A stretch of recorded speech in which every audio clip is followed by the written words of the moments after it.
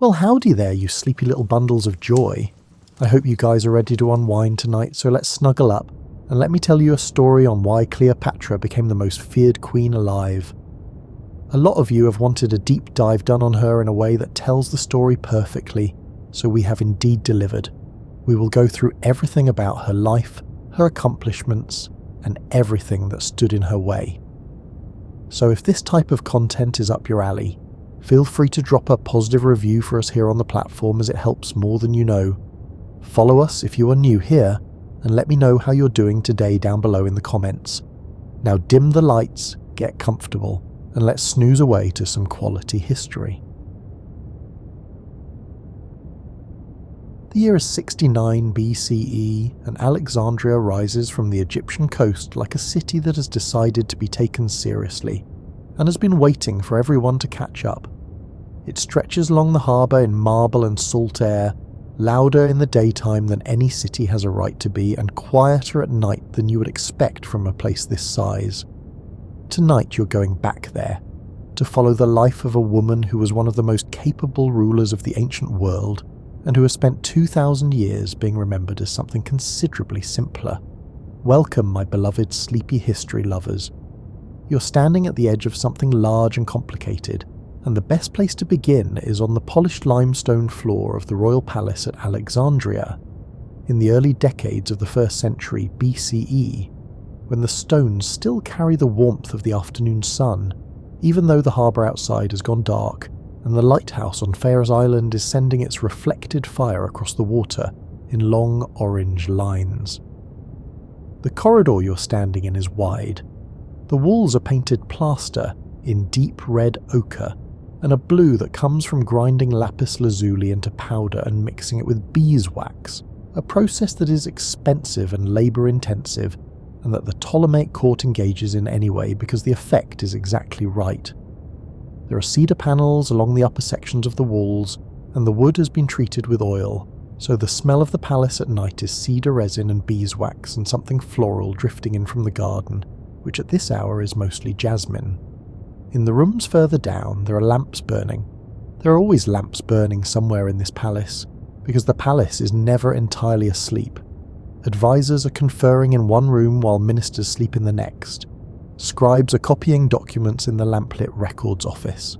Guards are moving through the outer corridors on the slow rhythmic rotation of a night watch that has been doing the same thing for so long it has stopped being vigilance and become something closer to a restless walking meditation. Into this environment, in approximately 69 BCE, Cleopatra VII Philopator is born. Her father is Ptolemy XII, ruler of Egypt, debtor to Rome, an enthusiastic amateur musician known in surviving records and in the comments of his contemporaries by the nickname Orleats, which is the Greek word for someone who plays the flute. He plays it at banquets. He plays it in public. He plays it with the relaxed confidence of a man who has decided that if people are going to talk about him anyway, they might as well have something accurate to discuss. He is not a stupid man. He is a man who has spent his reign in a position that rewards cleverness more than it rewards dignity, and he has made his peace with that arrangement. The Ptolemaic dynasty, the Greek royal family that has governed Egypt since the death of Alexander the Great, is in its 3rd century of rule by the time Cleopatra is born. Ptolemy, Alexander's general, took Egypt for himself around 305 BCE, with the decisive efficiency of a man who sees an opportunity and acts before someone else can have the same idea. The dynasty he founded has ruled ever since, which is an impressive stretch of time, and also something of a political miracle given the various crises, coups, assassinations and Roman interference that mark the intervening centuries. They have governed in Greek. Every administrative document, every royal proclamation, every trade agreement and tax record and judicial decree has been drafted in Greek by Greek-speaking scribes for a Greek-speaking court. The Egyptian population, which has been speaking its own language in various forms for several thousand years, and which practices a religious tradition of commensurate age and complexity, has been governed by people who share neither their language nor their gods. The arrangement has functioned, more or less, because the Ptolemies have been careful to maintain outward respect for Egyptian religious practice. They have funded temple construction, they have participated in ceremonies or sent representatives to participate in their place. They have adopted the formal titles of Egyptian pharaohs in the hieroglyphic inscriptions on their building projects, calling themselves sons of Ra and living Horuses in the symbolic language of a tradition they do not personally practice. But none of them has learned Egyptian. In 250 years, not one Ptolemaic ruler has bothered to speak to the people they govern in the language those people actually use. Cleopatra will be the first, and she will understand exactly what that means.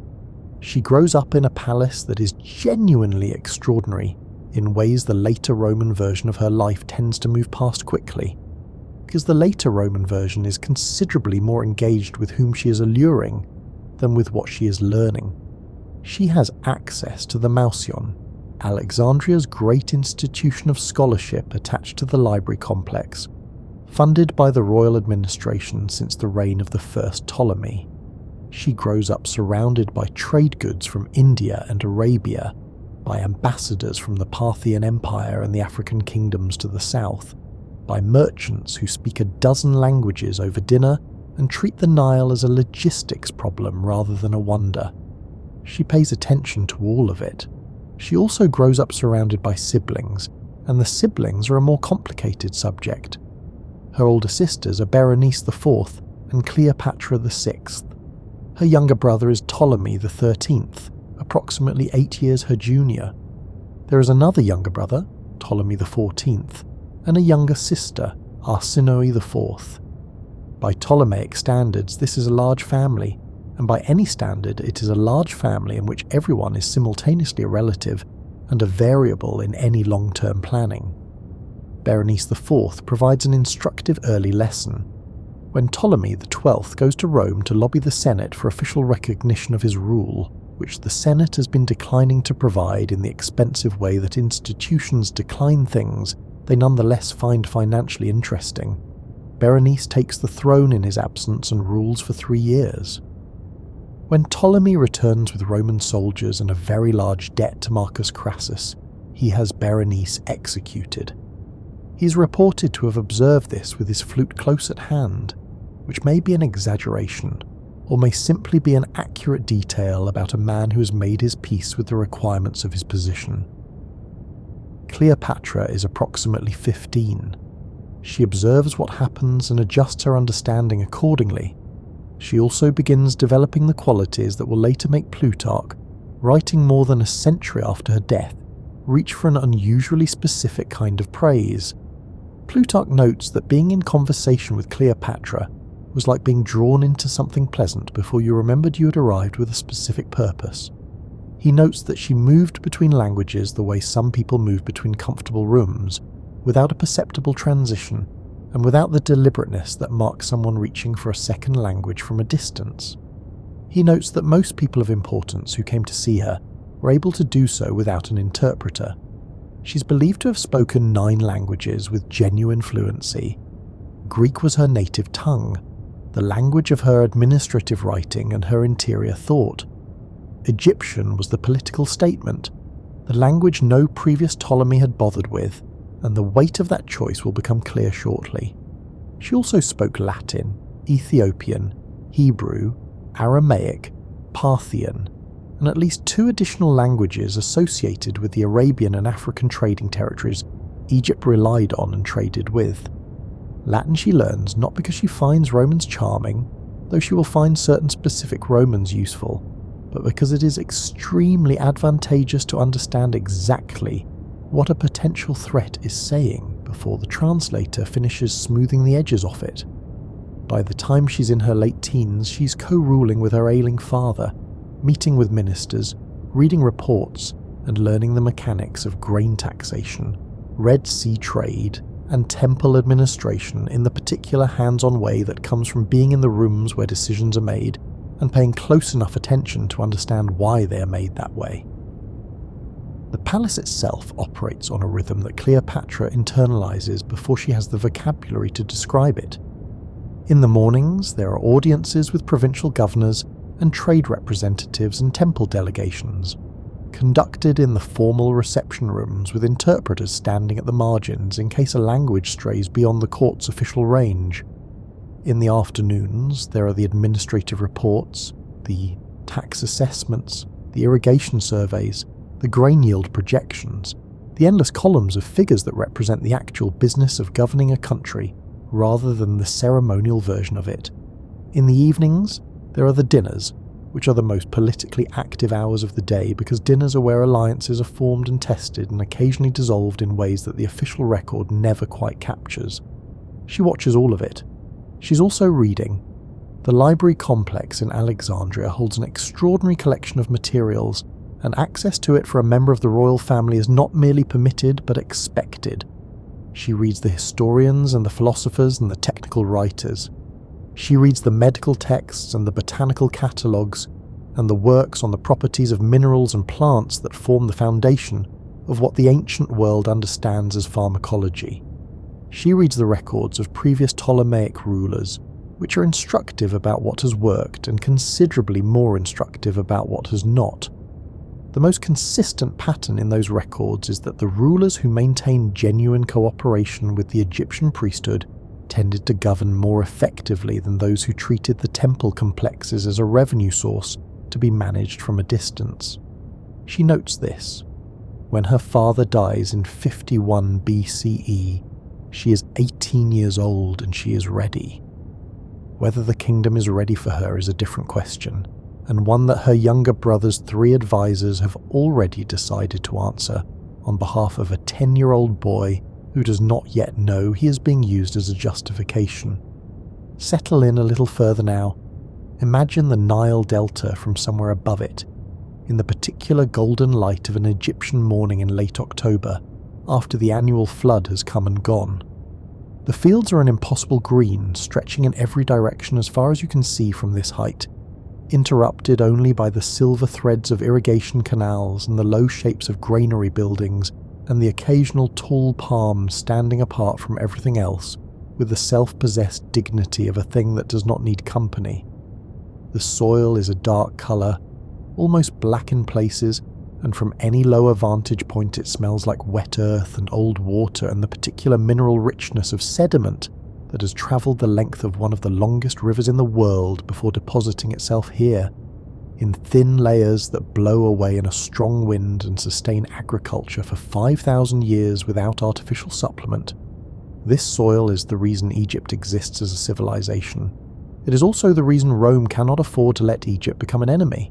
The Nile floods every year between June and September. It has been doing this since before there were farmers to benefit from it.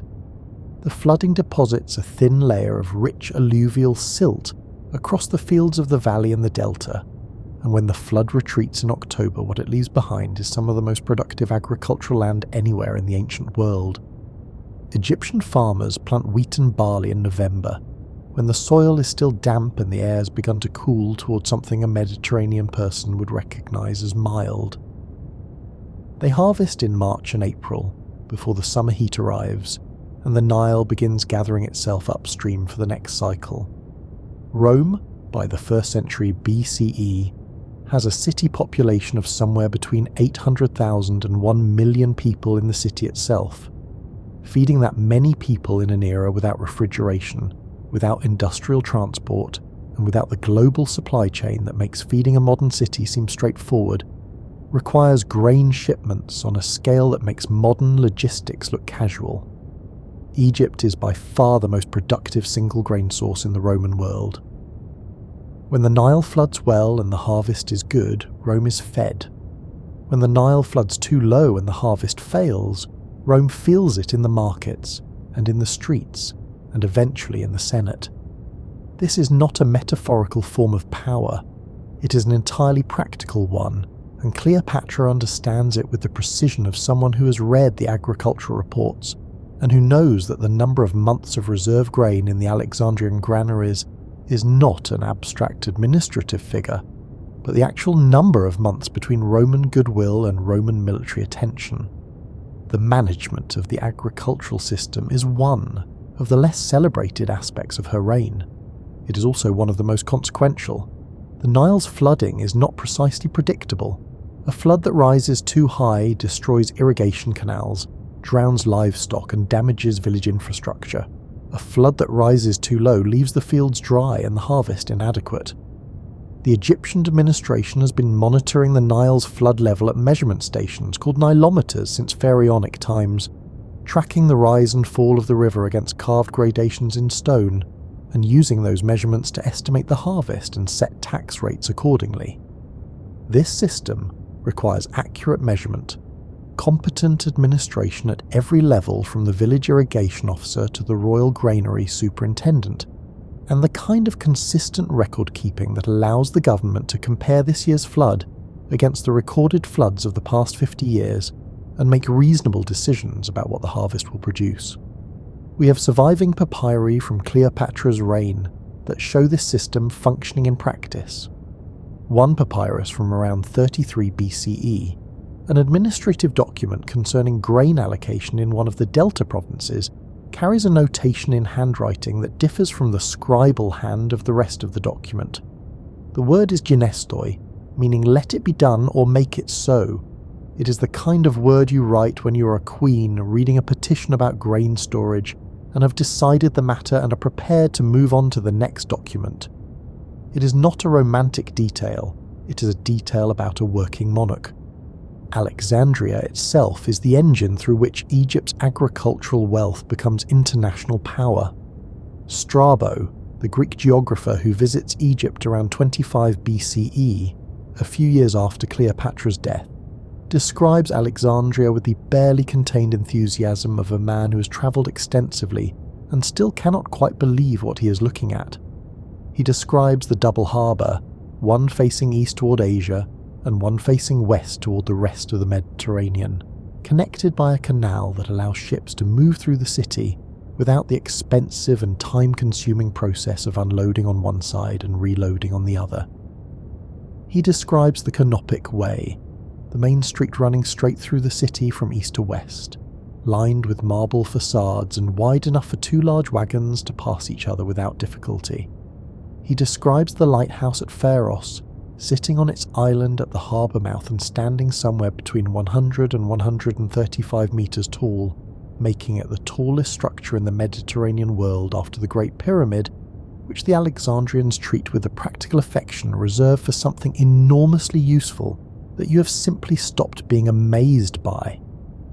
The Red Sea trade network that runs through the city brings goods from India, the Arabian Peninsula, and the trading ports of East Africa up to the port of Berenice on Egypt's eastern coast, then overland by camel caravan to the Nile, then downstream by boat to Alexandria. These goods include spices, silk, incense, dyes, ivory, pearls, and hardwoods that do not grow anywhere in the Mediterranean basin. Each transaction is taxed at multiple points.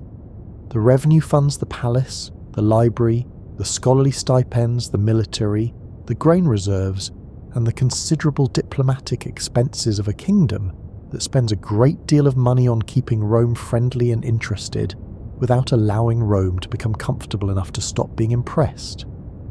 Cleopatra inherits this system at 18. The library complex itself, which is separate from the Mausion but adjacent to it, is the largest collection of written material anywhere in the ancient world. Estimates of its holdings vary considerably, depending on the source and the enthusiasm of the person making the estimate, but the commonly cited figure of 400,000 to 700,000 papyrus scrolls gives some sense of the scale. To understand what that means practically, consider that a single literary work of any substantial length might occupy several scrolls, and that a serious scholarly collection in an individual household might run to a few hundred.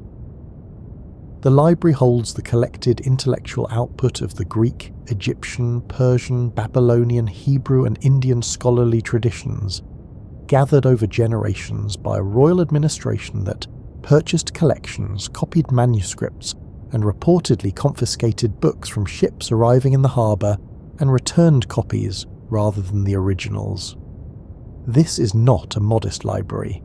It is a statement about what Alexandria considers itself to be, namely the intellectual centre of the known world, a position it has occupied without serious competition for 200 years.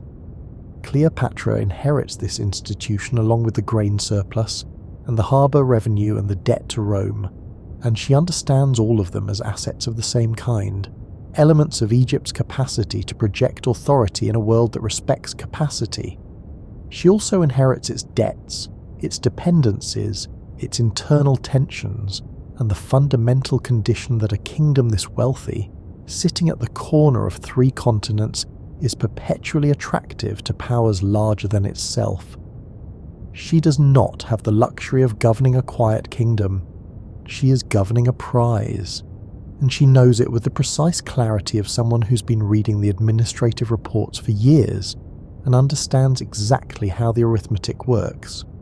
The Museion in Alexandria is not a building you can visit today. It has been gone for nearly 2,000 years, absorbed into the various destructions and neglects that eventually overtook the great institutions of ancient Alexandria. But in Cleopatra's time it is a living place, a complex of lecture halls, covered walkways, and a common dining room attached to the western end of the library complex, funded by the royal administration since the first Ptolemy, and maintained as one of the genuine wonders of the ancient intellectual world. The scholars who work there receive stipends, housing, and their meals from the royal treasury. They are expected to research, to write, and to make themselves available to the royal household for educational purposes, which is an arrangement that benefits both parties and which no one involved appears to have complained about seriously. Cleopatra has access to this environment from childhood. Her education encompasses philosophy, mathematics, natural history, astronomy, and rhetoric in the Greek tradition, which means learning to construct an argument from multiple angles and to understand how an audience receives information differently depending on how it is presented, which is the kind of skill that sounds theoretical and turns out to be intensely practical. She studies the calendar systems of the various cultures Egypt trades with, because different calendar systems are not merely intellectual curiosities, but practical navigational tools when you are scheduling grain shipments, religious festivals, and tribute payments that cross multiple cultural zones simultaneously. She studies pharmacology and what the ancient world understood as medicine, the intersection of plant knowledge, chemistry, and the applied logic of what substances do to bodies. Later sources attribute several written works to her in these areas, and while attributions from the ancient world should always be treated with some caution, the consistency across multiple independent sources suggests something genuine is behind the claim. The 9 languages are the quality most surviving sources single out as remarkable. Greek she speaks as her native language, the language of her interior thought, and her administrative correspondence and her conversations with the scholars of the Museion. Egyptian she learns as a deliberate choice, and the weight of that choice deserves a moment of full attention. In 250 years of Ptolemaic rule, not one of her ancestors has learned the language of the people they govern. The priests of the Egyptian temples who control vast agricultural territories, who administer enormous religious budgets derived from dedicated temple lands across the country, and who hold the genuine allegiance of the Egyptian population in ways that the Alexandrian administration can observe but not directly access, have been operating their own affairs in the knowledge that the royal court will never quite understand what they are discussing. When Cleopatra speaks to an Egyptian priest in Egyptian, she changes this arrangement in a way that cannot be overstated. She's not simply demonstrating a linguistic skill. She's making a claim about who she is and what kind of queen she intends to be. She is saying that she's not a Greek monarch who happens to occupy the Egyptian throne by historical accident. She is saying that she is a pharaoh of Egypt in the old sense, and that she means to govern accordingly. The priesthood appears to find this persuasive. The cooperation between the royal administration and the temple complexes during her reign is documented in the normal administrative records that survive from this period. Sacred animals are installed under royal patronage. Temple building projects continue with royal funding. The priests in the palace operate as a functional unit in ways that the administrative evidence suggests were not always achieved by her predecessors. Her positioning as the goddess Isis is the fullest expression of this alignment. The temple at Dendera, the great sanctuary of the goddess Hathor located roughly 60 kilometers north of Luxor, bears reliefs on its exterior walls completed during her reign. The walls show her in the formal Egyptian artistic convention for a pharaoh. She is tall, her posture exactly correct, wearing the double crown of Upper and Lower Egypt, holding the ritual objects in the prescribed manner with the confidence of someone who has studied the requirement carefully and is performing it with full intent rather than approximating the gesture from a polite distance. The hieroglyphic inscriptions alongside her image identify her as the daughter of Ra, the female Horus, and the beloved of Isis. These are not honorary titles. They are the working titles of a pharaoh engaged in the religious obligations of the office. Isis, in the Egyptian religious tradition, is not a minor deity. She is the principle of divine order reconstituted after disruption. She is the protector of the royal family, the mother of Horus, who is the divine model of the living king, and the goddess of practical knowledge, which in Egyptian terms means the ability to make things work in the world as they should rather than as they have fallen. When Cleopatra presents herself as Isis, she's claiming a form of authority that operates on a different register than the Greek concept of royal power. She's not a monarch ruling by virtue of descent and military force. She's the divine principle of Egyptian order, made temporarily present in human form, which is a considerably larger claim, and one the Egyptian population is historically and culturally prepared to receive seriously. For Romans observing from a distance, this kind of self-presentation is baffling at best and alarming at worst. The Roman tradition does not have a good category for a female ruler who is simultaneously a political monarch, a living goddess, and a capable administrator of an agricultural empire. The Roman tradition does have a category for dangerous foreign women, and it tends to put everything that does not fit elsewhere into that category. Her coins do not support the Roman reading. The coins minted during her reign show her in profile, wearing the diadem of a Hellenistic queen, with the features of a woman who looks as though she is thinking about something important and has agreed to hold still for the portrait on the understanding that it will not take long. She has a prominent nose, a strong jaw, and the general expression of a person in the middle of a complex calculation who is not particularly interested in being decorative. She looks like a ruler. They are probably the most accurate image of her that survives. She also speaks Latin, Hebrew, Aramaic, Parthian, Ethiopian, and the languages of at least 2 of the Arabian and African trading territories. Each language is a room she can enter that most diplomats cannot. Each one gives her access to a version of a conversation that people stop having when they remember an interpreter is present. She is the interpreter, which means she is always in the room and she is always taking note. The practical applications of this range are not abstract.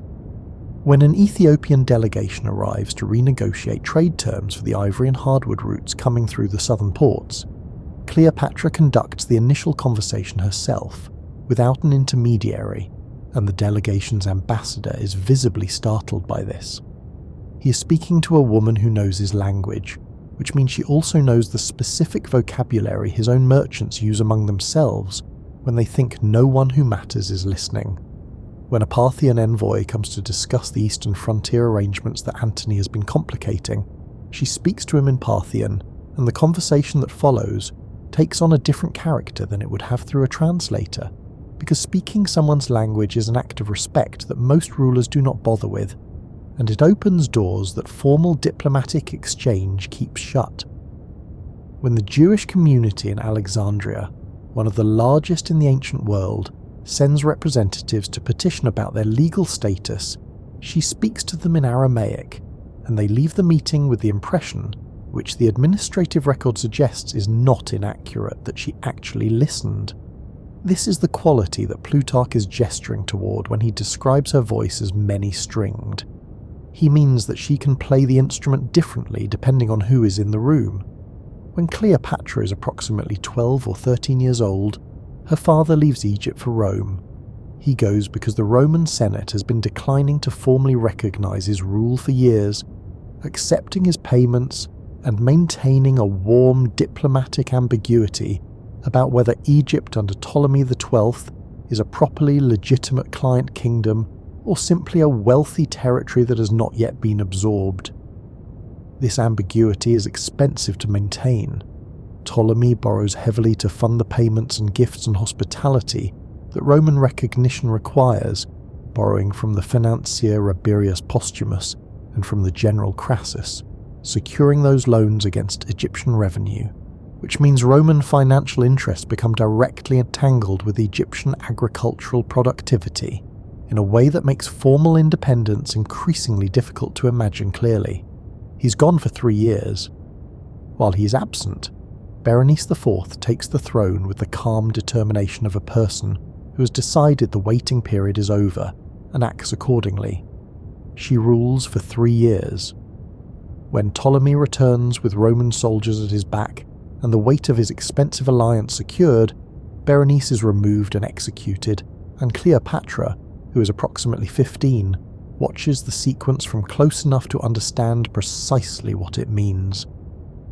Her father rules for a few more years, increasingly unwell, increasingly reliant on the ministers and financial arrangements that keep the Ptolemaic administration functioning despite its debt. When he dies in 51 BCE, Cleopatra and her younger brother Ptolemy XIII are named joint rulers. Ptolemy XIII is approximately 10 years old. The standard Ptolemaic expectation in a joint rule between an older sister and a younger brother is that the older sibling governs, and the younger one provides a male name on the documents for the comfort of any audience that finds a male name reassuring. Ptolemy XIII's 3 advisors have a different expectation. Pothinus is the palace administrator, a man of considerable political skill and very definite views about who should be running things. Achillas commands the army, which gives any views he holds a practical weight that views without an army behind them do not possess. Theodotus is the royal tutor, which sounds modest, and is not. Between the 3 of them, they manage the young king's access to information, shape his understanding of events, and eventually arrange for Cleopatra to be driven from Alexandria. She retreats to the eastern border region around Pelusium. Pelusium is not a pleasant place for an extended stay. It is sandy and hot and exposed to the east wind off the Sinai in a way that makes everything taste faintly of dust, and it is also the traditional eastern gateway into Egypt, the point through which any army approaching from Syria or Palestine must pass, which means it is strategically significant in ways that are about to matter considerably. She does not sit in the dust and wait. She begins assembling forces from whatever she can recruit in the border region and from across the frontier into Syria. She is 21 years old, in exile, raising an army, managing supplies, keeping her coalition together through the force of her own authority and the credibility of her future promises. The army she assembles is not enormous. She does not have access to Egypt's main military resources, which remain under Achilles' command in Alexandria. What she has is the loyalty of those soldiers willing to follow her specifically, the support of the Syrian border communities who prefer her administration to her brother's, and the kind of strategic clarity that comes from having nothing to work with except your own judgment. She's also watching Rome. The civil war between Caesar and Pompey is the defining event of the Mediterranean world at this moment, and whoever emerges from it will want something from Egypt. She needs to be in position to deal with that person when the moment comes. Being on the Syrian border with an army, even a modest one, positions her differently than being in exile somewhere without one. It means she cannot simply be ignored. It means that any resolution of the Egyptian dynastic situation will have to account for her. This is not a comfortable position. It is, however, a position from which things can happen. Then, events in Rome produce an unexpected change in the local weather. Pompey the Great, who has been one of the dominant military figures of Rome for decades and who is currently fighting Julius Caesar for control of the Roman political world, loses the Battle of Pharsalus on the 9th of August in 48 BCE. He loses comprehensively. he sails east looking for refuge, because Egypt has traditionally been a Roman ally and he has reason to expect a welcome. Ptolemy XIII's 3 advisors hold a brief conference. They determine that backing the loser in a Roman civil war is a poor political investment, and that backing the loser with sufficient enthusiasm to make Caesar unhappy upon his arrival is an even poorer one. Pompey is killed as he steps from the small boat that has brought him to shore. His head is preserved and presented to Caesar when Caesar arrives in Alexandria 3 days later.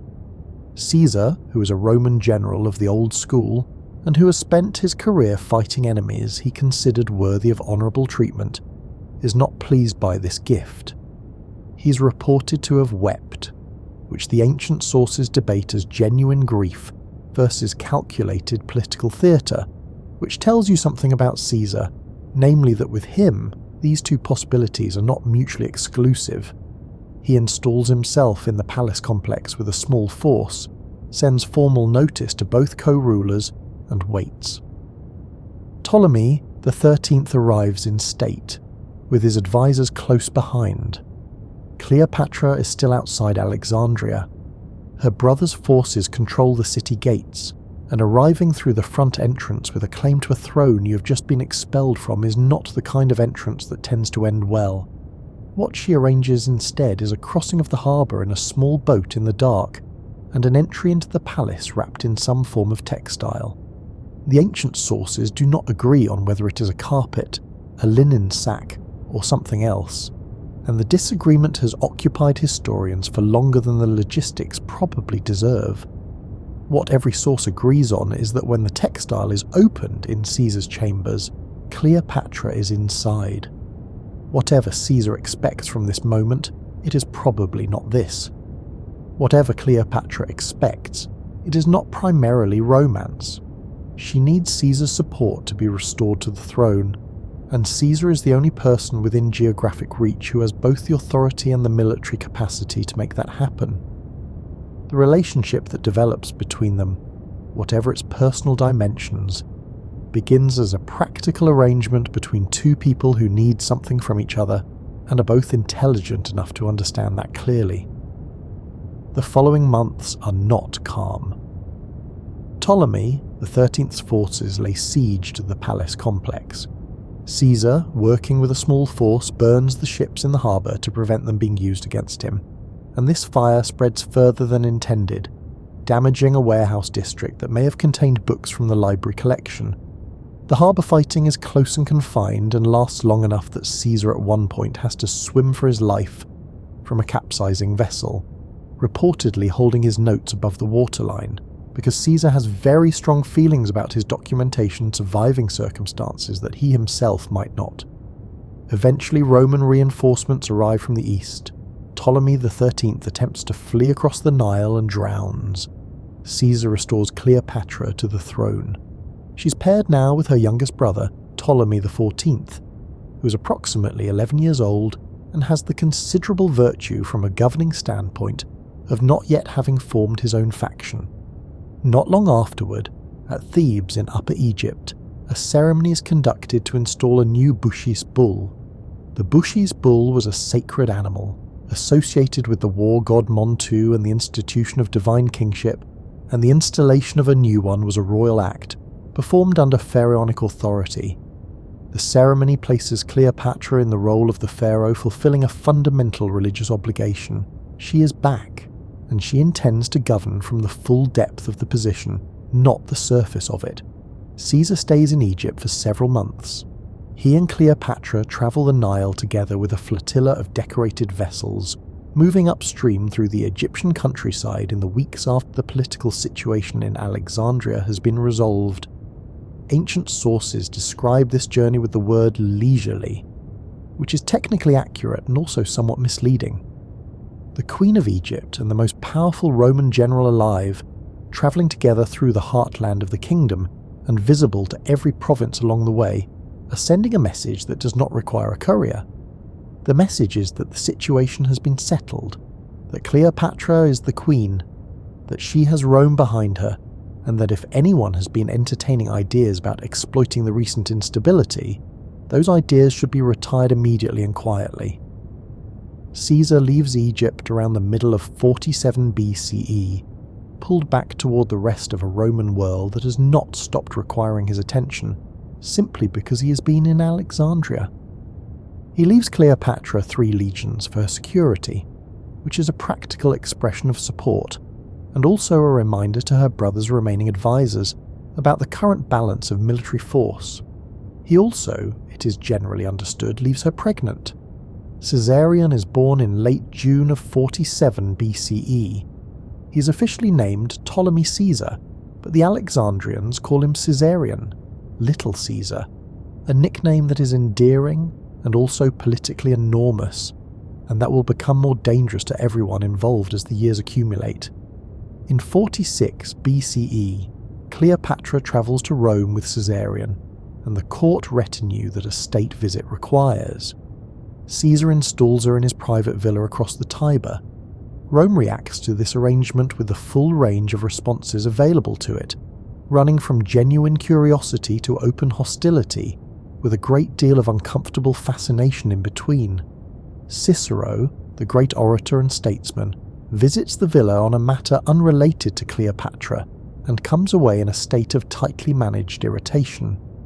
His letters from this period mention her with the precise displeasure of a man who has very strong views about what appropriate diplomatic relations with foreign royalty should look like, and who apparently discovers, to his considerable annoyance, that she has arranged for certain books from the Alexandrian library collection to be offered to him without first checking whether he wanted them.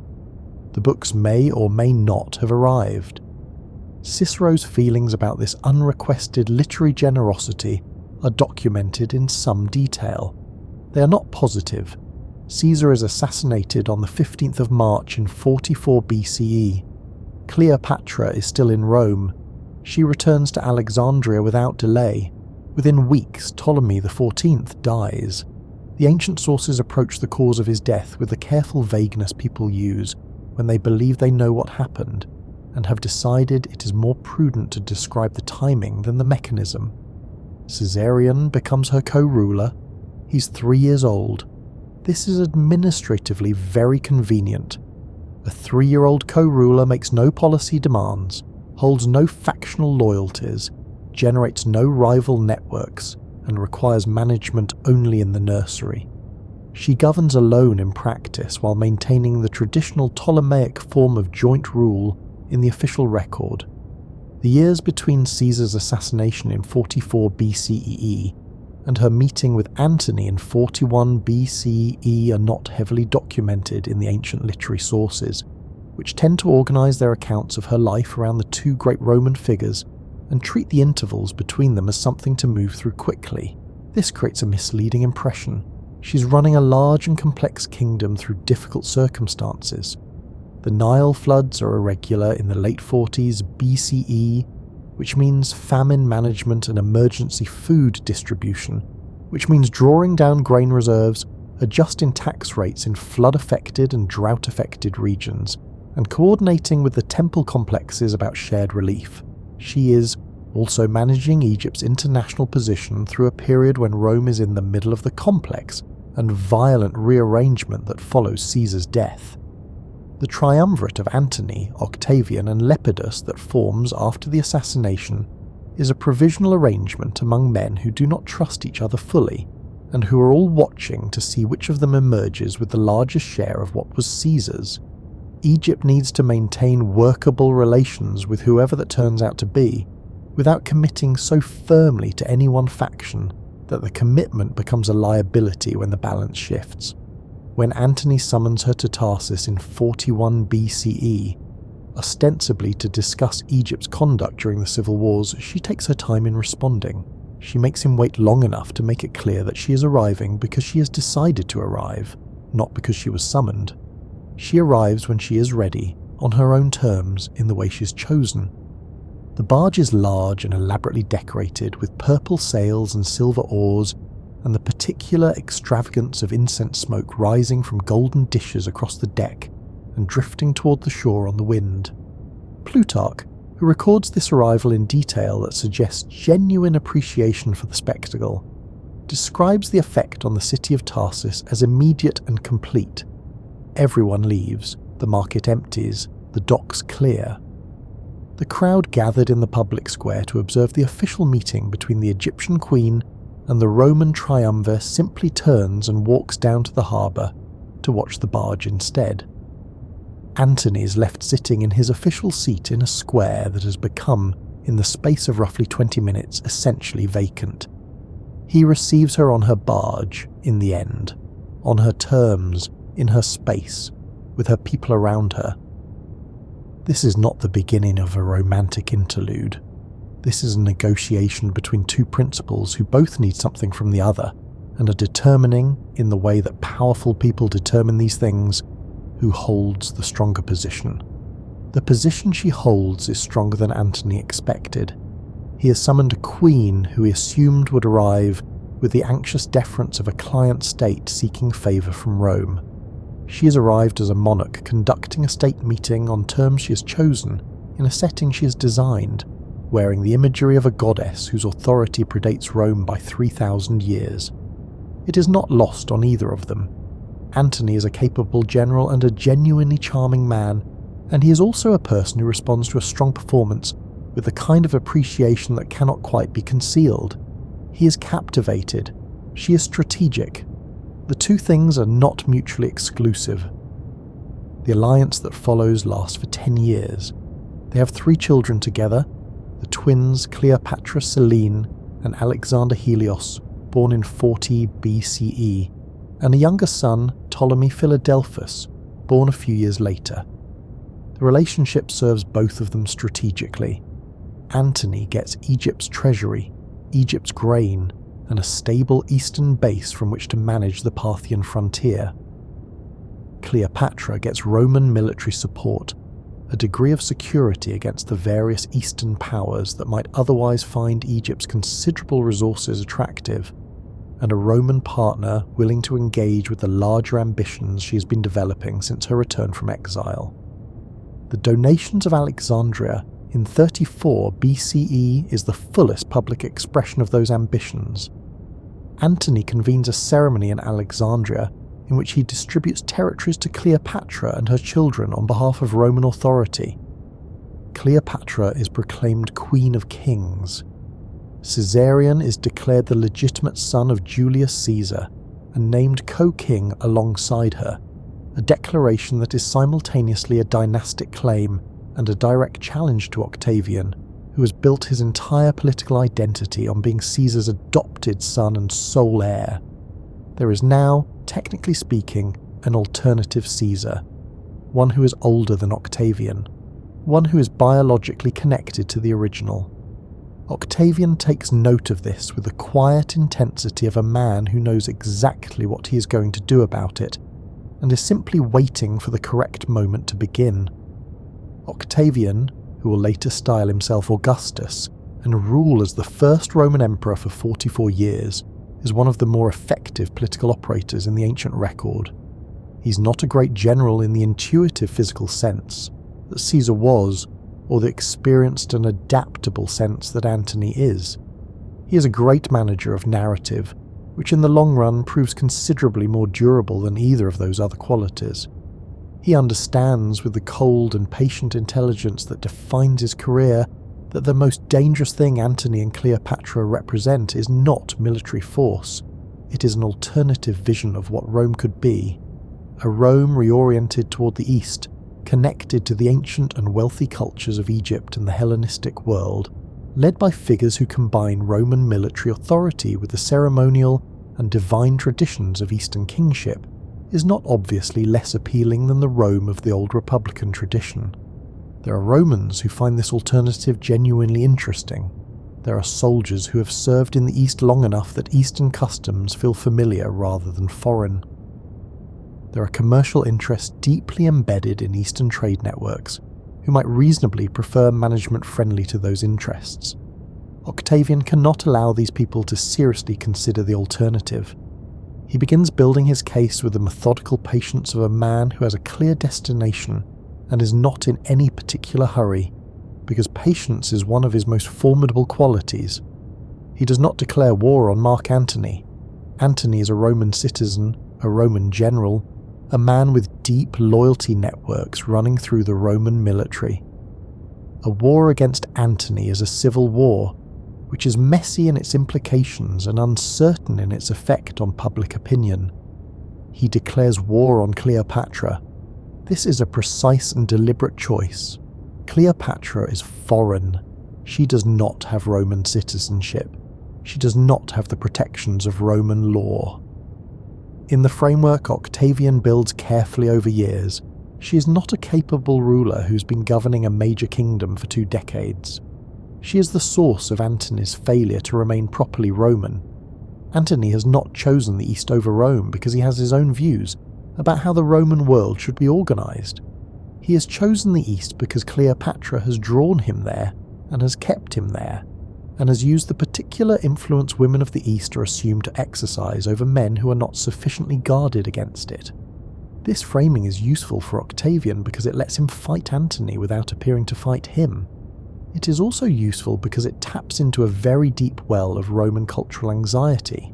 Rome in the late Republic has a genuine and pervasive unease about powerful women, rooted in the tension between the informal influence that aristocratic Roman women genuinely exercise and the official ideology that insists they should not hold authority. The anxiety about Eastern women specifically is more pronounced still. Eastern queens command soldiers. Eastern queens make political decisions that affect Roman citizens. Eastern queens hold authority over Roman men in ways that the Roman political imagination categorizes as an inversion of the natural and correct order of things. Cleopatra is a living challenge to every element of this arrangement, and she has been doing it successfully in full view of the Roman world for 20 years. Octavian's poets oblige him with enthusiasm. Horace writes about the foreign queen with the tight anxiety of someone who finds the subject personally threatening, rather than merely politically inconvenient. His language is not the language of political analysis, it is the language of someone who has been frightened. Propertius writes about a Roman general who has abandoned his ancestral gods in favour of the gods of Alexandria with the specific alarm of someone worried this is something that could spread. The consistent message across the Latin poetry of this period is that what is happening in the East is an inversion of proper Roman order, and that the source of the inversion is a woman.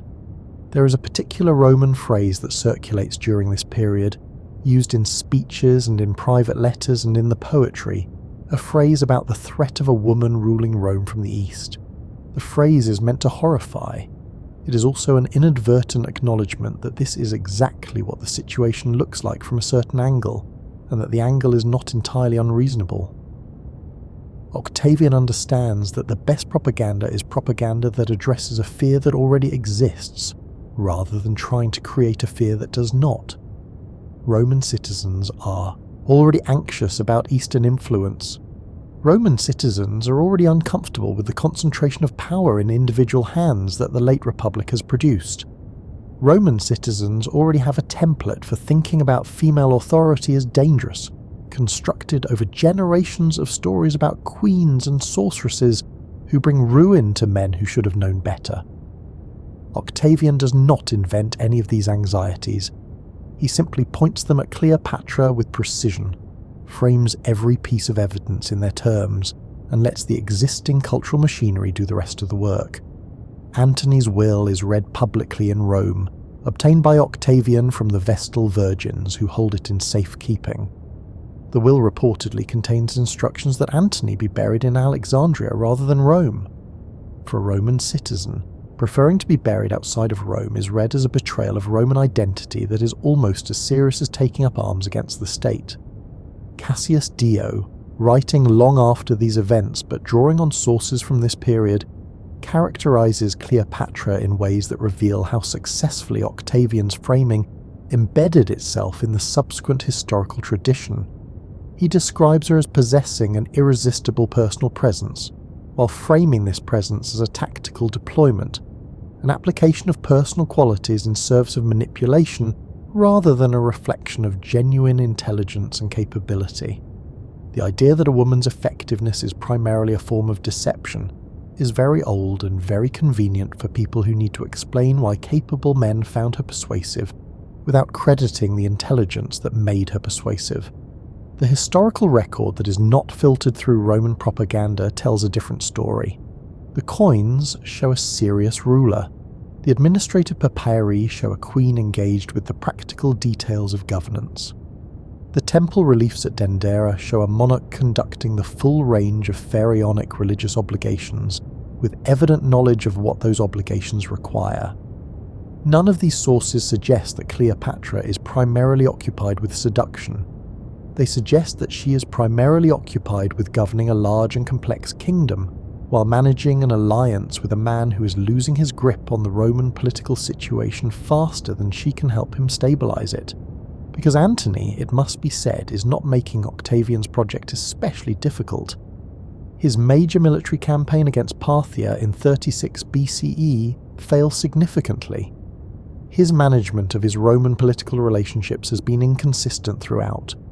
His association with Cleopatra gives Octavian exactly the imagery and narrative material he needs. The Senate votes to strip Antony of his powers. War is declared on Cleopatra. The military conflict is very nearly a formality by the time it begins.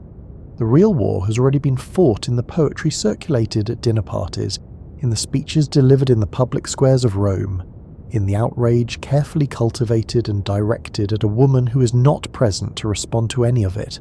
The Battle of Actium takes place on the 2nd of September, 31 BCE, at the entrance to the Ambracian Gulf on the western coast of Greece. To understand what happens there, it is useful to know what has already happened in the months before the battle begins. Octavian's Admiral Marcus Agrippa is one of the most effective naval commanders of the ancient world, and he does not win through dramatic engagement. He wins through preparation, through cutting supply lines, through capturing coastal depots, through positioning his forces in ways that gradually reduce the enemy's options, until fighting feels like the best of a set of increasingly poor choices. He has spent the spring and summer of 31 BCE doing exactly this. By late August, Antony's fleet is anchored in the Ambracian Gulf in a strategic situation that is considerably worse than it was when they arrived. Diseases move through his forces with the patience of something that does not have to choose sides. Desertion has removed officers whose experience cannot be quickly replaced. Supply lines are compromised. His commanders are debating strategy with the urgency of people who can see the calendar running out. Cleopatra's position, consistently through these debates, is for a naval breakout. She has 60 ships, fast-sailing vessels of the type used in the Egyptian commercial fleet, and she has the war, treasury aboard them. Whatever happens in the battle, the treasury needs to reach Egypt. The battle begins in the late morning of the 2nd of September. The opposing fleets engage at the mouth of the Gulf.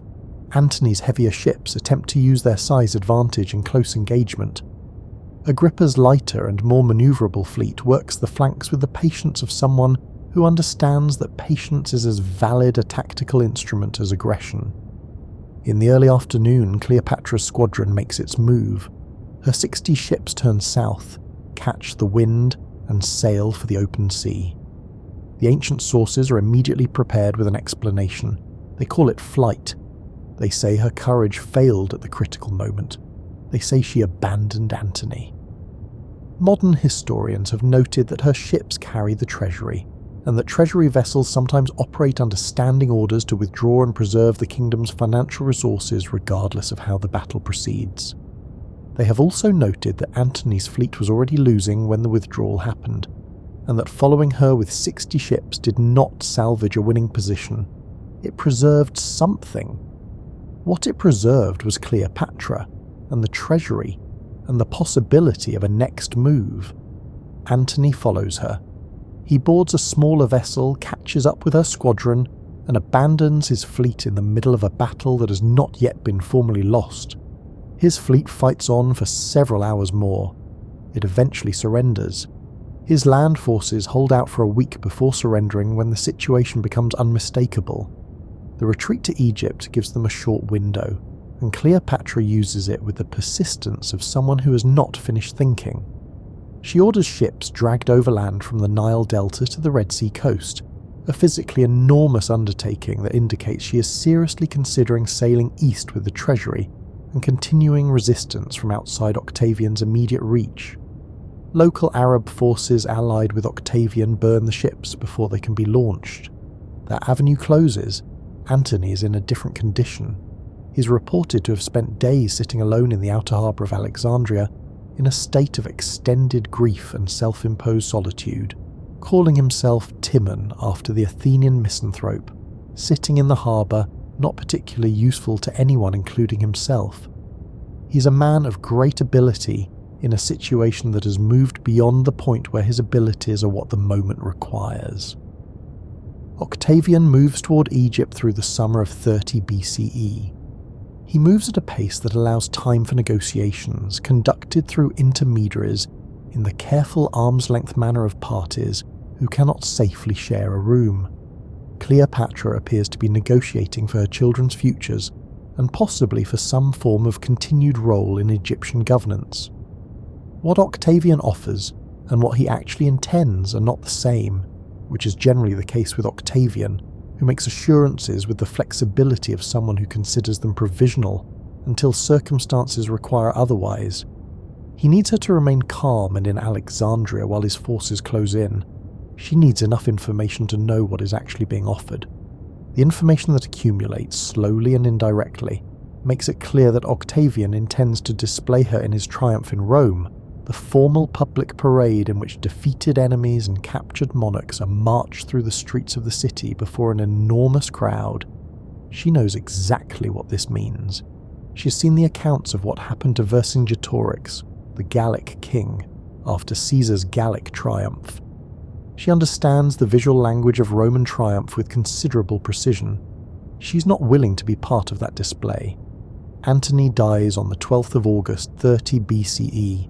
He receives false information that Cleopatra is already dead. He attempts to fall on his sword in the correct Roman manner, which requires a steadiness of hand that his current state does not quite provide. He's brought to her wounded and dies in her presence. She survives him by 12 days.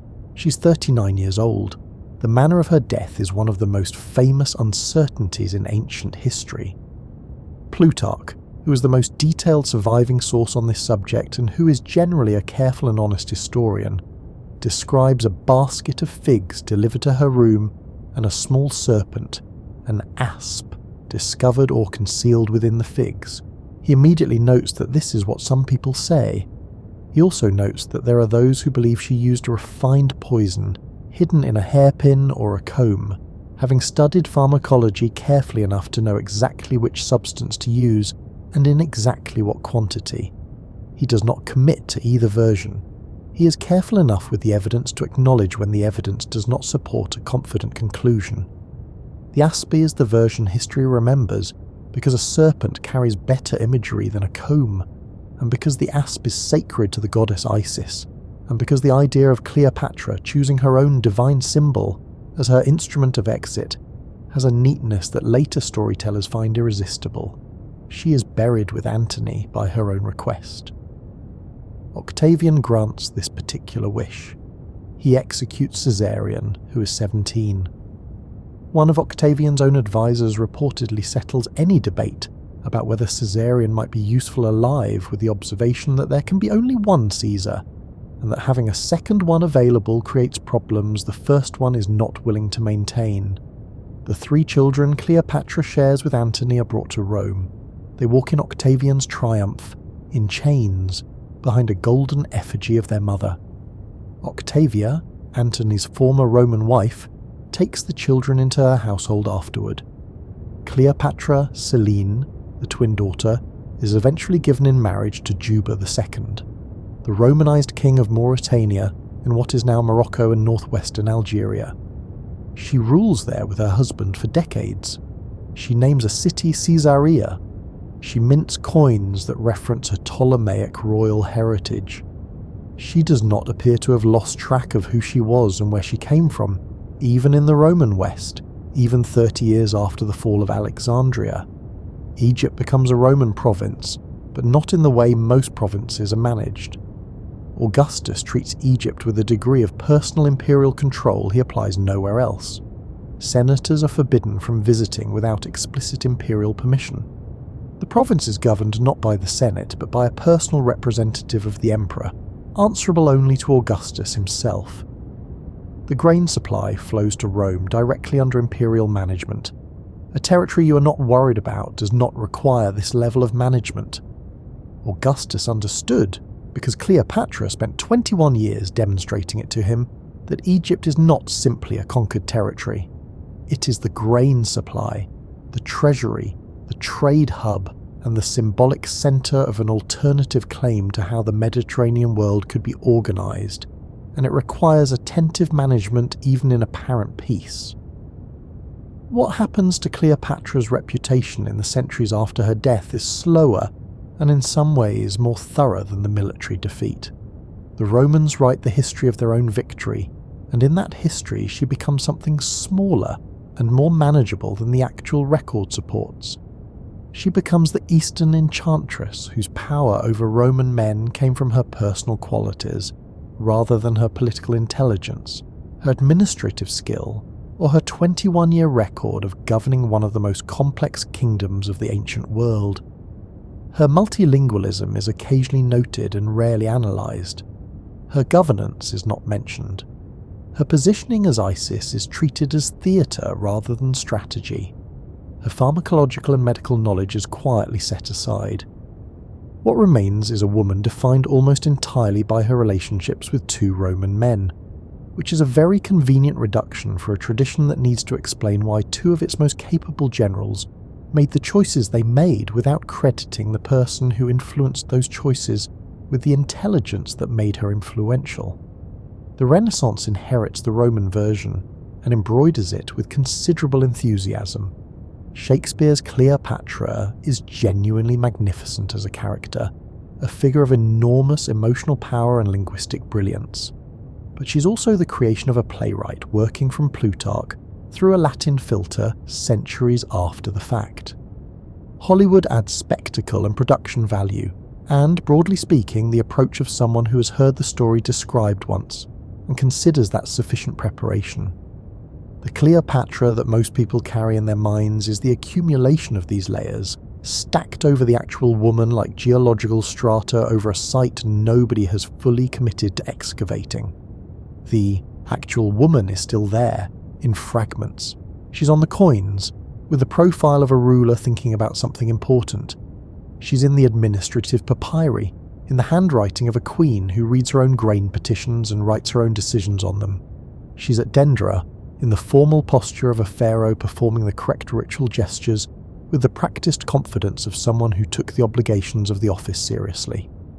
She's in Plutarch's observation that her voice sounded like a many-stringed instrument, which, read without the Roman propaganda overlay, sounds less like a description of seduction and considerably more like a description of someone who has spent her entire life learning to make language do exactly what she needs it to do.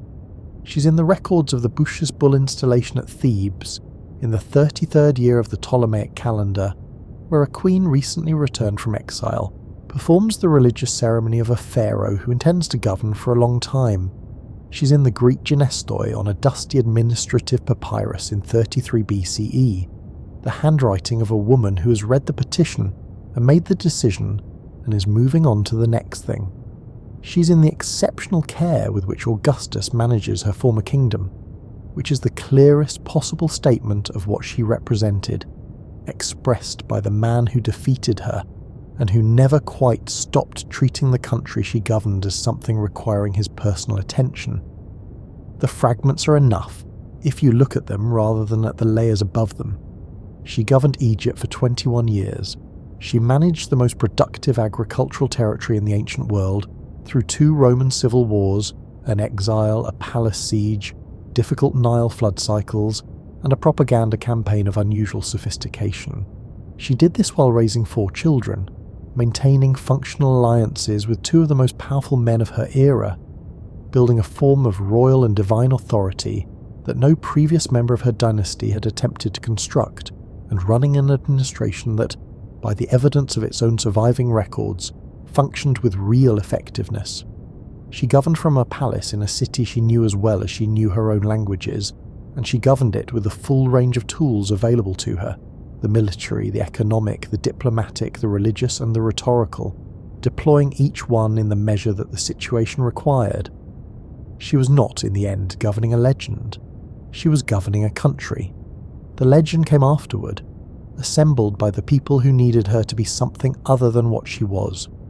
The Romans beat her, eventually, but they feared her while she lived, and they feared what she represented long enough after her death to maintain exceptional control of her kingdom for the length of the imperial period.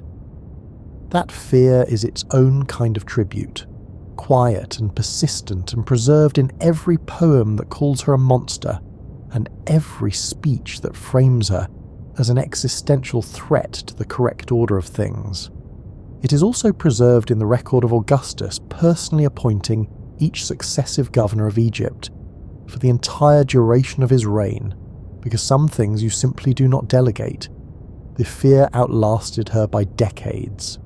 That is not nothing. You can put all of this down now. The harbour at Alexandria is a long way from here, and the night is very quiet, and whatever she built and whatever she lost and whatever the following centuries chose to do with her memory, the woman who wrote Ginestoi on a grain petition in 33 BCE was entirely real, entirely capable, and considerably more interesting than the story that replaced her. Sleep well, history lovers, and if anyone asks what you dreamed about tonight, tell them it was grain shipments and the lighthouse at Pharos, because both of those things were considerably more powerful than they looked.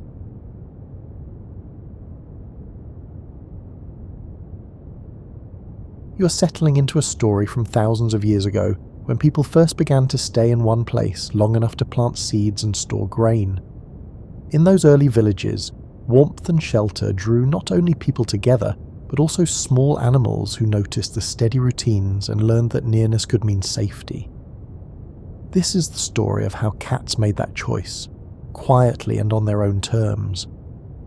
You wake in a settlement built along a river valley where the soil holds water and the sun warms clay walls by mid-morning. The air smells of dust and dry grass. People move through familiar patterns, carrying baskets of barley, sweeping dirt floors and stacking bundles of reeds against low stone walls. Everything happens slowly, shaped by heat and habit. Grain stores sit in ceramic jars with flat lids, stacked in shaded corners of courtyards. The jars hold enough to last through seasons when nothing grows. People check them daily, brushing away insects and tilting the lids to peer inside. The grain shifts with a soft whisper when disturbed. Mice notice this abundance. They arrive in the cool hours before dawn, slipping through gaps in woven fences, following the scent of stored seeds. Cats notice the mice. They move into the edges of the settlement without ceremony, stepping lightly along the perimeter where walls meet open ground. They do not announce themselves. They find places to rest in the shade of overhangs, behind stacks of clay bricks, and under benches where the ground stays cool. They watch the movement of people and animals with calm attention, learning the rhythm of the day. Mornings begin with the scrape of wooden tools against stone, the rustle of baskets being filled, and the low hum of voices discussing tasks. People work steadily, pausing to drink water from shallow bowls, wiping sweat from their foreheads. The settlement feels orderly and predictable. Courtyards fill with sunlight. Shadows shrink toward midday. Cats settle into spots where they can see without being seen. A ledge above a doorway, a gap between two storage jars. The top of a wall warmed by morning sun. They rest with eyes half closed and tails curled around their bodies, breathing slowly. They do not seek attention. They simply occupy space that offers both comfort and vantage. Children scatter grain for chickens in the courtyard. The birds peck and flutter, kicking up small clouds of dust. Cats watch this activity from a distance, noting the movement, the sound, and the predictable timing. They learn when the courtyard fills and when it empties. They learn which paths people take most often and which corners remain undisturbed. By midday, the heat presses down and movement slows. People retreat indoors or into the deepest shade. The settlement grows quiet. Even the chickens settle into dust baths, fluffing their feathers and closing their eyes. Cats remain still, conserving energy, letting the hours pass without effort. There is no urgency here. Time moves in long, unhurried stretches. Late afternoon brings a shift in temperature. Breezes begin to move through the spaces between buildings. People emerge to continue their work. They grind grain with heavy stones, the sound rhythmic and steady. They weave mats from reeds, their hands moving in practice patterns. They mend baskets, repair tools, and tend small fires for evening meals. Cats stretch and shift positions, following the retreating patches of sunlight. They groom themselves with careful attention, smoothing fur and cleaning paws. They yawn widely, showing sharp teeth, then settle again. Their presence becomes part of the landscape, unremarkable and accepted. Mice venture out as shadows lengthen, emboldened by the approaching dusk. They move quickly, darting from one hiding spot to another, always alert. Cats track this movement with focused stillness, bodies low, ears forward. Sometimes they move, sometimes they simply watch. The settlement provides more than enough opportunity. There is no need to rush. People notice the cats in passing, a shape on a wall, a flicker of movement in peripheral vision. No one reacts with surprise or concern. The cats are simply there, as the chickens are there, as the insects are there. They belong to the rhythm of the place without requiring acknowledgement. Evening approaches and the quality of light changes, turning golden and soft. Cooking fires begin to glow in hearths.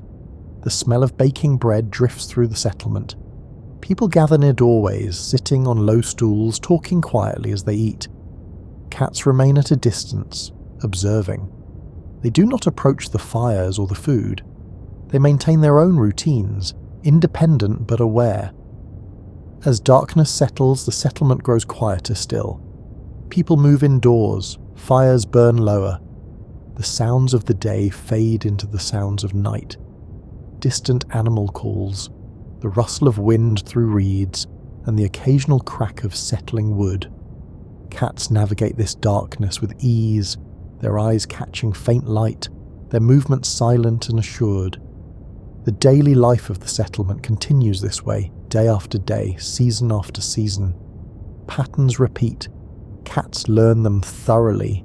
They understand when grain is poured, when courtyards are swept, when people rest, and when they work. This knowledge allows them to exist comfortably within the human world without disrupting it or being disrupted by it.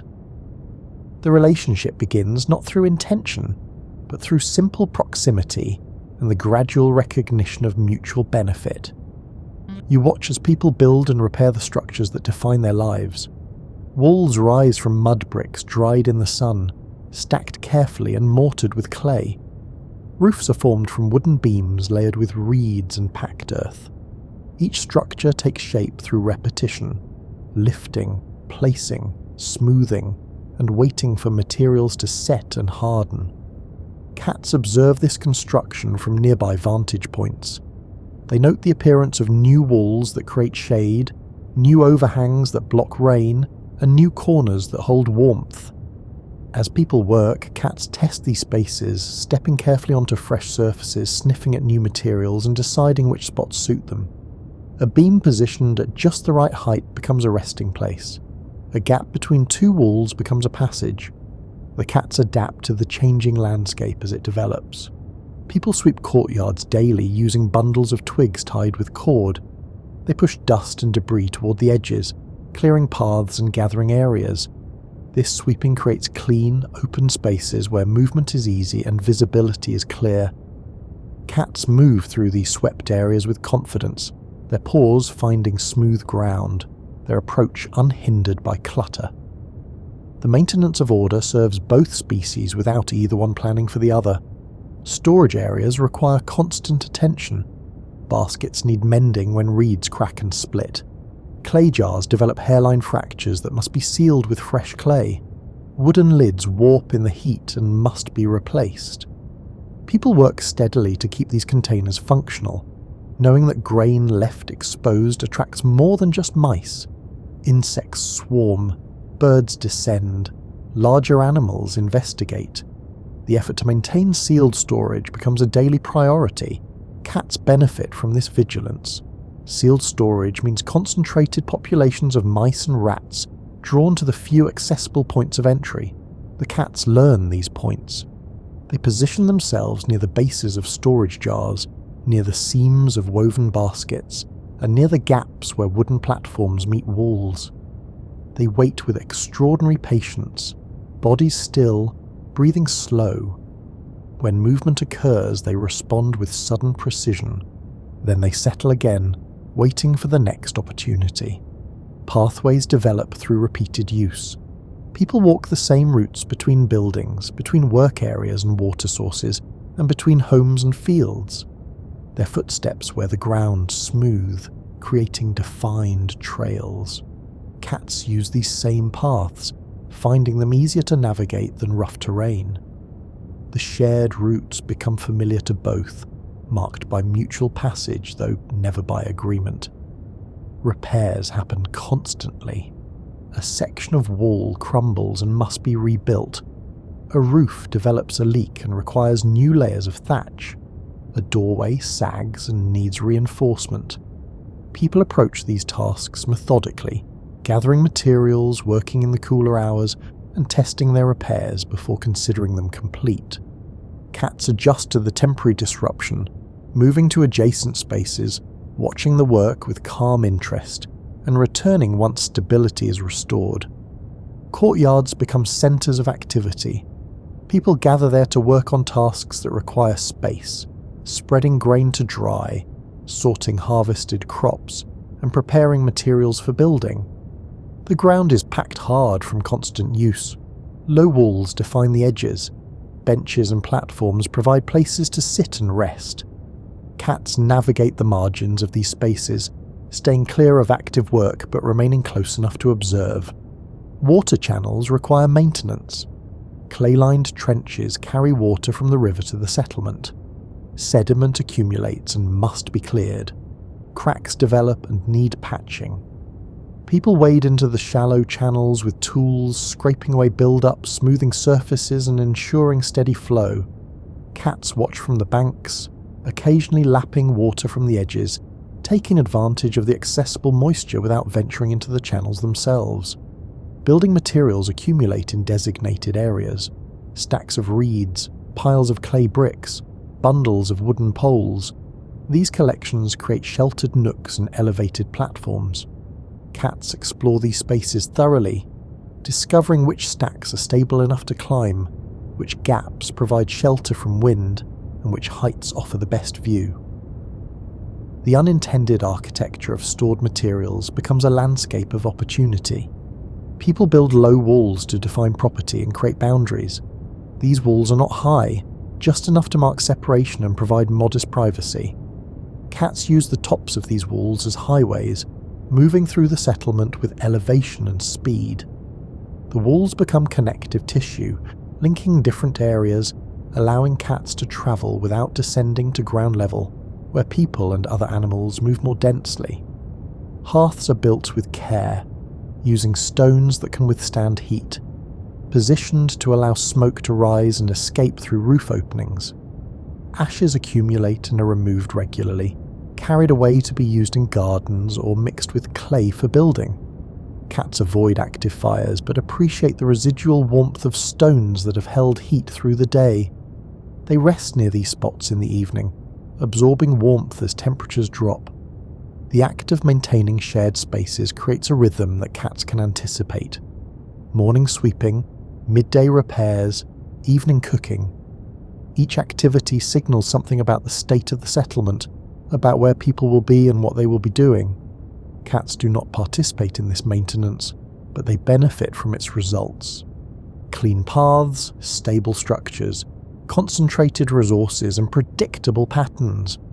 The shared environment becomes gradually a truly shared space.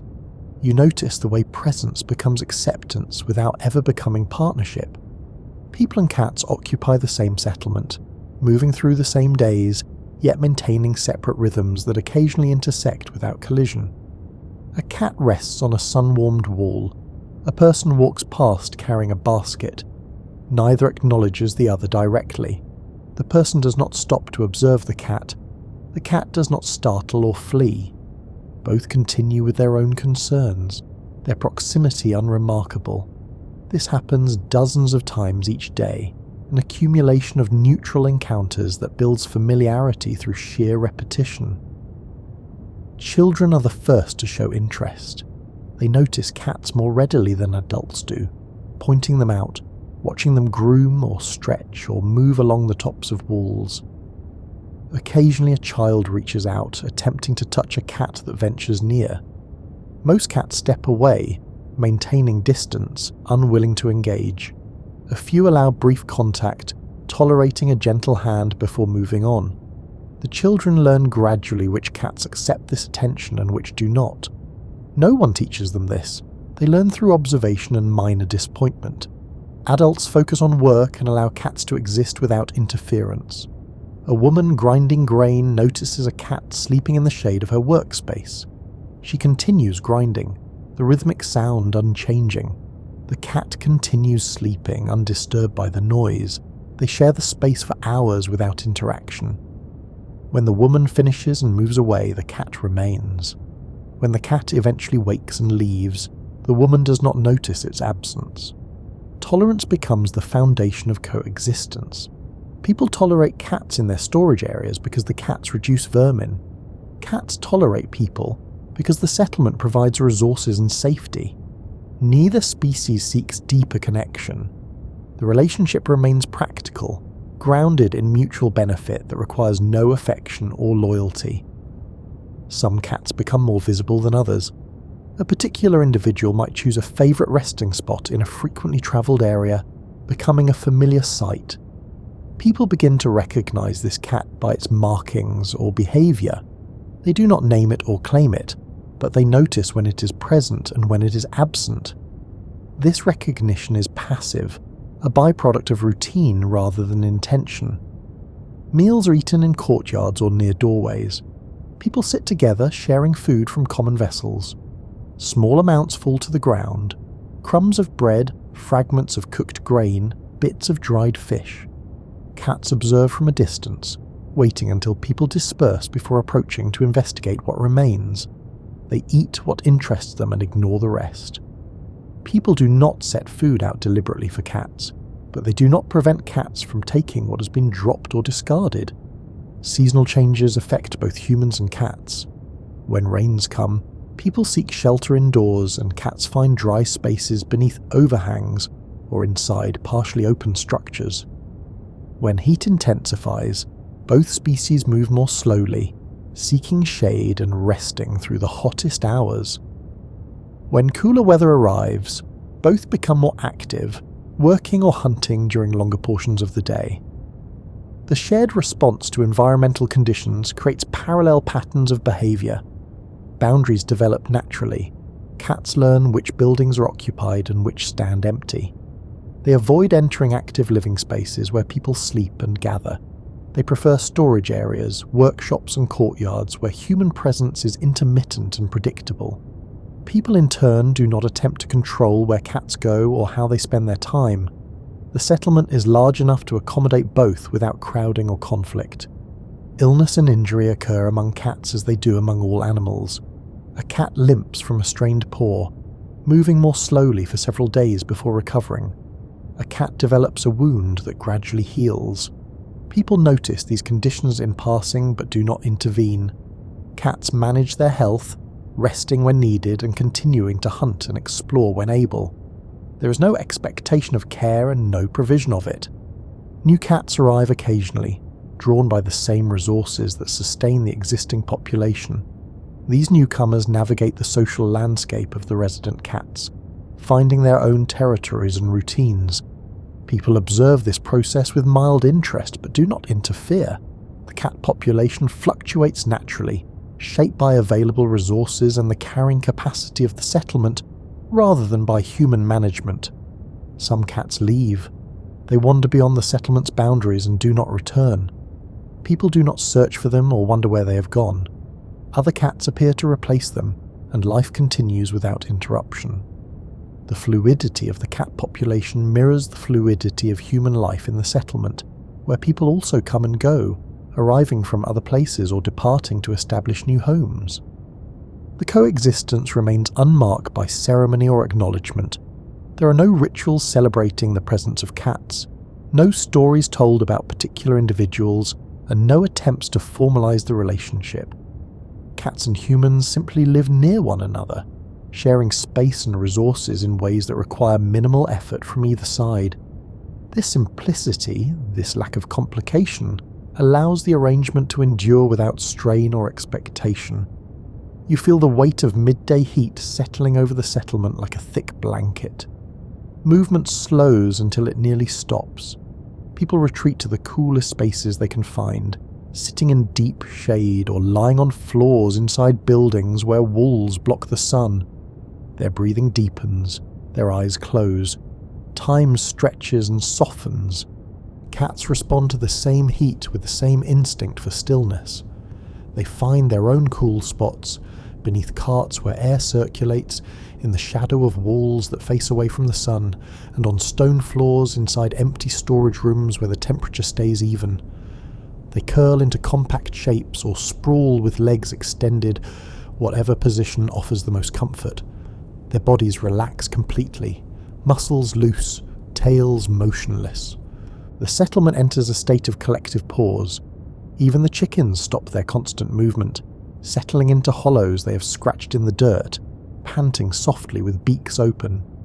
Dogs sprawl in the shade, tongues lolling, sides rising and falling with each breath. The entire community of creatures acknowledges the same need for rest, the same surrender to conditions that cannot be changed or hurried. Cats sleep in short cycles, waking briefly to shift position or groom before settling again. Their sleep is light enough that they remain aware of their surroundings, ears swiveling towards sounds, eyes opening to slits when something moves nearby. They do not dream in ways that show outwardly. They simply rest, allowing their bodies to recover from the energy spent hunting and exploring during cooler hours. People wake from their own rest more gradually. They sit up slowly, rubbing their faces, drinking water from clay vessels, and preparing to resume work as the day cools. Their movements are unhurried, still heavy with the remnants of sleep. They talk quietly if they talk at all, conserving energy for the tasks ahead. Late afternoon brings a shift in energy. Shadows lengthen and the air begins to move. People emerge from buildings, stretching, gathering tools and returning to interrupted work. Cats wake too, rising from their resting places, arching their backs and extending their legs one at a time. They groom thoroughly, attending to every part of their bodies with focused care. This grooming marks the transition from rest to activity. Evening approaches and both humans and cats become more animated. People work steadily, making progress while conditions allow. Cats begin to move through their territories, checking familiar spots, watching for signs of mice or other small animals. The settlement fills with purposeful activity, each creature following its own routine. As darkness falls, patterns of rest shift again. People gather near fires for evening meals, then gradually disperse to sleeping areas. They lie down on woven mats or simple beds of gathered reeds, pulling light coverings over themselves as air cools. Their breathing slows, conversations fade, the settlement quiets. Cats remain active longer, navigating darkness with ease. They move through the settlement on silent pause, their eyes reflecting any available light. They hunt when opportunity presents itself, and rest when it does not. As the night deepens, they find warm spots to settle, near hearths where coals still hold heat, in corners of buildings where warmth collects, and next to walls that radiate the day's absorbed sun. Some cats choose to rest near sleeping humans, drawn by warmth and the sense of safety that comes from proximity to larger creatures who pose no threat. They settle at a respectful distance, maintaining their independence even as they share space. People sleep unaware of this nearness, or aware but unconcerned, accepting the cat's presence as part of the night's stillness. The rhythm of rest becomes a shared language. Both species understand the necessity of pausing, the value of conserving energy, and the importance of responding to environmental cues that signal when to move and when to be still. This understanding requires no communication. It exists in the body's wisdom, in the instinct to rest when rest is needed, and to wake when conditions improve. Mornings begin with gradual stirring. People wake to the first light, rising slowly, moving quietly so as not to disturb others who still sleep. Cats wake too, stretching elaborately, yawning, and beginning to groom before setting out to explore. The settlement transitions from night stillness to day's activity through a gentle progression that honours the need for both rest and wakefulness. Throughout seasons, the specific timing shifts, but the pattern remains. Summer days bring longer periods of midday rest and shorter, cooler periods of activity. Winter days allow more sustained work with less need for heat-driven pauses. Cats and humans adjust their rhythms accordingly, both responding to the same environmental pressures and both finding balance between effort and recuperation. Rest becomes a form of coexistence as meaningful as any other. In the shared need for stillness, in the parallel patterns of sleep and waking, humans and cats find common ground that requires no negotiation. They simply rest when rest is needed, side by side in the same settlement, under the same sun, part of the same rhythm that governs all life. You observe how nourishment shapes the daily patterns of both humans and cats. Food is not abundant, but it is reliable. The settlement stores hold grain harvested from nearby fields. People portion this grain carefully, grinding it as needed, baking it into bread, and cooking it into simple porridges. The work of preparing food happens daily, creating regular scraps and spillage. Grain scattered during processing attracts mice. They emerge at dawn and dusk, moving quickly through shadows, gathering fallen seeds, and retreating to hidden burrows between the settlement's walls. Their presence is constant, sustained by the same resources that feed the human population. The mice thrive wherever grain is stored or handled. Cats position themselves near these areas of activity. They learn the locations where grain is most often spilled, near grinding stones, around storage jars, and in corners where baskets are emptied and filled. They wait with focused patience, bodies low, eyes fixed on spaces where mice are likely to appear. Sometimes they wait for hours. Sometimes they wait through entire days. Their willingness to remain still makes their hunting possible. When a cat catches a mouse, it does so quickly. There is a brief moment of sudden movement, then stillness again. The cat carries its catch to a quiet spot, consumes it efficiently, and returns to waiting. This pattern repeats throughout the day and night, providing the cat with regular meals without requiring human intervention or provision. People prepare food outdoors when weather permits, working in courtyards where smoke from cooking fires can disperse. They gut fish caught from the river, trimming away parts they do not eat. They pluck birds, discarding feathers and offal. They shell nuts and legumes, leaving husks in piles. These byproducts accumulate in designated areas and are later carried away to be buried or burned. Before these scraps are cleared, cats investigate them. They're drawn by the smell of fish entrails and the sight of discarded meat. They approach cautiously, aware that people are nearby, ready to retreat if necessary. Most often, people ignore the cats. Sometimes a person waves a hand to shoo a cat away from fresh scraps they still intend to use. The cat moves back a short distance and waits. When the person finishes and walks away, the cat returns. Certain foods interest cats more than others. Raw fish hold strong appeal. So do the organs and bones of birds. Cats show little interest in grain or bread, though they occasionally sniff at these items before turning away. Their diet remains primarily meat, obtained through hunting or scavenging, shaped by their own preferences and instincts. Opportunity appears in cycles tied to human activity. Morning food preparation creates one set of possibilities, Evening meals create another.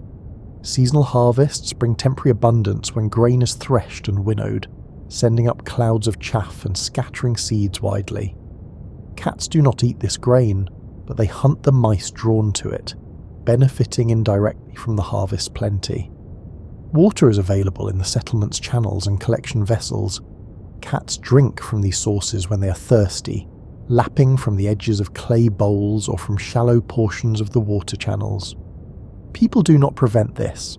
Water flows steadily enough that sharing it costs nothing. Some cats prove more skilled at hunting than others. A particularly adept cat might catch several mice in a day, eating what it needs and leaving the rest.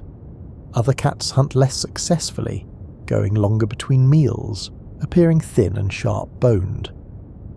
The settlement supports a population of cats roughly proportional to the available prey, with natural fluctuations that balance availability against need. Birds nest in the settlement structures, tucking nests into crevices and overhangs. These nests sometimes hold eggs or fledglings. Cats occasionally discover and raid these nests, climbing to reach them and consuming the contents quickly. People do not intervene. Birds are not domesticated or protected.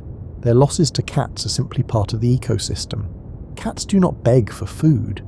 They do not approach people with expectation or demand. Their entire relationship with nourishment remains independent, based on their own efforts, and the incidental bounty created by human activity. This independence preserves the essential nature of the relationship. Cats choose to stay because staying offers advantage, not because they depend on human generosity. Lean times affect both species. When harvests fail or stores run low, people ration grain more carefully, reducing spillage and guarding resources more closely. Fewer scraps appear. Mice populations decline with less available food. Cats find hunting more difficult. Some leave the settlement to search for opportunities elsewhere. Others persist, growing thinner, moving more carefully and conserving energy. When conditions improve, the cat population gradually recovers. The food relationship remains transactional but not contractual. Humans create conditions that produce prey and occasional scraps. Cats reduce vermin and ask for nothing else. Both sides benefit from this arrangement without obligation or expectation. Food provides the practical foundation for coexistence, but it does not create dependency or sentiment. Cats remain free to leave if resources disappear. They stay because most of the time resources continue to appear with reliable regularity. You watch as the sun descends toward the horizon, painting the settlement in amber light. The heat of the day gradually releases its grip. Air begins to move more freely, carrying the scent of cooking fires and distant fields. People's movements shift from the focused intensity of afternoon work to the gentler rhythms of evening preparation. Fires are lit in hearths and outdoor pits. Women and men tend these flames, adding wood carefully, adjusting the size of the fire to match the need for cooking. Clay pots are positioned over flames, filled with grain and water, and stirred occasionally as the contents soften and warm. The smell of cooking spreads through the settlement, a familiar marker of the day's progression. Children finish their tasks and begin to gather in open areas, their energy still present but channeled now into games and conversation rather than work. Their voices carry through the settling dusk, punctuated by laughter and the sounds of running feet. They are more relaxed now, released from the discipline of contributing to the household's labour. Cats emerge from their resting places, beginning their evening routines. They move along familiar paths, checking the spots where they have found food before, investigating any changes in the settlement's landscape. Their movements are purposeful but unhurried. Evening offers optimal hunting conditions, fading light that still allows vision, cooling air that brings mice out to forage, and the distraction of human activity that makes prey less cautious. People gather near their homes as meals finish cooking. They sit on stools or on the ground, arranging themselves in loose circles or facing doorways. Food is served from communal pots, ladled into individual bowls, and eaten with fingers or simple tools. Conversations happen in low voices, punctuated by comfortable silences. The day's work is discussed, plans for tomorrow are mentioned, and news is shared about neighbours or family members in distant settlements. Cats observe these gatherings from the periphery. They rest on walls or under carts, watching the movement of people without approaching. They are not excluded, but neither are they invited. Their position remains that of witness, present but separate, sharing the space without sharing the activity. As people eat, small amounts of food inevitably fall. A child drops a piece of bread. An adult tips a bowl slightly and liquid spills. These small losses accumulate in the dust around the eating area. Cats note these occurrences, patient in their awareness that opportunity will come when people disperse. The light continues to fade, deepening from gold to rose to purple. Shadows merge and blend, losing their sharp edges. The settlement structures become silhouettes against the dimming sky. Fires grow brighter in contrast, their flames more visible as ambient light decreases. The visual world simplifies, defined now by points of warmth and light against gathering darkness. People begin to move towards sleep. They rise from their gathering places, bank fires to hold coals through the night, and carry empty vessels back into buildings. Children are called inside or guided towards sleeping areas. The sounds of the settlement change, fewer voices, more footsteps, and the rustle of mats being unrolled and blankets being arranged. Cats move into the spaces people have vacated. They investigate dropped food, consuming what appeals to them and ignoring the rest. They groom themselves in the residual warmth of the areas where people sat. They mark the evening's territory with their presence, claiming the night shift of the settlement's continuous occupation. Some people remain outside longer, sitting by dying fires, reluctant to end the day. They stare into the coals, their faces lit by the warm glow, their thoughts private and unspoken. Cats sometimes approach these solitary figures, settling nearby but not near enough for contact. The two species share the quiet in parallel, each absorbed in their own relationship with the approaching night. Stars appear overhead, first a few bright points, then countless more as darkness deepens.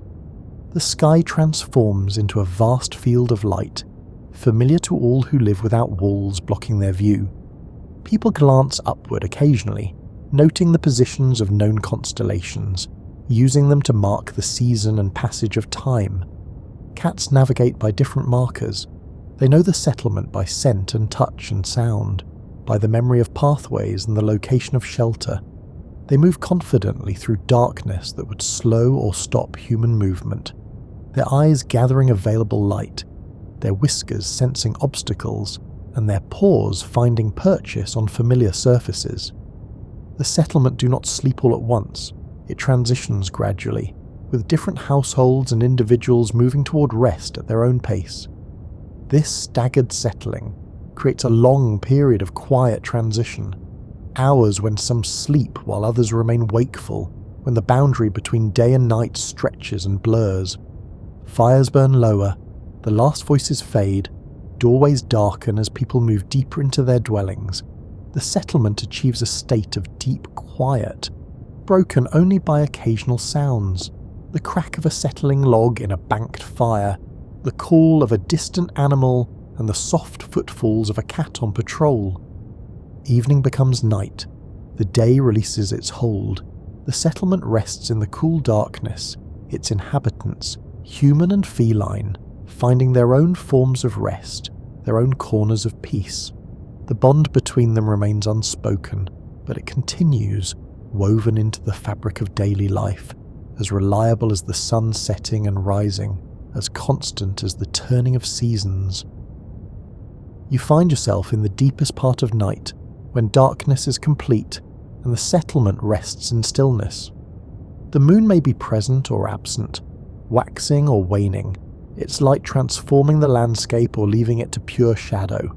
Either way, the night has its own quality distinct from day, governed by different rules and rhythms.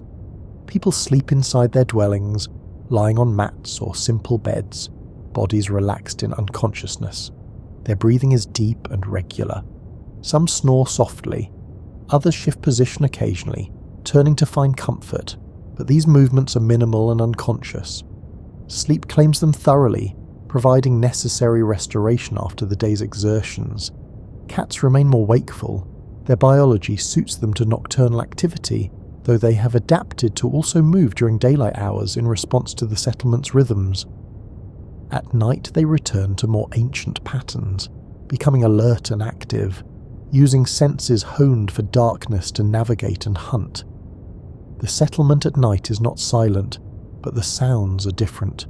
No voices, no tools striking stone, no footsteps on swept paths. Instead, there are subtler sounds. The whisper of wind through reed roofs, the rustle of small animals in grain stores, the distant call of a night bird, and the settling of mud brick walls as they release the day's heat. Cats move through this soundscape with awareness and caution. Their paws make no noise on packed earth. Their bodies slip through shadows without disturbing them. They pause frequently to listen, heads tilted, ears rotating to capture sound from different directions. They process information constantly: wind direction, temperature changes, the presence of other animals, and the state of the night around them. Some cats hunt during these hours. They position themselves near grain stores, near animal pens, near anywhere mice might venture. They wait with the same patience they show during daylight, but now enhanced by the cover of darkness that makes them nearly invisible to prey. When they move, it is with sudden explosive speed, and then an immediate return to stillness.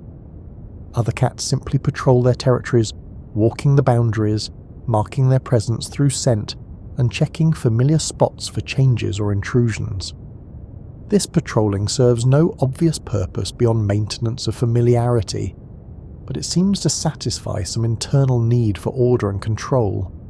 Fires still burn in some hearths, reduced to beds of glowing coals that pulse gently with residual heat.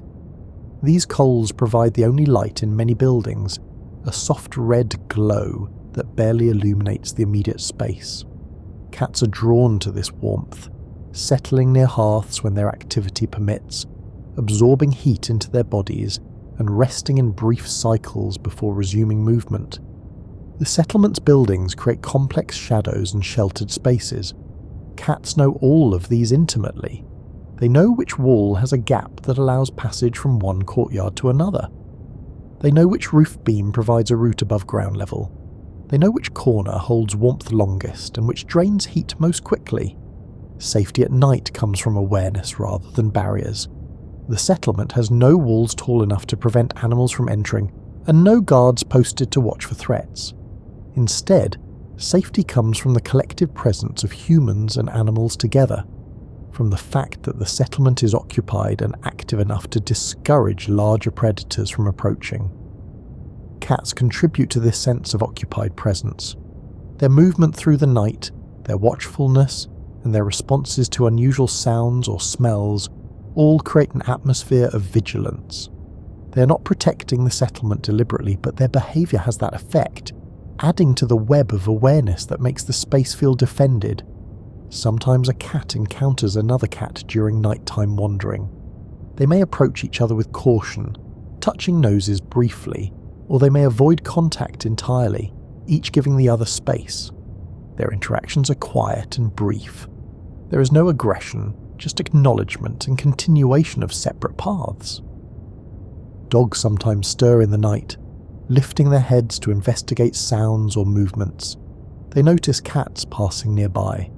Sometimes they watch with mild interest. Sometimes they ignore the cats completely. The two species have reached an understanding. Dogs guard the settlement more actively, responding to larger threats, while cats focus on smaller concerns. Their roles complement each other without overlapping. As night progresses toward dawn, the quality of darkness begins to change. The black sky softens almost imperceptibly toward deep blue. Stars remain visible but lose some of their intensity. The air grows slightly cooler in the hour before sunrise, the temperature dropping to its lowest point.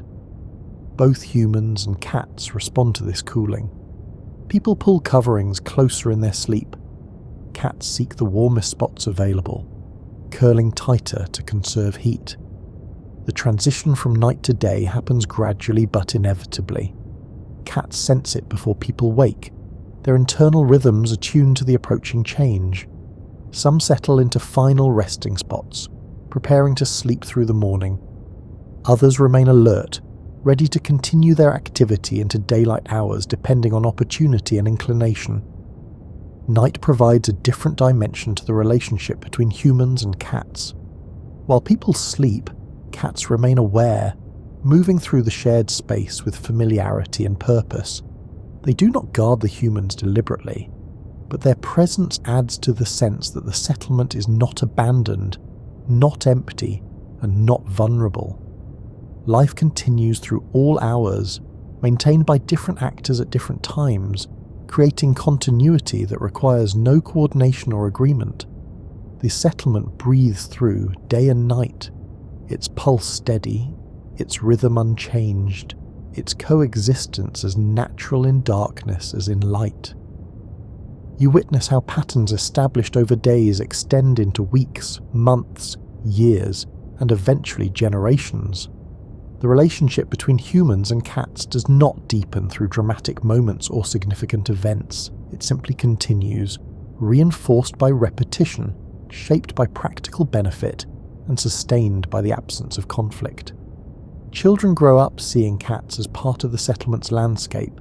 They do not remember a time before cats were present. To them, cats simply exist as chickens exist, as the river exists, as the sun exists. They learn through observation which cats tolerate approach and which prefer distance. This knowledge becomes part of their understanding of the world, unremarkable and assumed. These children become adults who maintain the same relationship their parents had with cats. They do not formalize it or change it. They allow cats to move through storage areas. They tolerate their presence in courtyards and on walls. They benefit from reduced vermin without acknowledging debt or gratitude. The pattern perpetuates through cultural transmission that requires no instruction because it involves no active teaching, only passive modelling. Cats produce new generations within the settlement. A female cat finds a sheltered spot away from heavy traffic, behind stacked grain jars, under a rarely used cart, or in a corner of an abandoned building. She gives birth to several kittens, nursing them through their first weeks, teaching them to hunt and navigate once they can walk steadily. These kittens grow up knowing the settlement as their home territory. Some of these young cats remain in the settlement throughout their lives. Others wander away, seeking new territories, following instincts toward dispersal and exploration. The settlement's cat population remains relatively stable despite this turnover, regulated by available resources and the carrying capacity of the environment. People notice when a familiar cat disappears and a new cat appears, but they make no attempt to track or control this turnover. The specific identity of individual cats matters little. What matters is the presence of cats generally, the continuation of their role in controlling vermin, and the maintenance of the established pattern. Seasonal cycles repeat, each bringing the same challenges and opportunities. Harvest times bring abundant mice and easier hunting. Lean winter months reduce prey populations and make survival more difficult. Cats endure these fluctuations through the same adaptations that allow wild cats to persist in variable environments: efficient hunting, opportunistic feeding, and the ability to reduce activity when resources are scarce.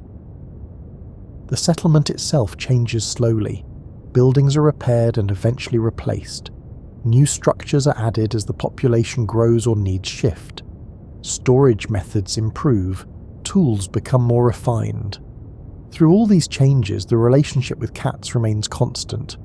New buildings provide new perches and shelters. Improved storage still requires protection from vermin. Better tools still create scraps and spillage. The fundamental dynamic persists despite surface changes. Generations of humans pass.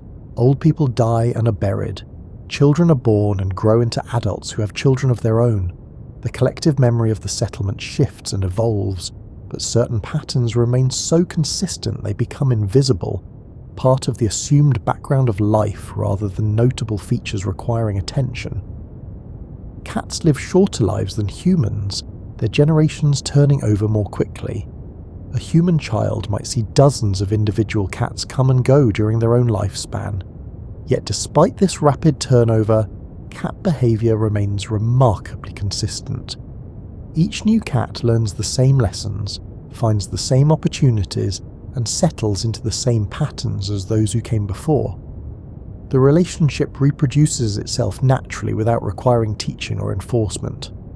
Other settlements develop similar relationships with cats. People travelling between communities observe cats living in the same way elsewhere, tolerated, useful, independent, present, but not possessed. This parallel development across different human groups suggests the arrangement serves fundamental needs for both species, needs that arise naturally wherever humans store grain and build permanent structures. The absence of formalization protects the relationship from the problems that plague more structured arrangements. There are no rules to break, no expectations to disappoint, and no obligations to resent. Cats and humans simply coexist in ways that benefit both. This flexibility allows the relationship to adapt to changing circumstances without requiring renegotiation or conscious adjustment. Stories begin to accumulate, not grand narratives but small observations passed between people. Someone mentions a cat that was particularly skilled at hunting. Another recalls a cat that preferred a specific sunny spot for years. These stories are brief and factual, told without embellishment, and forgotten as quickly as they are shared. They do not accumulate into mythology or meaning. They simply reflect the reality of shared space and accumulated observation. The settlement continues through generations, its basic character maintained even as specific details shift. Cats continue to move through its spaces, hunting its vermin, resting in its shade, and drinking from its water sources. People continue to build and repair, plant and harvest, raise children, and age into elders. The two species remain intertwined not through bonds of affection or formal agreement, but through the simple, durable logic of mutual benefit and peaceful coexistence. You see now how this relationship emerged and persisted, not through moments of decision or acts of will, but through the accumulation of small choices and repeated patterns. Cats chose to stay near humans because staying offered an advantage. Humans allowed cats to stay because their presence reduced problems.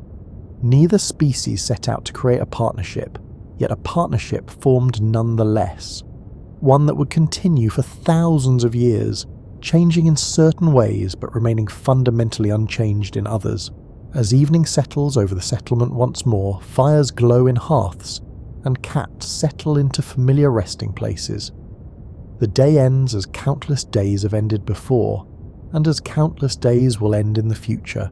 The pattern holds, the relationship endures, the quiet companionship continues, asking nothing more than what it has always asked: proximity, tolerance, and the shared recognition that some of the best arrangements in life are those that require the least effort to maintain. You rest now in this knowledge, in the comfort of understanding how connection can exist without complication, how shared space can create shared benefit, and how the simplest relationships often prove the most enduring. The story ends here, but the pattern it describes continues, as reliable as sunrise, as constant as the turning of seasons, and as peaceful as sleep itself.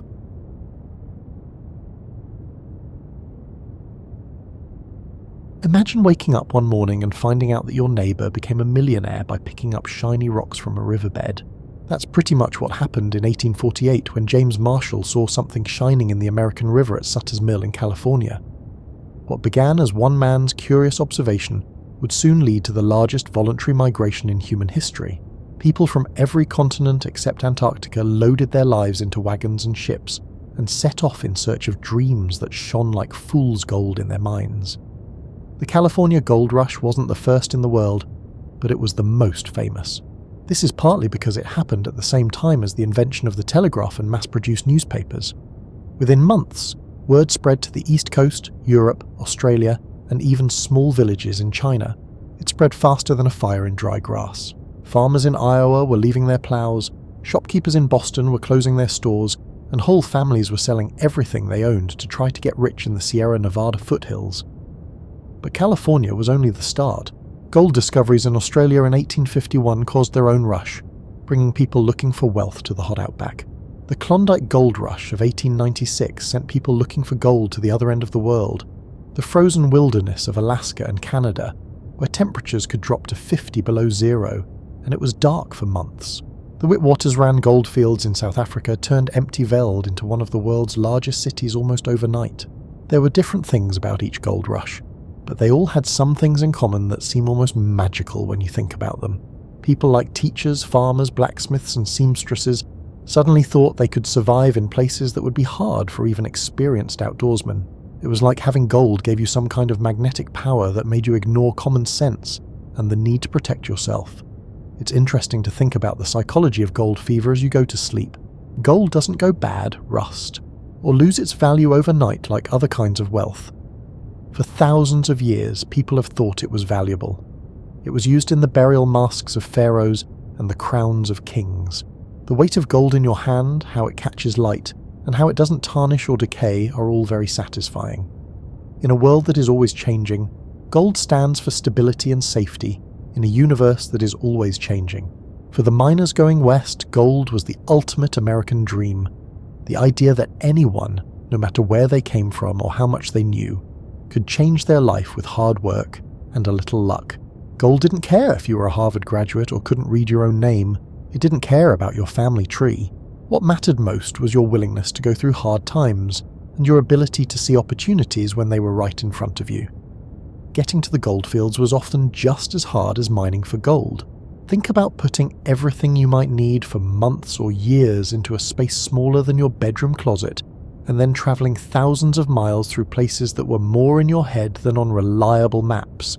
The overland route to California went through deserts where water was hard to find and valuable, mountain passes that could be blocked by snow even in the summer, and rivers that could be calm one day and raging torrents the next. People who took the sea route had to deal with different problems. It could take 6 months to sail around Cape Horn, and the water was some of the roughest on Earth. Men who had never been to sea were crammed into ships that were meant to carry cargo, not passengers. This would make modern cruise ship passengers ask for their money back. Those who could afford to go through Panama had to deal with tropical diseases, dangerous river crossings, and sometimes weeks of waiting for ships on the Pacific side. But people came anyway, drawn by stories that got more and more amazing with each telling. Stories about miners finding nuggets the size of turkey eggs, rivers so full of gold that you could fill a pan in minutes, and regular people becoming incredibly rich in just a few weeks. Most of the time these stories were exaggerated or made up, but they had just enough truth in them to keep the dream alive. It's amazing how these individual dreams, when added together, changed whole continents. In places where only coyotes and rattlesnakes had lived before, cities sprang up overnight. The search for gold led to the growth of economies, transportation systems, and social structures in whole areas. The effects on the environment and culture would last for generations, long after the gold that was easy to get was gone. As you drift off to sleep, think about how brave, or maybe foolish, it was to give up everything you knew for the chance of something that might not be real. These weren't trained explorers or professional adventurers. They were just regular people who thought the chance of making a lot of money was worth the risk. Their stories show us that sometimes the most important events in history are caused by people who refuse to believe that their situation will never change. Imagine yourself standing in the middle of what would become downtown Sacramento on a July afternoon in 1850. The temperature is around 110 degrees Fahrenheit, and the air above the hot pavement looks like water. The sun is as hot as a forge, and there's no way to get away from it. There's no air conditioning, ice, or tall buildings to block the sun. Now picture this. Instead of going inside, you're going to spend the next 12 hours bent over a creek bed, sifting through gravel and sand with just a metal pan and your willpower. This was the case for thousands of gold miners who went to areas where summer temperatures often went above what most people today would consider survivable. The California Central Valley, the Australian outback, and parts of Nevada and Arizona weren't places where people were supposed to work outside during the hottest times of the year, but they worked, driven by dreams that burned hotter than the sun above their heads. The human body wasn't meant to be in such extreme heat for long periods of time, especially when doing hard physical work. Your body regulates its temperature in a way that is similar to a simple air conditioner. It sweats to cool the skin through evaporation. It changes the flow of blood to release heat, and it breathes more to get rid of warm air from the lungs. But these systems could only do so much, and miners in the 1800s pushed them to their limits every day. Smart miners learned to change their plans based on the sun's movement. They would get up before dawn when the air was still a little cool from the night before and start working as soon as the sun came up. The early morning hours were very important because you could get things done before the heat made it too much to handle.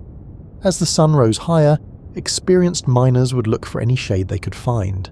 They would often work in shifts so that some could rest while others kept looking for gold. Miners called the time between noon and 4 in the afternoon the Devil's Time. This was when the sun was at its hottest and the heat from rocks and sand could literally cook skin that was exposed. During these hours, smart miners went back to whatever shelter they could find. Some people dug shallow caves into hillsides to make cool places to hide that were 10 to 20 degrees cooler than the surface. Some people put canvas between trees or over wooden frames to make patches of blessed shade where people could gather to rest and talk. The clothes that miners wore tell an interesting story about how they adapted and used their brains. Forget the Hollywood image of shirtless men working in the hot sun. That was a sure way to get burned badly and have a heat stroke. Instead, experienced miners learned how to cover almost every inch of skin that was showing while still letting air flow.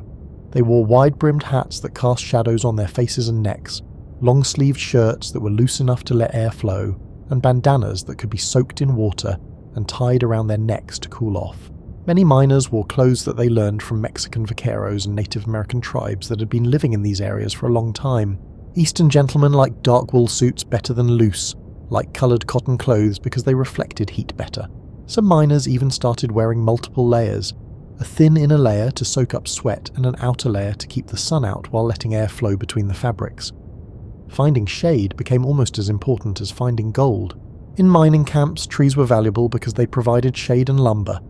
A single big oak or pine tree could decide where a whole camp would be set up. Tents and lean-tos would be set up in careful patterns to get the most shade possible during the day.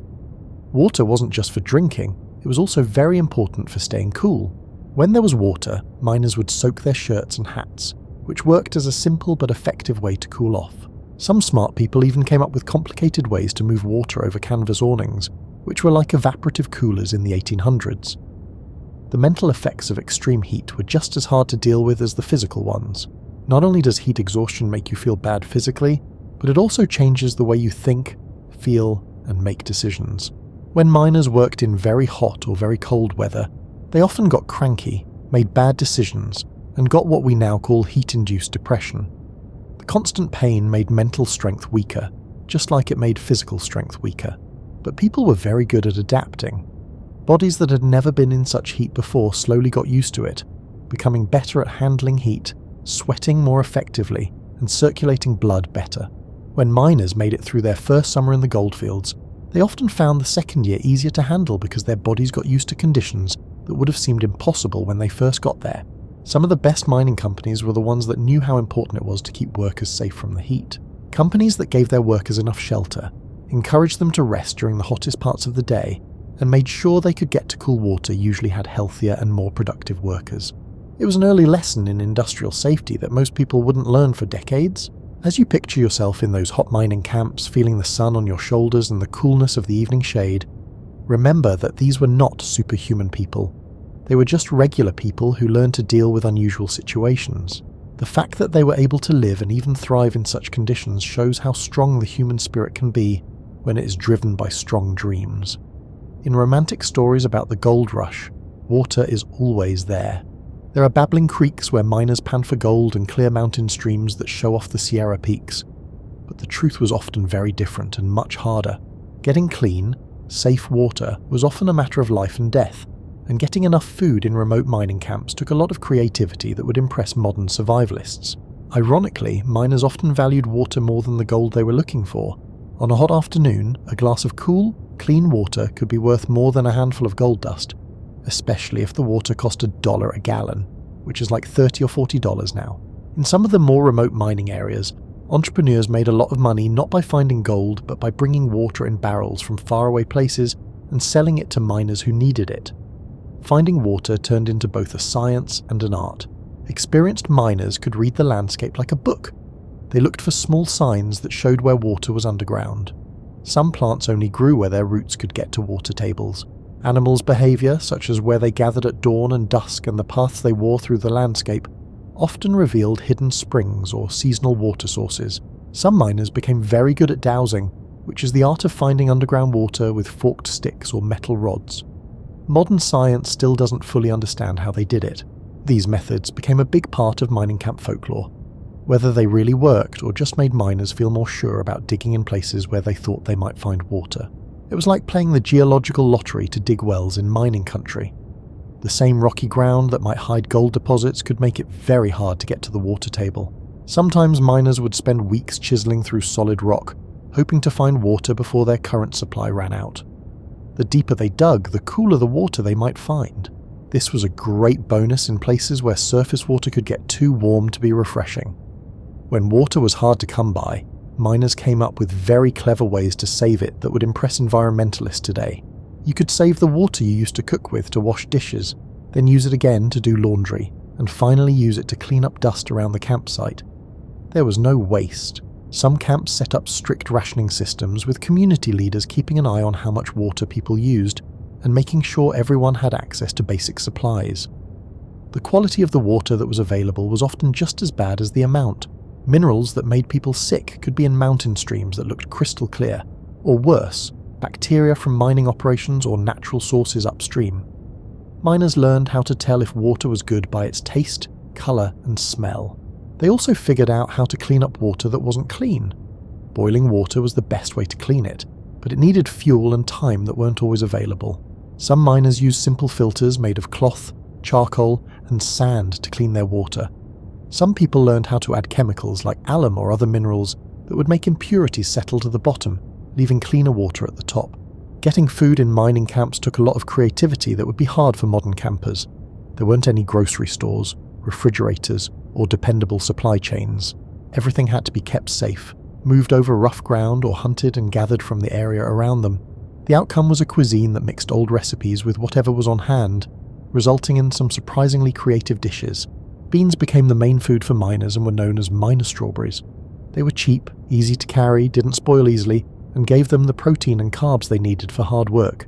A pot of beans that was slowly cooked over a campfire and seasoned with whatever was on hand could feed several miners and give them energy for days of work. Salt pork and bacon did the same things. They gave you fat and protein and could last for weeks without being kept cold. The salt used to keep things fresh also helped replace electrolytes lost through sweating in very hot weather. Smart miners learned how to get the fat out of these meats so they could cook other foods and make lamp oil. Hardtack, which is made by mixing flour, water and salt and baking it into biscuits that are as hard as rocks, became another staple because it could last for months without going bad. To make hardtack easier to eat, miners would soak it in coffee or water. Sometimes they would fry it with bacon fat to make it taste better. The joke was that hardtack was so hard it could stop a bullet, but it kept miners from starving when they ran out of other food. People didn't just enjoy coffee, they thought it was necessary for survival. The caffeine helped miners stay awake during long work days, and the hot drink kept them warm at night in the cold mountains. Coffee could be stretched by reusing the ground several times. In very bad situations, miners made coffee substitutes from chicory, acorns, or even roasted grain. Hunting and fishing added to basic supplies when there was game to be caught. Deer, rabbits, and game birds gave us fresh meat, and streams and rivers might have fish in them when they weren't too muddy from mining. Some miners learned how to find edible plants by learning from Native Americans which roots, berries, and greens could add to their diet. It was very important to learn how to preserve things. To make fresh food last longer, miners learned how to smoke meat, dry fruits and vegetables, and salt fish.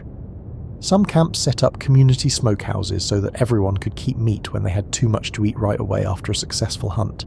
People in mining camps can't ignore the social side of food. Shared meals became important community events where miners could relax, catch up on news, and keep the social ties that made living alone bearable. A miner who could cook well often became well known for more than just his gold-finding skills. You can start to understand how the simple things in life became very important in the harsh environment of the mining camps when you think about how good strong coffee would taste around a campfire, how good a hot meal would taste after a long day of hard work, and how good clean water would feel on a hot day. These weren't just skills for staying alive. They were the building blocks of communities that would last long after the gold was gone. Imagine seeing a city come to life. One week there are only rocks, empty wilderness, and maybe a thin stream running through a valley. The following week, tents start to pop up like mushrooms after a rainstorm. In a month you might see the rough outlines of streets, a general store, and maybe even a saloon with canvas walls and dreams of painted signs. The amazing thing about mining camp communities was that whole societies could come together almost overnight, with rules that had to be made up on the spot. It was amazing and a little chaotic how quickly these communities came together. There were no zoning laws, building codes, or an urban planning department. People just showed up, found a good place to stay, and started building the infrastructure they needed to stay alive. The result was towns that grew naturally, following the shape of the land and the needs of the people who lived there instead of following a master plan. People in early mining camps had to be creative with the few materials they had to build their homes. The classic miner's tent was often just the start. It was a temporary place to stay while a more permanent structure was built. Miners became amateur architects, coming up with plans for buildings that could be built quickly with materials that were easy to find. People liked to log cabins where there were trees, but most mining areas had their trees cut down quickly.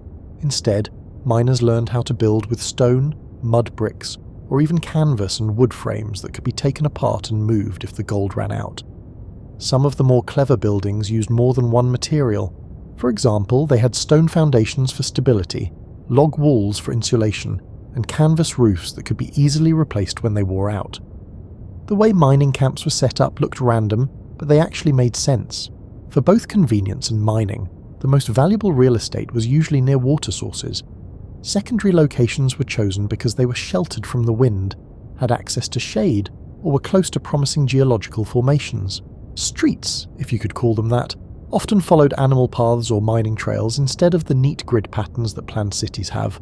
This gave mining towns a natural, almost medieval feel that visitors either loved or hated depending on how they saw it. In mining camps, people ran things democratically.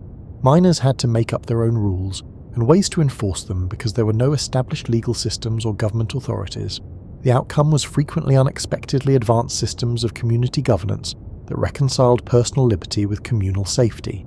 Most of the time, mining camps held community meetings to set basic rules for claims, fights, and how people should act.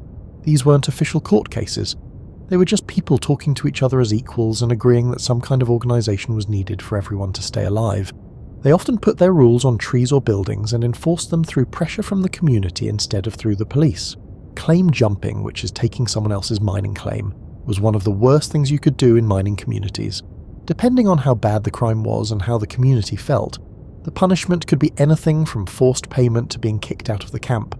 People usually didn't want miners to hurt each other because it made it hard for them to work, not because it was wrong. The way people were divided up in mining camps was different from how they were in their old lives.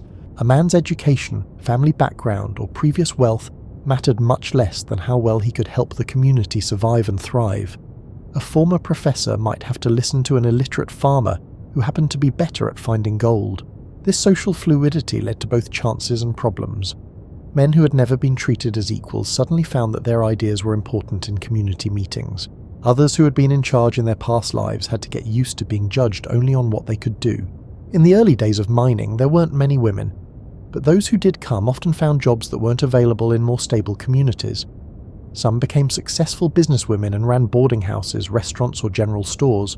Others offered much-needed and highly valued services like laundry, cooking, or medical care. Families with kids in mining camps had their own set of problems. There were no schools, no planned activities for kids, and not many other kids to play with. Some communities set up informal schools where literate miners took turns teaching basic reading and writing. Kids who grew up in mining camps often learned a lot of practical skills and became very independent, but they didn't always get the formal education that would help them later in life. In mining camps, religion was often informal, but very important, because many camps didn't have an ordained minister. Anyone who felt called to give spiritual guidance could lead religious services. These services often brought together people from different denominations and traditions, making a kind of practical ecumenism that came about out of need rather than theology. The general store was the centre of most mining towns. It was a place to get supplies, hang out with friends, and talk to people.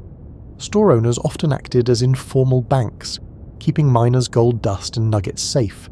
They also worked as post offices, places to send messages and places to get news from the outside world. Medical care in mining camps was basic but often new. Communities had to rely on folk medicine, trial and error, and whatever medical knowledge individual miners might have because there weren't any trained doctors around. Some miners learned how to treat common injuries and illnesses, and the respect and thanks they got for it could be worth more than gold. Entertainment in mining camps showed how hard life was, and how much people needed to have fun and relax. Music was very important to the miners. They loved people who could play instruments or sing well. Dancing, telling stories, and playing cards helped people forget about the hard work of mining and the loneliness of living in a camp. When you think about how these rough communities grew from nothing but people's willpower and need for each other, you start to see that the American frontier spirit was about working together as much as being independent. These weren't stories of lone wolves conquering the wild, but of regular people building amazing communities in the hardest of times. The romance of gold mining often centers on the moment of discovery. The glint of metal in a pan, the thrill of finding a nugget, the hope of getting rich. But the truth is that successful mining was mostly about learning how to use tools and techniques that were much more complicated and advanced than most people think. Successful miners had a mix of science, art, physical skill, and sheer determination that set them apart from those who went home empty-handed. The basic gold pan, which is probably the most famous tool from the gold rush, was actually a precision tool that required a lot of skill to use well. A good pan was made of steel or iron, and had sloped sides and a flat bottom that let you carefully separate things by weight. It could take months to learn how to pan properly, which means moving water and sediment in just the right way so that heavy gold settles and lighter materials wash away. Imagine standing in a cold mountain stream with a pan full of gravel, sand, and hopefully a few gold flakes. The water is moving around your legs, your back is starting to hurt from bending over, and your hands are getting numb from the cold. You need to find the right rhythm. If you go too fast, you'll wash away the gold. If you go too slowly, you'll never process enough material to make the work worth it. Panners who had been doing it for a while could tell if they were likely to find gold in a certain spot by the way the gravel felt, the colour of the sand, and the way the water moved in their pan. They had a connection with their tools and their surroundings that was almost magical, and they could read subtle signs that new miners couldn't. But panning was only the start. As miners learned more about their work and found places with good gold deposits, they came up with more advanced methods that could process more material faster. The rocker, which is also called a cradle, was like a gold pan that worked mechanically. It was a wooden box with a screen bottom that was rocked back and forth while water flowed through it, separating gold from lighter materials. Many miners had to learn how to do carpentry on the job in order to build a good rocker. The proportions had to be just right. If they were too steep, the gold would wash away with everything else, and if they were too shallow, the machine wouldn't work well. The rocking had to be smooth and rhythmic, like rocking a baby to sleep, but the baby was a few hundred pounds of wood, metal, and wet gravel. The long tom was an even more ambitious piece of equipment. It was basically a long wooden trough with different screens, riffles, and catching devices that could handle a lot of dirt and gravel. Most of the time, a group of miners worked together to run a long tom. Some would shovel material into the machine while others would clean out the gold-catching parts and keep the water flowing. The most advanced way to get gold was through hydraulic mining. Miners would use strong streams of water to wash away tons of soil and rock from hillsides, revealing gravel that contained gold. The water pressure was so strong that it could blast away whole mountainsides. This kind of destruction of the environment would horrify people today, but it was seen as the height of technological progress at the time. Hydraulic mining had a terrible effect on the environment that could not be undone. Debris filled whole valleys, streams were permanently changed, and landscapes that had taken millions of years to form were destroyed in just a few seasons. But for miners who wanted to get the most gold with the least amount of work, hydraulic mining was a huge step forward in terms of efficiency. For serious miners, knowing about geology became very important. Gold doesn't just spread out randomly across the landscape. It follows patterns that have been there for millions of years, like the flow of ancient rivers, volcanic activity, and geological processes that made and moved gold deposits.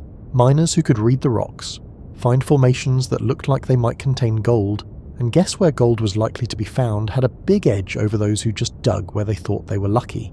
To mine quartz, you needed a whole different set of skills and methods. Instead of looking for loose gold in streams and on the surface, quartz miners had to find veins of gold in solid rock and then take that rock out and process it to get the gold out. This meant learning how to drill, blast, and tunnel through solid rock, which is more like engineering than farming, which is what most miners came from. To process quartz ore, the rock had to be crushed into a fine powder, and then mercury had to be used to mix with the gold particles.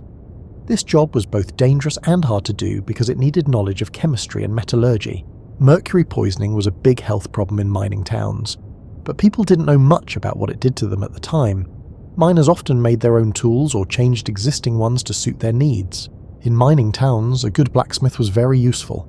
They didn't just shoe horses, they also made specialized mining tools, fixed broken equipment, and figured out how to fix mechanical problems that came up when tools were used in ways they weren't meant to be used. Miners were very creative when it came to using technology that was already there for their own needs. People turned wagon wheels into water wheels to power machines. Kitchen tools were changed to do specific mining jobs. Miners even changed their clothes. They learned how to sew extra pockets into their clothes so they could carry tools, gold samples, and other small but important things. Don't forget about the social side of mining technology. Like recipes, successful methods spread through mining communities, with miners sharing new ideas and ways to make things better for everyone's benefit. If a miner came up with a better way to build a sluice box or use a rocker, he might teach his neighbours how to do it, which would create communities of practice that sped up technological progress.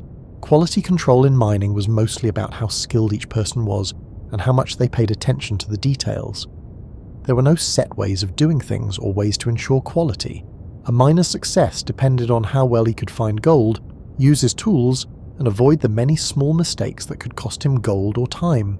As you picture yourself learning these old skills, feeling the weight of the tools in your hands, and developing the small skills that made the difference between success and failure, you start to realize that gold mining was much more than just digging in the dirt. It was a skill that required a lot of physical strength, technical knowledge, artistic intuition, and scientific observation, and it was hard for even the most skilled people to do. The blazing sun and extreme temperatures were certainly some of the most obvious problems that gold miners had to deal with, but they were not the only ones that tested people's strength and creativity. The full picture of life as a miner includes a list of problems that would test even the best survival experts today. Each one needs a different plan, set of skills, and amount of mental and physical strength. Disease was probably the most feared enemy in mining camps. It spread quickly through crowded areas and wiped out whole communities before anyone knew how to stop it. Waterborne diseases like cholera, typhoid, and dysentery could turn a busy mining camp into a ghost town in just a few weeks. Miners were basically defenseless against epidemic diseases that thrived in the conditions they created because they didn't know about germ theory or how to keep things clean. The irony was cruel. Communities that formed around water sources to make mining easier often polluted those same water sources with human waste, which made it easy for diseases to spread. Miners who survived bullets, heat stroke, and accidents in the mines could die from something as simple as drinking from the wrong stream at the wrong time. At best, the medical knowledge in mining camps was basic. Most miners used folk remedies, patent medicines that may not have worked, and any medical knowledge they had from family traditions or trial and error. If a broken bone isn't set right, it could mean permanent disability or death. If basic antiseptic steps weren't taken, a simple cut could get infected and require amputation or worse. Some miners learned how to do battlefield medicine out of necessity. They learned how to stitch wounds, set bones, and treat common illnesses by practicing and watching others. People in the community often looked up to these informal medics as leaders, and their medical skills were just as valuable as their ability to find gold. Mining operations were always at risk of accidents. Cave-ins could bury miners alive without much warning. Explosives used to break up rock were often unstable and unpredictable. They would sometimes go off too soon, or not at all when they were supposed to. People often made their own mining tools, and they didn't have basic safety features that we think are necessary now. The mental challenges of mining life were just as hard as the physical ones. Being away from family and friends had a big effect on mental health. A lot of miners had what we now call depression, anxiety, and post-traumatic stress disorder because of the hard times they went through. People who were physically tired, socially isolated, and always worried about the future found it hard to deal with these things.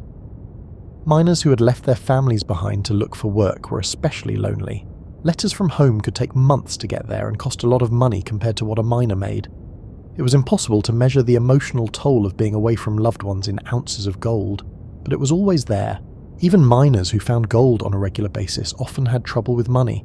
In remote mining areas, the same supplies could cost 10 to 20 times as much as they would in settled areas. A simple meal could cost a whole day's pay, and basic tools could cost weeks of carefully saved gold dust. Mining communities went through boom and bust cycles which added to the stress. A miner might spend months getting a claim and building the tools he needs to work it, only to find out that the gold deposit is smaller than he thought, or that the water levels have changed and made his location unusable. To start over, you needed more than just money. You also needed a lot of emotional strength. Extreme heat wasn't the only problem with the weather. Sudden storms could hit mountain mining areas and flood claims, break equipment, and leave miners stuck for days or weeks. Miners who didn't have enough shelter or supplies could die in the winter if they were at higher elevations. Flash floods were especially dangerous in mining areas because mining activities often changed the landscape in ways that made floods more likely. Streams that had been redirected for mining could suddenly change course during heavy rains, destroying months of work in just a few hours. Living in all-male communities was hard on social relationships, which sometimes led to violence. In communities where everyone was armed and stress levels were always high, arguments over claims, equipment, or even small personal insults could quickly get out of hand. Because there were no established legal systems, justice was often informal and sometimes harsh.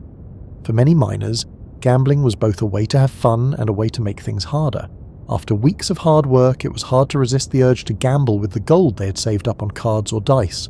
Some miners lost months of work in one night because of bad luck or bad judgment. This made cycles of boom and bust that lasted much longer than the normal risks of mining. Substance abuse was another way to get away from the hard life of mining, but it often made things worse. Most mining camps had easy access to alcohol, which helped people deal with physical pain, emotional stress, and being alone. But it also made people less able to think clearly, made accidents more likely, and made people dependent on it, which could be hard to break. Because mining work is seasonal, there were times when workers had to sit around and do nothing, which was almost as hard as the times when they had to work hard.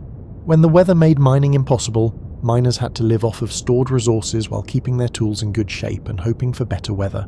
For men who defined themselves by their work, these times of inactivity could be very bad for their mental health. For individual miners or small partnerships, equipment failure or theft could be a disaster. If a sluice box breaks or tools are stolen, it could mean weeks or months of investment that would be hard or impossible to replace.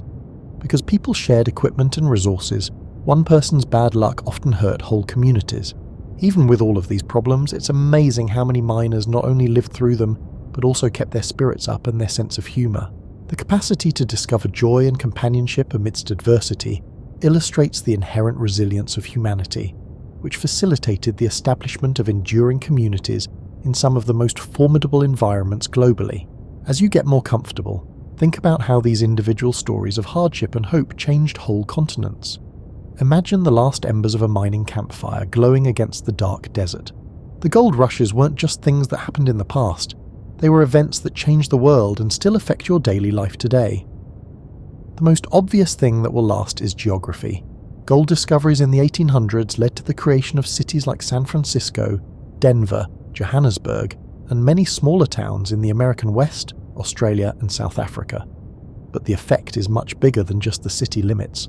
The transportation networks built to supply mining camps became the basis for transcontinental railroads, interstate highways, and shipping routes that are still used for business today. Think about the Transcontinental Railroad, which was finished in 1869. People often say that it was a great achievement of American engineering and willpower, but it was really built to meet the needs of mining communities in the Western Territories. The economic reason for such a big project was the need to move supplies to miners and gold back to markets in the East. The railroad could have been delayed by decades without the gold rush, which would have changed the way the American West grew up. The environmental effects of gold mining are more complicated and sometimes worrying. California's hydraulic mining moved more dirt than building the Panama Canal, changing the landscape and river systems forever. Some places are still dealing with mercury pollution from mining that happened in the 1800s. But these same mining activities also led to some of the first laws to protect the environment. Communities downstream fought against mining debris destroying farmland. The social legacy of gold mining communities calls into question many ideas we have about life on the frontier. These weren't lawless places where people were violent and selfish. They were communities that built complex systems of cooperation and mutual aid in very difficult situations. The democratic governance systems they established, direct democracy, community justice, and collective decision-making shaped political evolution across the Western territories and beyond. Social structures in mining camps were very equal compared to the more divided societies that most miners had left behind. Instead of his family background, education, or previous wealth, a man's worth was based on what he did for the community. This idea of meritocracy became part of the mythology of the American West and changed how people thought in the growing country. In the 19th century, mining communities were made up of people from many different countries, which led to a level of cultural mixing that had never been seen before. Chinese miners working with Mexican vaqueros, German immigrants teaching Irish workers new skills, and Australian prospectors learning from American 49ers all contributed to cultural exchanges that benefited everyone involved and set the stage for the multicultural societies that would form in the 20th century.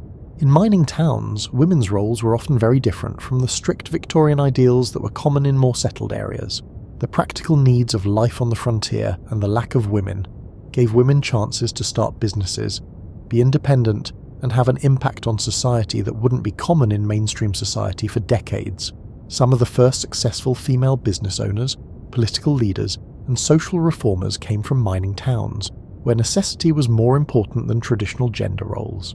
The new technologies that were made in mining camps could be used for a lot more than just getting gold. For decades, methods for moving big amounts of dirt and rock affected how buildings were made. Water management systems made for mining operations were used as models for irrigation projects all over the dry West. When former miners returned to settle communities, even simple new ideas like better camping gear and portable cooking methods spread throughout society. The financial systems that grew up around gold mining helped make modern banking and investing possible. The need to store, move, and trade gold led to the creation of safe vaults, dependable scales and assaying methods, and standardized ways to judge the value of precious metals. Some of the biggest banks in the world today started as banks that served mining communities. The boom and bust cycles that mining areas went through also taught important lessons about how to diversify the economy and make it last. Communities that were able to move away from economies that relied on mining and toward more varied economic bases often did the best in the long run. These experiences were some of the first examples of how communities that depend on resources could change when the economy changes. The tales and myths that came out of mining camps became part of the national mythology, and have had an impact on literature, movies, and popular culture for generations. The idea of the independent prospector, the idealized view of life in mining camps, and the hope of getting rich through hard work became important parts of American and Australian culture. But maybe the most important legacy was psychological and spiritual. The gold rushes showed that regular people could go through very hard times when they were driven by strong dreams. They showed that social hierarchies weren't set in stone, that new communities could be built from scratch with just human willpower, and that the promise of change, both personal and social, was worth almost any sacrifice. The mining camps also taught people how to be strong as a community. Strangers could get together, form useful societies, and help each other through problems that would be too much for one person to handle. People in mining communities helped each other out in emergencies, took care of sick and injured people, and gave each other emotional support during tough times. These informal support systems became models for how to organize communities that had an impact on social development throughout the frontier period. The gold rushes were the first truly international migration patterns of the modern era, because they happened all over the world. People from all over the world, except Antarctica, took part in gold rushes, which made it possible for people to talk to each other and share their cultures. Former miners brought back to their home countries new ideas, stories, and ways of doing things, which spread across borders. The entrepreneurial spirit that was common in mining towns had an effect on the way economies grew in the areas where gold was found. The willingness to take risks, try new things, and quickly adjust to new situations became part of the business cultures in the area that still exist today. The entrepreneurial energy that first came out during gold rushes is still going strong in some of the world's most dynamic economies. Early conservation movements were also helped by experiences in mining camps. Miners were among the first people to see how bad the environment could get on a large scale, and to understand how important it is for communities to be healthy. Some of the first laws to protect the environment were passed because mining was hurting the environment. These laws set the stage for later conservation efforts. The medical knowledge that miners learned in camps through trial and error helped to improve field medicine, emergency treatment, and public health. Methods for treating injuries in remote areas, preventing disease in crowded places, and caring for mental health in isolated communities all worked in places other than mining camps. Innovations in education that came from mining communities also had a long-lasting effect. The informal schools and adult education programs that sprang up in mining camps showed that people could learn anywhere, that communities could offer educational opportunities even when things were tough, and that practical skills were just as important as formal academic knowledge. As your breathing slows and you start to fall asleep, think about how the resourcefulness and strength of gold miners in the 1800s still affect our world today. Their problems with extreme heat, lack of water, building communities, and adjusting to harsh environments can teach us a lot about the problems we face today. Climate change has made extreme heat a bigger problem for millions of people all over the world. Communities that are dealing with record-breaking heat waves and droughts are rediscovering and adapting the ways that miners learn to survive in dangerous temperatures. These include scheduling work around the sun's intensity, making effective shade and cooling systems, and conserving and managing precious water resources. Modern urban planners who want to design cities that will last often look to new ideas from mining camps. The quick formation of communities, the smart use of limited resources, and the democratic governance structures that were common in successful mining communities can be used as examples for modern problems like refugee resettlement, disaster, recovery, and sustainable development in places with few resources. The miners' water-saving methods like careful rationing, systems that can be used more than once, and new ways to purify water are very similar to the methods being developed for areas where water is scarce today. People living in areas that are affected by drought are dealing with the same problems that miners did. How to live and thrive when water is scarce and unreliable. The psychological resilience that allowed miners to endure isolation, uncertainty, and physical hardship provides valuable insights for mental health professionals assisting individuals confronting contemporary stresses. The informal support systems, community building practices, and strategies for making meaning that helped miners stay hopeful during tough times can also help people today who are dealing with economic uncertainty, social isolation, and environmental problems. Many modern business owners look to gold rush stories for inspiration, and there are real similarities. Modern entrepreneurs often leave safe situations to chase risky chances in tough situations, just like miners. The same traits that made miners successful, being willing to change quickly, learn new skills, and keep going even when things go wrong, are what make businesses successful today. The way that mining camps came up with new ways to use old tools, made new things with limited resources, and shared improvements with the rest of the community is similar to how modern tech startups and maker communities come up with new ideas. The spirit of finding practical solutions to problems that helped miners survive and thrive is still what drives human progress today. Efforts to restore the environment in areas where mining used to take place have taught us a lot about how ecosystems can recover, how to develop sustainably, and the long-term costs of getting resources. These experiences shape modern choices about protecting the environment, developing in a way that is good for the future, and figuring out how much it really costs to use natural resources. Mining communities were international, which was a sign of our modern globalized world. The cultural exchange, communication networks, and economic relationships that formed among miners from various countries established initial frameworks for international collaboration and cultural comprehension that persist in contemporary relevance. The simple daily routines that miners came up with, like working around environmental limits, keeping equipment in good shape with limited resources, and making comfort and community in tough situations, can help anyone who is trying to live well in less than ideal conditions. The medical and health practices that developed in mining camps, especially their focus on prevention, community health, and making do with what they had, have had an impact on how we provide healthcare in places where resources are limited. The ideas that came up in mining communities in the 1800s are still used in remote medicine, emergency care, and public health strategies. Mining camps had egalitarian social structures that weren't perfect, but they were some of the first examples of merit-based societies where what you did mattered more than what you inherited. These experiences shaped the growth of democracy and still inspire movements for social and economic equality. The boom and bust economic cycles that were common in mining areas taught early lessons about how to diversify the economy, develop in a way that is good for the environment, and make communities stronger. These lessons are still used in modern economic planning and development. Communities that successfully transitioned away from mining dependence offered models for economic adaptation that continue to be applicable today. The stories and legends that came out of mining camps are still a big part of popular culture today. They also teach us important lessons about what people can do, how communities form, and how individual dreams can lead to group success. These stories remind us that regular people can do amazing things when they need to. As you drift off to sleep, think about all the people who were able to get through the heat, lack of water, loneliness and uncertainty because they believed that change was possible.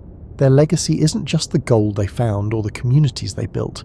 It's also the fact that they showed that people can adapt, survive, and even thrive in the most difficult situations. The miners who worked in the hot sun, saved every drop of precious water, and built communities out of shared need and hope left us more than just stories from the past. They showed us how to be strong, come up with new ideas, and build communities that are still useful when we face problems that seem impossible to solve.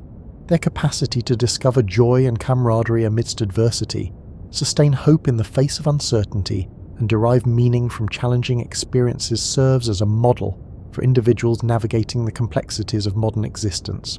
The same human traits that helped them survive and even do well in the tough conditions of mining camps in the 1800s, being able to change, being persistent, helping each other, and being stubbornly hopeful, are still what make people strong today. As the last embers of our pretend campfire fade away, and the stars in the desert sky become clearer, take a moment to think about the amazing journey we've taken through the world of gold mining communities. These weren't superhuman people. They were normal people who found amazing amounts of strength, creativity and community spirit when they were faced with challenges that would test anyone's limits. The miners who worked in the heat and kept their spirits up, who built thriving communities out of nothing but determination and need, and who used old tools and came up with new ways to get gold from the earth, remind us that people are much more resilient and creative than we think. Their stories aren't just interesting bits of history. They show that we all have abilities that are just waiting to be used when the time is right. In today's world, with air conditioning, dependable water systems, GPS navigation and emergency medical services, it's easy to forget that our ancestors didn't have these things. The miners' ability to do well without modern technology and to make things safe and comfortable through working together and using their own skills is both humbling and inspiring. We can learn about how to adapt and keep going from their experiences with extreme heat. Their ways of saving water remind us not to waste valuable resources. Their ability to build communities shows us how people who don't know each other can become family when they work toward a common goal. Their technological advances show how useful it is to work together to solve problems and share information. But maybe most importantly, their stories show us that change is possible. People can change who they are, communities can grow from nothing, and hope can help people get through the hardest times. The same spirit that drove an Iowa farmer to leave his plow for a mining pan, or a Boston teacher to leave her classroom for a tent in the Sierra Nevada, still drives people to take risks, follow their dreams, and make their lives and the lives of those around them better. As you drift off to sleep, think of the tough miners coming back to their camps after a long day in the hot sun. They would gather around fires to eat, tell stories, and make plans for the next day. Their ability to find comfort and community under the stars, keep their dignity and humanity in the face of the toughest challenges, and keep working toward better futures despite daily hardships, is a powerful reminder of what people can do when they work together and support each other. They may have spent the gold they found a long time ago, and the communities they built may have changed into something completely different, but the spirit of resilience, innovation, hope, and community that they embodied is still as valuable today as any precious metal they ever took from the ground. Sleep well, knowing that you have the same ability to adapt, keep going, and build community that helped those miners survive and thrive in the blazing sun long ago. Their legacy lives on not only in the cities and institutions they helped build, but also in the ongoing story of humanity, which you are a part of. This story is about regular people doing amazing things when life demands it, and finding ways to find comfort, meaning, and hope, even in the toughest situations. Sweet dreams. May your sleep be as peaceful as a mining camp under the stars, when the day's work was done and the possibilities for tomorrow stretched out forever on the horizon.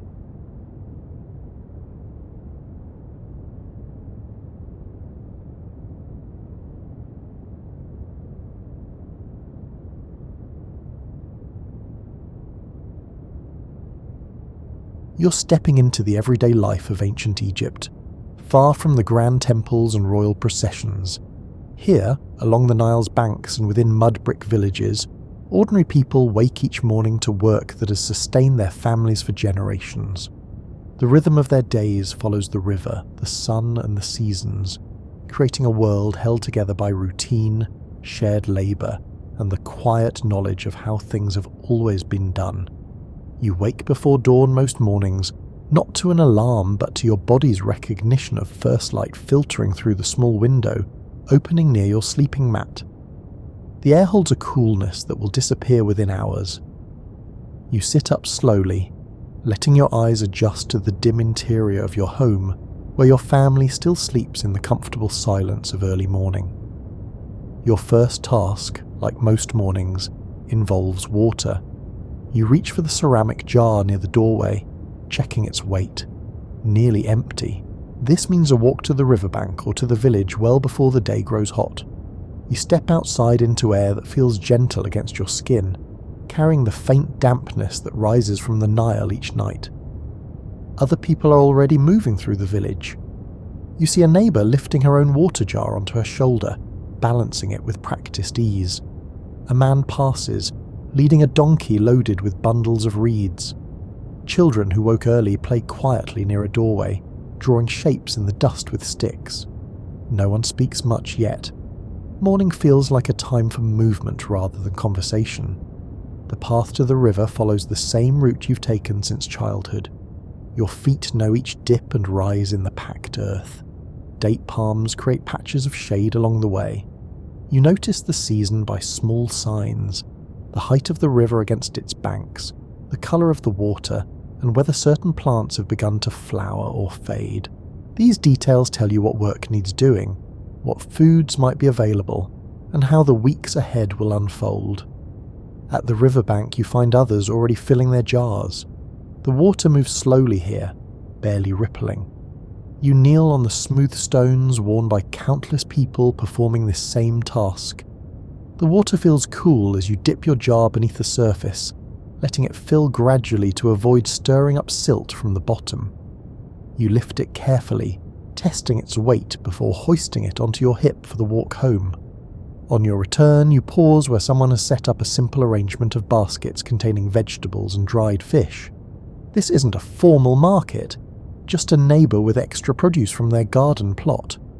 You trade a small piece of linen you wove last week for a handful of onions and some lettuce. The exchange happens with nods and brief words. Both of you know roughly what things are worth, and what constitutes fairness in these small transactions. Back home, you pour some water into a shallow bowl for washing, and save the rest for cooking and drinking throughout the day. Your family begins to stir. Your youngest child sits up, rubbing sleep from his eyes. Your wife moves to the grinding stones to begin working grain into flour, a task that takes up a portion of nearly every morning. The sound of stone against stone creates a steady, rhythmic scraping that carries through the village as other women do the same work in their homes. After a simple breakfast of bread and some dates, you head to your work. If you're a farmer, this means walking to the fields that your family has cultivated for generations. The Nile's annual flooding has left behind rich, dark soil that needs little encouragement to produce wheat and barley. You check the irrigation channels, making sure water flows where it should. Sometimes a channel gets blocked with debris or mud, requiring you to clear it with your hands or a simple wooden tool. If you work with your hands in other ways, your morning might involve gathering materials. Reed cutters wade into the marshes where papyrus grows tall and thick. You grasp a stem near its base and slice through it with a curved blade, then gather the reeds into bundles. The work requires attention, but not constant thought. Your hands know what to do. The marsh birds continue their activities around you, barely noticing your presence. Clay workers walk to riverbanks where the mud has the right consistency. You test it with your fingers, looking for that particular texture that will shape well without crumbling. You fill baskets with the clay and carry it back to your work area, where you'll shape it into pots, dishes, or bricks over the coming days. Each load represents future objects that your household or neighbours will use until they eventually break and need replacing. Wood is scarce in this landscape, so those who work with it move carefully through stands of acacia trees or tamarisk, selecting branches that can become tool handles, furniture parts, or supports for doorways. You don't cut living trees without need. Instead, you look for dead branches, fallen limbs, and wood that the river has deposited during flood season. you recognise which woods will split easily, which will hold up under weight, and which work best for different purposes. Gathering fuel for cooking fires involves collecting dried dung from livestock pens and fields where animals graze. This isn't unpleasant work, just practical. The dried material burns steadily and provides the heat needed for baking bread and cooking stews. Children often help with this task, filling baskets and carrying them home. They learn early that nothing gets wasted, that every material has its use in keeping daily life running smoothly. Women and girls gather wild plants that supplement cultivated foods. You know which marsh grasses have edible roots, which desert plants produce seeds worth collecting, and when different plants reach their peak. This knowledge passes from mothers to daughters through years of walking the same paths, pointing out plants, and teaching when to harvest and what to avoid. You fill the fold of your linen dress with your findings, carrying them home to sort and prepare. The village well serves as another gathering point. If your home isn't close to the river, you come here instead, taking your turn at the rope and bucket. While waiting, you hear bits of news. Someone's daughter is marrying into a family from the next village, someone's goat gave birth to twins, and someone needs help replastering their roof. Information flows naturally in these spaces where people pause in their work. Basketry materials require regular collecting. You need palm fronds, reeds, and tough grasses to weave the containers that hold everything in your household. You gather these materials in quantity when you find them, storing them in a dry place until needed. The work of gathering never really ends. As soon as you've collected enough of one material, another runs low and needs replenishing. By mid-morning, most people have completed their first round of gathering and returned home or to work areas. The temperature has risen noticeably. You see people seeking shade as they continue their tasks, moving their work under trees or beneath simple reed shelters. The urgency of early morning has passed.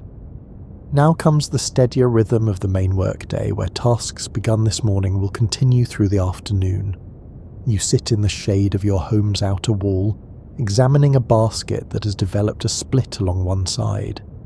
This basket has carried vegetables from the garden and grain from storage for several years. You don't discard it. Instead, you soak some reed strips in water until they become pliable, then weave them through the damaged section, reinforcing the weak spot. Your fingers move almost without conscious direction, following patterns you've repeated countless times. Within a short while, the basket is whole again, ready for more years of use. Repair work fills a significant portion of daily life. Objects break, materials wear down, and structures need attention. You address these needs as they arise, usually before they become serious problems. This morning's maintenance keeps everything functioning without requiring dramatic interventions or expensive replacements. Your neighbour sits nearby, working on a cracked grinding stone. He examines where the stone has split, determining if it can still be used or needs replacing. The crack isn't severe. He'll continue using it for now, but he's already thinking about where to obtain a new stone when this one finally gives out completely. That might not happen for months or even years, but awareness of eventual need guides his planning. Clothing requires constant attention. Linen fabric, while durable, develops tears and worn spots with regular use. Women spend parts of most days mending garments, using bone needles and linen thread to close seams and reinforce areas that receive the most stress. A man's loincloth that tears at the waist gets a new tie. A child's dress that has grown too short receives an added band of fabric at the hem. Nothing gets thrown away while it can still serve a purpose. You watch your wife work on a piece of weaving, creating new linen from thread she spun herself. The loom stands upright, leaning against the house wall. She works the shuttle back and forth, building the fabric row by row. This slow, methodical process eventually produces the material your family uses for clothing, bedding, and trading. She can work while also keeping an eye on the children and participating in conversations with neighbours who pass by. Pottery repair happens regularly. Clay vessels crack or chip. For small damage, you make a paste from mud and use it to seal the crack. For larger breaks, you might drill small holes on either side of the break and tie the pieces together with cord. A pot that can no longer hold liquids might still serve for storing dry goods. Even broken pieces get ground up and mixed into new clay rather than discarded. Your home itself needs regular maintenance. The mud brick walls don't last forever without care. You mix new mud with chopped straw and water, creating a plaster that you spread over areas where the wall has begun to crumble or crack. The work isn't difficult, just repetitive. You smooth the mud with your hands, working it into all the gaps and weak spots. Once it dries, it blends with the existing wall, adding strength and extending the structure's life. Roof repair requires more effort. The roof consists of wooden beams covered with reed mats and topped with mud. When rain comes, rare but hard, it can wash away some of the mud covering or loosen the reeds. You climb onto the roof several times a year to check its condition and make repairs. You replace old reed mats with new ones, add fresh mud where needed, and make sure water will drain properly rather than pooling and seeping through. Tools need sharpening and repair. You take your hoe to a neighbour who has skill with stone and metal. He examines the blade, noting where it has worn down or developed nicks. Using careful strikes with a harder stone, he reshapes the edge, making it effective again. You'll return his help later when he needs assistance with a task that requires more than one person. This exchange of skills and labour holds the community together without formal accounting. Fishing nets need constant attention if you make your living from the river. You spread the net on the ground and examine every section, looking for breaks in the cordage. Where you find damage, you tie new cord into place, matching the net's pattern. This work requires good light and patience. Rush through it, and you'll miss problems that will cost you fish later. Take your time, and the net will serve reliably when you cast it into the water. Boats require even more careful maintenance. Whether you own a small reed boat for personal use, or work on a larger wooden vessel, you check it regularly for damage. Reed boats need rebinding where the bundles have begun to separate. Wooden boats need their seams sealed with pitch and resin to prevent leaking. You turn the boat over to examine its bottom, looking for areas where wear has made the hull thin or weak. Early attention to small problems prevents larger failures that could leave you stranded on the water.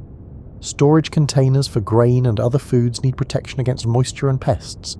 You coat the insides of large clay vessels with a mixture that helps preserve their contents. You check wooden boxes and baskets for signs of insect or mould. Good storage means your food lasts from one harvest to the next, providing security through seasons when fresh food becomes scarce. Children learn repair work by watching and helping. A young boy holds tools for his father while a broken plough gets fixed. A girl watches her mother mend clothing, learning which stitches work best for different types of tears. By the time children reach adolescence, they already possess many of the skills they'll need to maintain their own households. This knowledge transfers through quiet demonstration rather than formal teaching. You notice that repair work creates a meditative state. Your hands stay busy while your mind wanders or rests. You think about tomorrow's tasks, remember past events, or simply exist in the moment without particular thoughts demanding attention. The repetitive nature of the work allows for this kind of mental ease, making it restful despite being physical labour. Older people in the village often specialise in repair work that requires experience and knowledge rather than physical strength. An elderly woman might spend her days repairing baskets while sitting in the shade, her skilled fingers working quickly through problems that would stump younger people. An older man might shape replacement tool handles, drawing on decades of knowledge about which woods work best and how to shape them for comfortable use and long life. Seasonal changes affect repair work. After the flood season, many items need attention due to the moisture and rough handling during that busy time. After harvest, tools that saw heavy use need care before storage.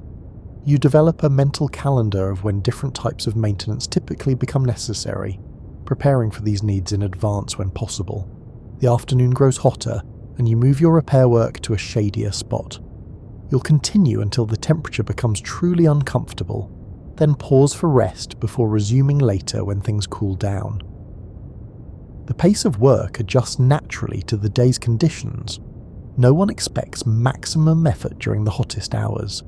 That would be wasteful of energy and potentially harmful. Instead, you work steadily when conditions allow and rest when they don't. You live surrounded by people you've known your entire life. The village consists mostly of extended families whose connections go back generations. Your neighbour to one side is your cousin. The family across the narrow lane shares a grandparent with your father. This web of relationships shapes daily life in ways that don't require explanation or enforcement. Children move freely between households. A child playing near your doorway might belong to your sister's family, your neighbour's family, or your own family. Adults keep a general watch over all children without strict assignment of responsibility. If a child wanders too close to danger, whoever notices will redirect them. If a child needs food or water, they can get it from any nearby adult. This collective care means children rarely lack supervision, even though no single person watches them constantly. You share labour naturally when tasks require more hands than one household can provide. Building a new storage shed, replastering a large wall, or moving heavy stones becomes a group activity. People show up without formal invitation, understanding that today you need help and tomorrow someone else will.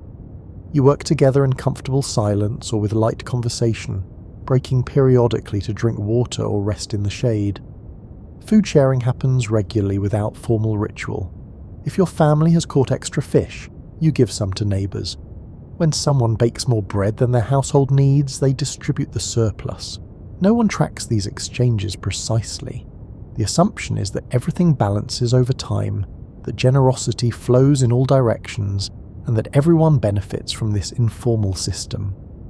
A family experiencing temporary hardship receives food and help from others without shame or obligation to repay quickly.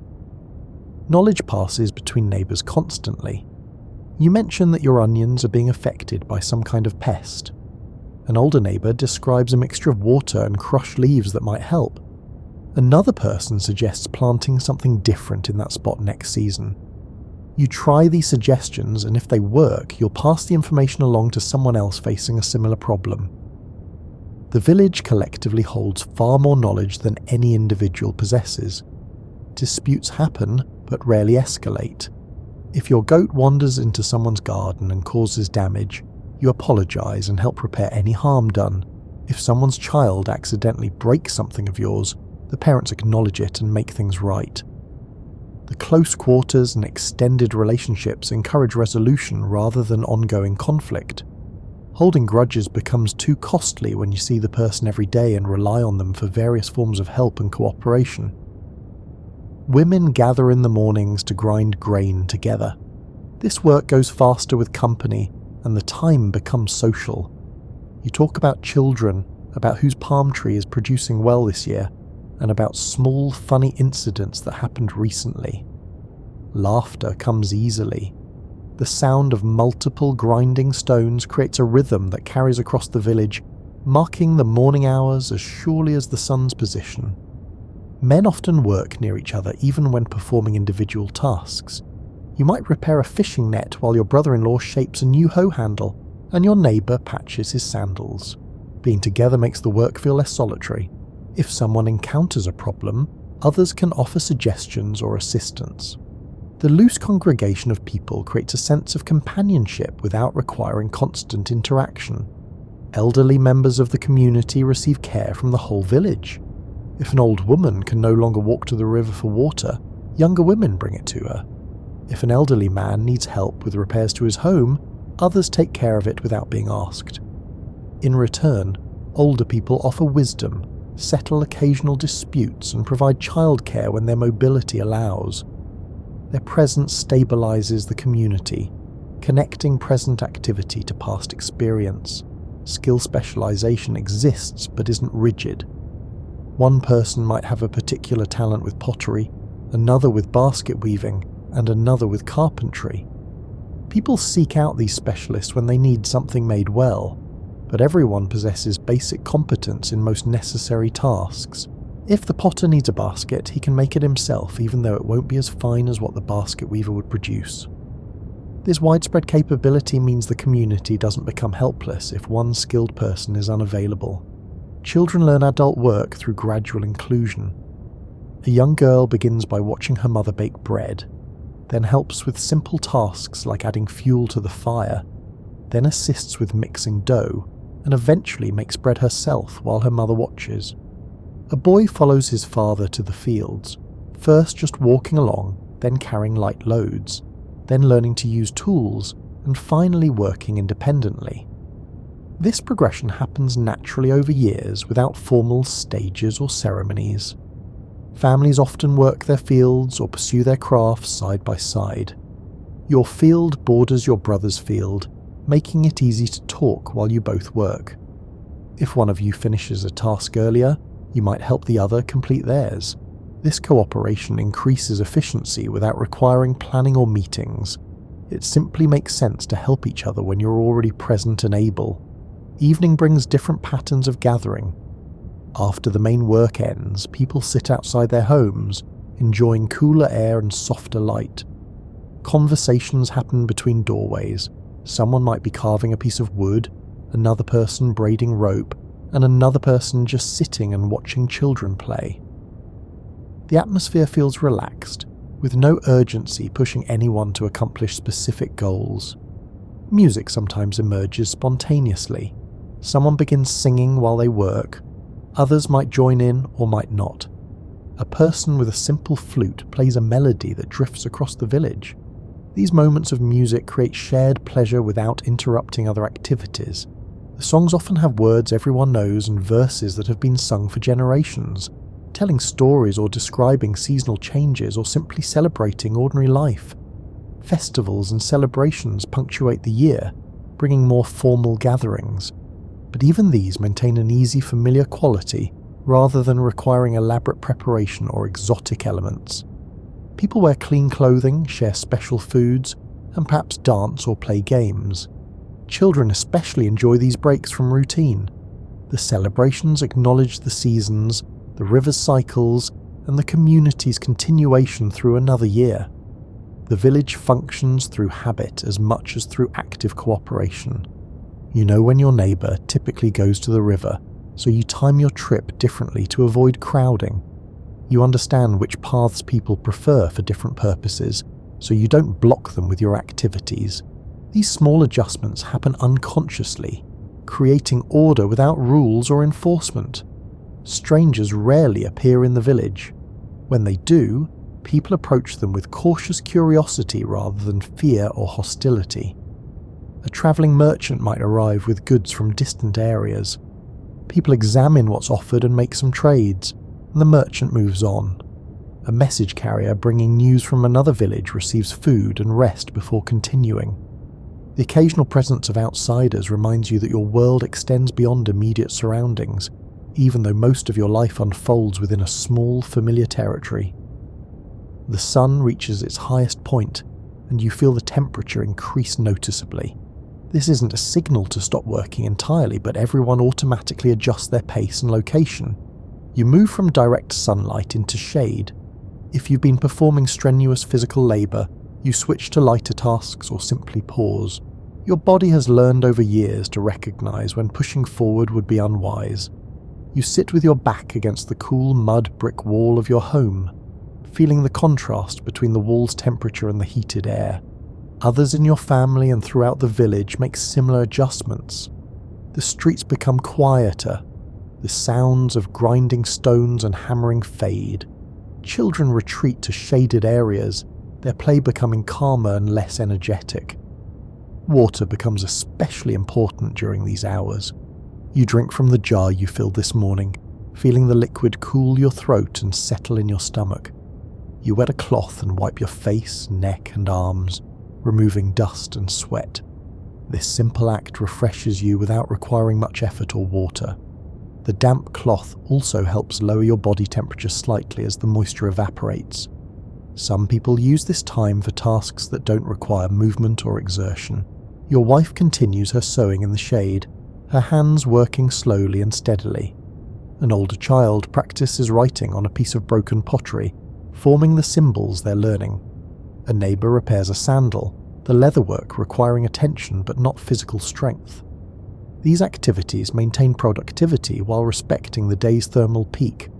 Sleep isn't uncommon during these hours. You might lie down on a mat inside your home, where the walls block direct sunlight and provide relative coolness. Your eyes close, your breathing deepens. This rest isn't full nighttime sleep, just a brief surrender to the body's preference for stillness when conditions become uncomfortable. You wake naturally after a short time, feeling somewhat restored and ready to resume work. Babies and young children almost always sleep during these hours. The heat affects them more strongly than adults, and their bodies demand more frequent rest anyway. Mothers nurse their infants, then lay them down in the coolest part of the home. Older toddlers curl up on sleeping mats, sometimes several children together, seeking each other's company even in sleep.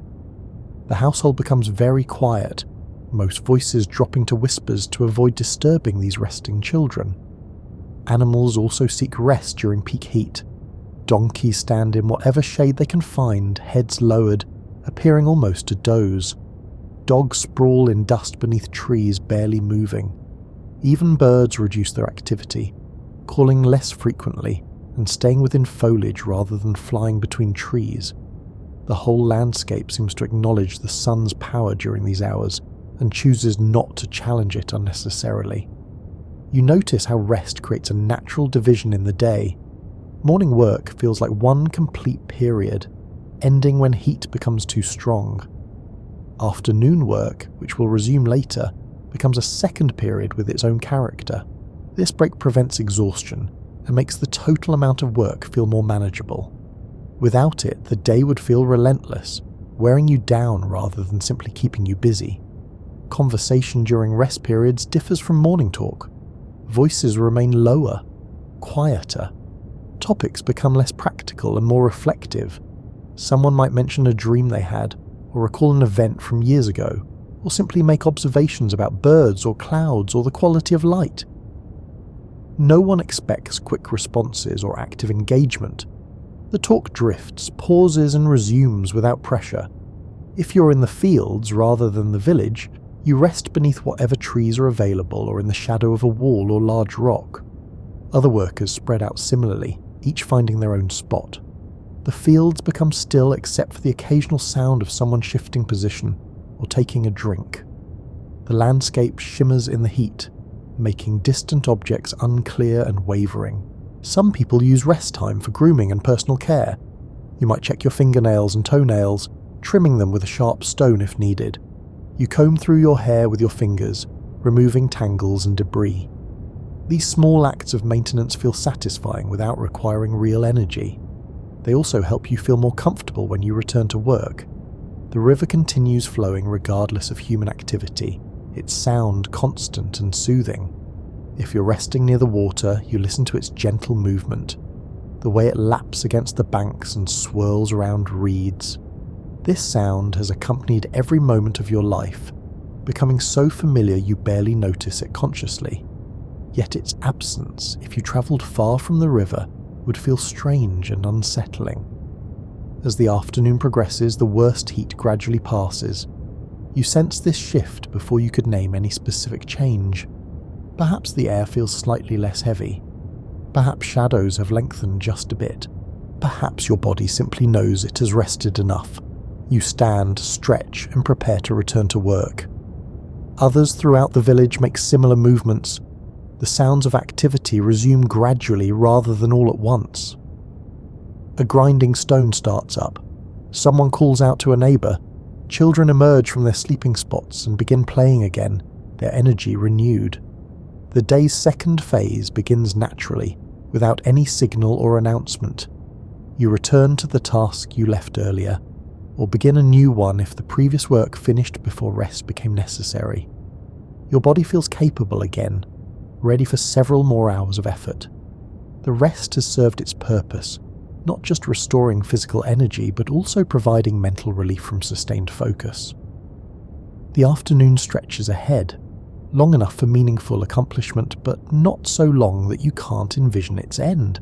You begin preparing the evening meal while afternoon light still provides good visibility for the detailed work involved. First, you check your supplies, inventorying what's available. The household stores barley and emmer wheat in large clay vessels. You also have onions, garlic, and some dried fish from recent trading. A basket holds dates that are beginning to wrinkle but remain good. Some fresh lettuce and cucumbers came from the garden this morning. Making bread forms the foundation of the meal, as it does most days. You measure out grain and carry it to the grinding stones. These stones, one flat and one curved, have worn smooth hollows from years of use. You pour grain into the hollow of the lower stone, then use the upper stone to grind it with repeated circular motions. The grain gradually breaks down into flour, though it remains coarser than what you could achieve with more time and effort. The grinding produces a rhythmic scraping sound that other women in neighbouring houses also create. You can hear 3 or 4 other families performing the same task at roughly the same time. Your arms develop a steady rhythm that you can maintain for the extended period needed to produce enough flour for your family's bread. The motion becomes almost meditative, requiring attention but not intense concentration. Once you have sufficient flour, you mix it with water in a ceramic bowl. Your hands work the mixture, adding water gradually until the dough reaches the right consistency. Too dry and it won't hold together. Too wet and it will stick to everything. You've made bread countless times, and your hands know the feel you're seeking. You knead the dough briefly, then shape it into flat, round loaves. The fire pit sits outside your home, a circle of stones containing ashes and partially burned wood. You add dried dung and some small sticks to the existing coals, blowing gently to encourage flames. The fire catches, growing gradually rather than blazing up all at once. You let it burn until you have a good bed of hot coals, then reduce the flames to a more controlled level. You place the bread loaves directly on hot stones arranged around the fire, turning them periodically to ensure even cooking. The bread begins to firm up, developing a slightly crispy exterior while remaining softer inside. The smell of baking bread drifts through the village, mixing with similar scents from other households. This smell signals the approach of evening and the end of the workday as reliably as the sun's position. While the bread bakes, you prepare other food. You slice onions and garlic, combine them with water and a bit of oil in a clay pot, and set it near the fire to cook slowly. The dried fish gets soaked in water to soften it, then added to the pot. This simple stew will provide flavour and substance beyond the bread. You stir it occasionally, making sure nothing sticks to the bottom of the pot. Fresh vegetables require minimal preparation. You rinse the lettuce and cucumbers in water, then slice them into pieces that can be easily eaten. These will be served raw, providing a crisp texture and fresh taste that contrasts with the cooked elements of the meal. You arrange them on a flat ceramic dish that has survived years of daily use despite several repaired cracks. Dates need only to be checked for any that have spoiled or attracted insects. You sort through them, discarding a few that have gone bad and arranging the rest in a bowl. Dates provide sweetness that most other foods lack. Children especially look forward to them, often eating them as a treat separate from the main meal. You have some beer that you prepared several days ago. The process involves sprouting grain, drying it, grinding it, mixing it with water, and allowing it to ferment. The result is thick, nutritious, and mildly alcoholic. You strain it through a basket to remove solid particles, then pour it into jars for serving. Beer provides hydration, nutrition, and a pleasant mild buzz that helps everyone relax in the evening. The bread finishes baking. You remove each loaf from the hot stones using a folded cloth to protect your hands. The bread has risen slightly and developed brown spots where it contacted the stones. You stack the loaves in a basket, covering them with a cloth to keep them warm and protect them from dust. The stew has simmered long enough for the flavours to blend and the fish to break down into small tender pieces. You taste it, judging whether it needs anything else. Perhaps a bit more water to thin it slightly. You stir in the addition and let it cook a few moments longer. Your children gather as the cooking nears completion, drawn by the smell and by the knowledge that mealtime approaches. They know not to ask for food until you're ready to serve, but they stay close, anticipating. Your husband arrives from the fields, setting down his tools and washing his hands and face before joining the family. You lay out the food on simple ceramic dishes and the woven mat where your family eats. Everyone sits, reaching for bread first, tearing pieces from the loaves. You ladle stew into bowls, passing them around. The vegetables get shared from the common dish, each person taking what they want. The dates remain in their bowl, available throughout the meal. Eating doesn't require much conversation. Hungry people focus on food. The tastes are familiar, comforting rather than exciting. This meal closely resembles yesterday's meal and tomorrow's meal. The consistency provides security rather than boredom.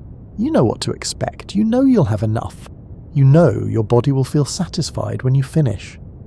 Children eat quickly, their hunger demanding immediate satisfaction. Adults eat more slowly, taking time to enjoy the food and the break from work. Someone might comment on the bread's texture, or mention that the fish was particularly good. These observations acknowledge the cook's work without requiring elaborate praise or response. After the main eating finishes, people continue sitting, perhaps having a few more dates or another cup of beer. The children drift away to play briefly before full darkness arrives. Adults talk quietly about tomorrow's plans or about nothing in particular. The empty dishes sit temporarily forgotten, the clean-up something that can wait for the moment. Eventually you gather the dishes and carry them to a large bowl, where you'll wash them with water and sand. The simple friction of sand removes food particles and grease. You rinse the dishes with clean water and stack them to dry. The cooking pot gets similar treatment, though you leave a thin layer of residue that will season it for future use. The fire dies down to coals. You don't extinguish it completely. These coals will make starting tomorrow's fire easier, saving time and fuel. You sweep up any spilled grain or food scraps, feeding them to the household animals or adding them to the compost area. Nothing edible goes to waste. Even scraps have value as feed or fertilizer. The sun lowers toward the horizon, casting long shadows across the village. The quality of light changes, becoming softer and more golden. You feel the temperature dropping, the oppressive heat of midday finally breaking. This shift brings relief and signals the day's end approaching. Work that must finish today receives final attention, while tasks that can wait get set aside for tomorrow. You sit outside your doorway, taking advantage of the pleasant temperature and remaining light. Your wife joins you, bringing simple handwork that doesn't require close focus. She's repairing a tear in a child's clothing, her fingers moving automatically through familiar stitches. You're not doing anything in particular, just resting and watching the village settle into evening. Children play in the narrow lanes between houses, their games growing gentler as their energy wanes. They chase each other at half speed, laughing but without the shrieks that characterized their earlier play. Some draw in the dust with sticks, creating temporary pictures that will be erased by tomorrow's foot traffic. Others sit in small groups, talking and handling simple toys made from clay, wood, or bundled reeds. A neighbour passes by, leading their donkey back from the fields. The animal walks slowly, its head bobbing with each step. Its load has been removed, and it seems to understand that work has ended for the day. Your neighbour nods in greeting but doesn't stop. Everyone is engaged in the same process of winding down, and interrupting it with lengthy conversation feels wrong somehow. Smoke rises from cooking fires throughout the village, creating a haze that softens the air and carries mixed scents of baking bread and cooking stews. This communal cloud of smoke marks the transition from work time to home time, from public activity to private family life. The smell has become so associated with evening that you'd probably feel disoriented if it were absent. You hear someone singing in a nearby house, a woman's voice carrying a familiar melody. The song has words you've known since childhood, verses about the river and the harvest and the turning seasons. Other voices occasionally join in for a phrase or two before falling silent again. The music provides a soundtrack to the evening's activities, without demanding active listening or participation. A few older children gather around an elderly man who's begun telling a story. He's told this particular story many times before, and the children know most of it, but they listen anyway. The story involves animals that can talk, and a series of mishaps that eventually resolve happily. The old man's voice rises and falls with practiced timing. The children laugh at the funny parts even though they know they're coming. Inside your home, you light a simple oil lamp as the natural light becomes insufficient for seeing clearly. The lamp consists of a shallow dish containing oil with a twisted wick of linen. The flame is small but provides enough light for basic tasks and navigation. Most families have several of these lamps placed strategically around their homes. The flickering light creates moving shadows that give the space a different character than it has during the day. Your youngest child comes to you, tired and ready for sleep earlier than the older children. You pick her up, feeling her weight settle against your chest. She's had a full day of playing, helping with small tasks and exploring her immediate world. Now her body demands rest. You carry her to the sleeping area, lay her on her mat, and cover her with a light piece of linen. She's asleep almost immediately, her breathing deepening into the rhythm of rest. Your wife finishes her mending and sets it aside. She drinks some water, then begins braiding her hair for sleep, working it into a simple plait that will keep it from tangling during the night. You watch this familiar routine, having seen it nearly every evening of your married life. The consistency of these small rituals creates a sense of order and predictability that feels comforting rather than boring. The older children eventually come inside, surrendering to the growing darkness and their own fatigue. They don't need much encouragement to prepare for sleep. They move to their sleeping mats, arranging them in preferred positions. They might talk quietly among themselves for a few minutes, reviewing the day's events or making plans for tomorrow's play. Their voices grow softer and less frequent as sleep overtakes them. You step outside one more time, checking the sky. Stars are beginning to appear, faint at first but gradually becoming more visible as the last daylight fades. The air has cooled significantly. You can hear the river's constant sound more clearly now that daytime activity has ceased. A dog barks somewhere in the village, its sound carrying clearly in the quiet. Another dog answers briefly, then silence returns. The fire outside has reduced to a few glowing coals. You decide whether to bank it for the night or let it die completely. If you bank it, you cover the coals with ash, which preserves some heat and makes morning fire starting easier. If you let it die, you'll need to start fresh tomorrow, but that's not difficult when you have experience and proper materials. You return inside and secure the door by placing a piece of wood across the opening. This provides minimal security, but the village is safe and theft is rare. The door mainly keeps out animals and provides privacy rather than functioning as serious protection. You check that all family members are present and accounted for, a quick mental inventory that brings reassurance. The oil lamps burn quietly, their flames barely moving. You leave one lamp lit but reduce its wick to conserve oil. This small flame provides just enough light to navigate if someone needs to get up during the night, but not so much that it disturbs sleep. The shadows in the room become deeper, creating a cocoon-like atmosphere that encourages rest. You lie down on your own sleeping mat, feeling the day's accumulated fatigue in your muscles and joints. The mat isn't thick or particularly soft, but you're accustomed to it. Your body relaxes into the familiar surface. Your wife lies nearby, close enough to touch if either of you reaches out. The children's quiet breathing creates a subtle rhythm in the darkness. Tomorrow will bring similar tasks, similar rhythms, and similar challenges. But that thought doesn't trouble you.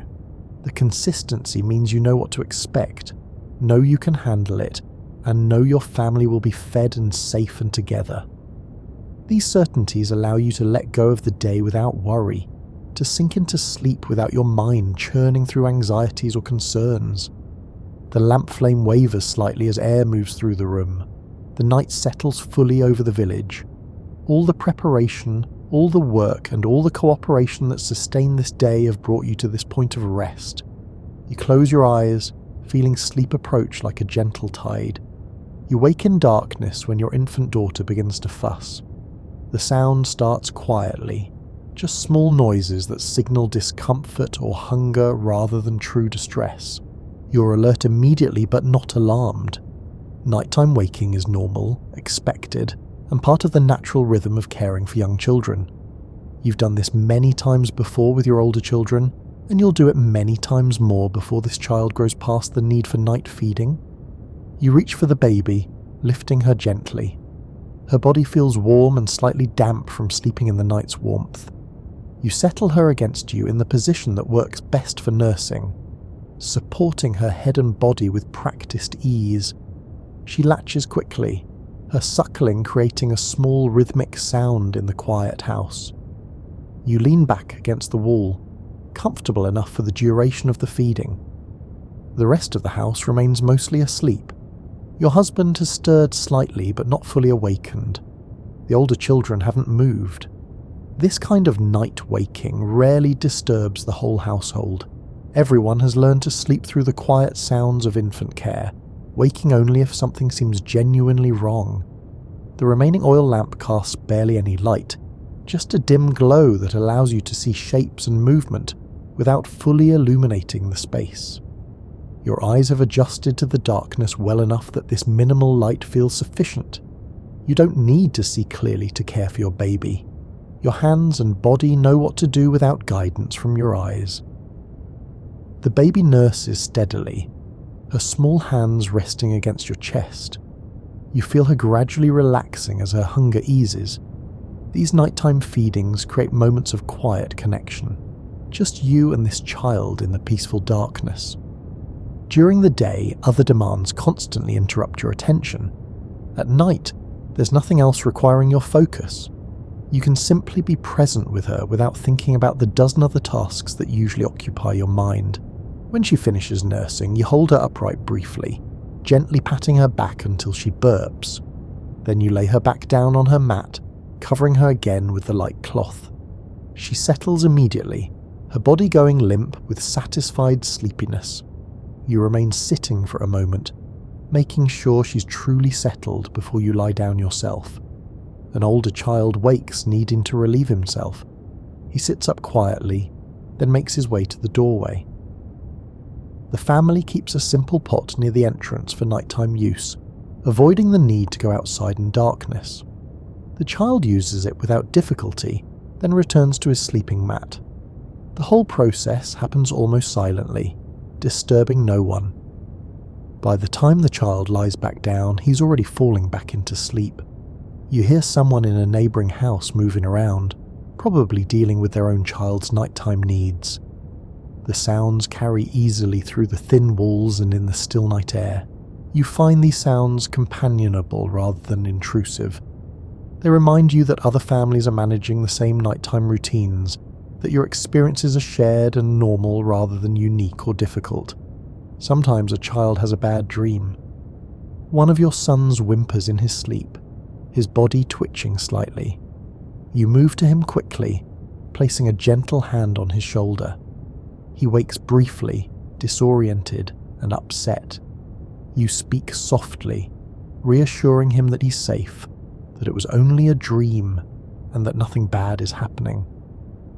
He calms within moments, his fear dissipating as consciousness returns, and he recognizes his familiar surroundings. He lies back down, and you stay beside him briefly until his breathing deepens again. The night is never completely silent. The river provides constant background sound. Occasionally an animal makes noise outside, a donkey shifting position, or a dog investigating something. These sounds don't alarm you. They're part of the normal nighttime soundscape, familiar and expected. True silence would actually feel strange, perhaps even worrying. If a child becomes ill during the night, you respond calmly. You check for fever by touching their forehead, offer water if they're thirsty, and clean up any mess if they've been sick to their stomach. You know which mild herbs can help with common problems, and you keep some prepared for easy access. Most childhood illnesses pass quickly without needing anything more than comfort and basic care. You stay close to a sick child throughout the night if necessary, sleeping lightly so you can respond to their needs. Your own sleep during these years of young children is rarely unbroken. You've adjusted to this pattern, learning to fall back asleep quickly after attending to a child's needs. Deep sleep still happens, just in shorter periods between wakings. Your body has adapted to this rhythm, taking rest where it can find it rather than demanding 8 uninterrupted hours. Older children and adults might wake to step outside briefly, preferring to walk a short distance from the house rather than use the indoor pot. The night air feels cool and fresh. Stars fill the sky with more brightness than seems possible during the day. You notice the moon's phase without thinking about it, the same way you notice the river's level or the season. This information becomes part of your general awareness of the world's cycles. Occasionally someone has difficulty sleeping, lying awake while their mind churns through worries or plans. When this happens, you don't fight it. You simply lie quietly, resting your body even if your mind won't settle. Sometimes you step outside and sit for a while, looking at the stars and listening to the night sounds. The cool air and change of position often help sleep return. If not, you remain calm, knowing tomorrow's work will happen regardless of whether you slept perfectly tonight. The period before dawn brings the deepest sleep of the night. After whatever middle-of-the-night wakings have occurred, everyone tends to sink into heavier rest during these hours. The house becomes very still, even the baby sleeps soundly, her small body finally satisfied with milk and rest. This is the time when you truly rest, when your body repairs itself from the previous day's work and prepares for the next day's demands. You wake gradually as first light begins to penetrate the darkness. You don't rise immediately. Instead, you lie quietly, noticing your body's transition from sleep to wakefulness. Your mind becomes aware before your body wants to move. You hear the first morning sounds beginning outside, birds calling, someone else starting their fire, and the village beginning its daily return to activity. The baby wakes and needs feeding again. You nurse her while still lying down, both of you drowsy and comfortable. The older children begin to stir, their movements becoming less still as consciousness returns. Your husband sits up, stretching and preparing to face the day. The night has done its work, providing rest and renewal. Now morning arrives again, bringing with it the familiar cycle of tasks and rhythms that structure your life.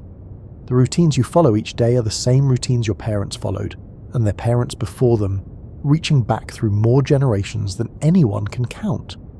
The methods for grinding grain, building homes, weaving baskets and catching fish have changed little over centuries.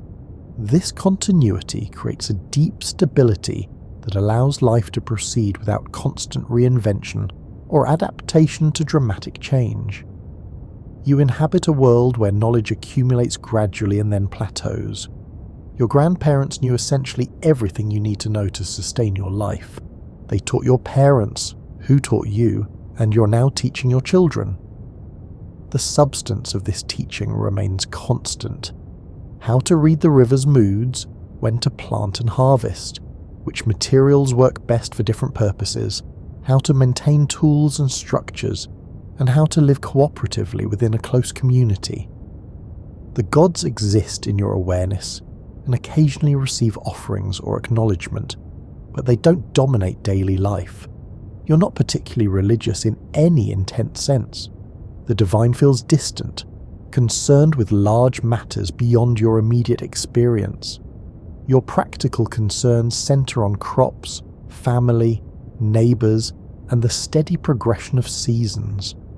The massive temples and elaborate rituals belong to a different world than the one you inhabit most directly. Similarly, the pharaoh rules in theory but affects your daily life minimally. You're aware of his existence. You know your village exists within a larger political structure. Occasionally officials pass through collecting taxes or organising labour for large projects. But these intrusions are infrequent. Most days you live without thinking about royal authority or national politics. Your immediate world consists of people you know personally and work you understand completely.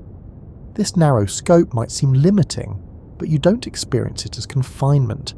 You have everything necessary for life: food, shelter, family, community, and purpose.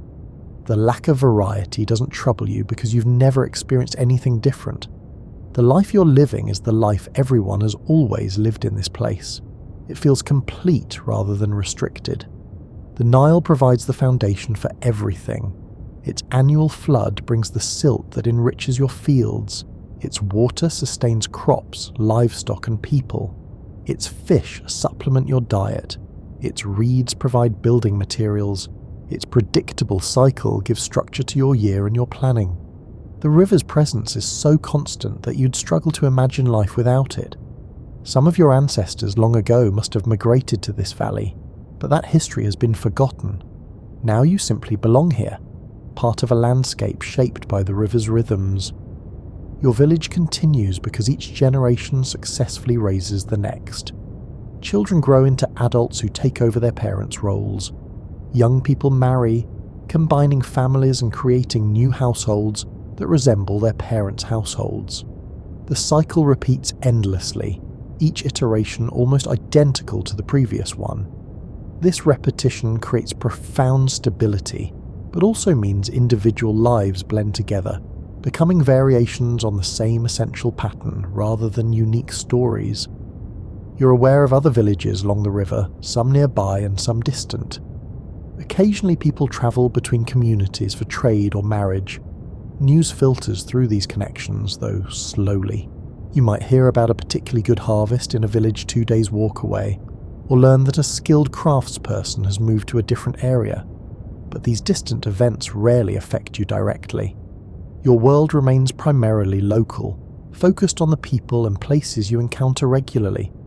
The work you do sustains life but doesn't dramatically improve it. Each generation lives approximately as well as the previous generation. Better weather might bring better crops in one year, and worse weather might bring hardship in another. But over time, things balance out to a consistent level of modest sufficiency.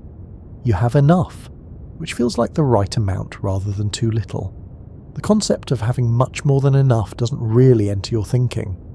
Death comes periodically to the village, sometimes to the old, sometimes to the young, and sometimes to people in their productive years.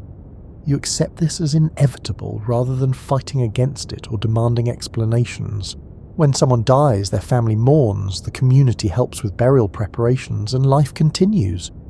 The dead person's role gets filled by someone else, usually a family member. The gap they leave closes quickly out of practical necessity. Memory persists for a while, then fades as new births and deaths create fresh memories. Your own individual significance feels small but not depressing. You're part of something larger than yourself. Your family, your village, the long chain of ancestors who lived before you, and descendants who will live after you. This larger context gives meaning to your daily work even when that work seems repetitive or mundane. You're maintaining something important, keeping the pattern going, and ensuring that life continues in the way it should. The physical landscape around you bears the marks of human activity going back many lifetimes. The fields you work were cleared and shaped by your ancestors. The paths you walk have been worn smooth by countless feet. The irrigation channels follow routes established so long ago that no one remembers their creation. You're inhabiting and maintaining a landscape created by cumulative human effort over centuries. Stories circulate in the village about the old days, though these stories have become more myth than history. People speak of ancestors who were unusually wise, strong, or skilled. They mention events that happened long ago, though the details have grown vague. These stories create a sense of connection to the past, without providing precise historical knowledge.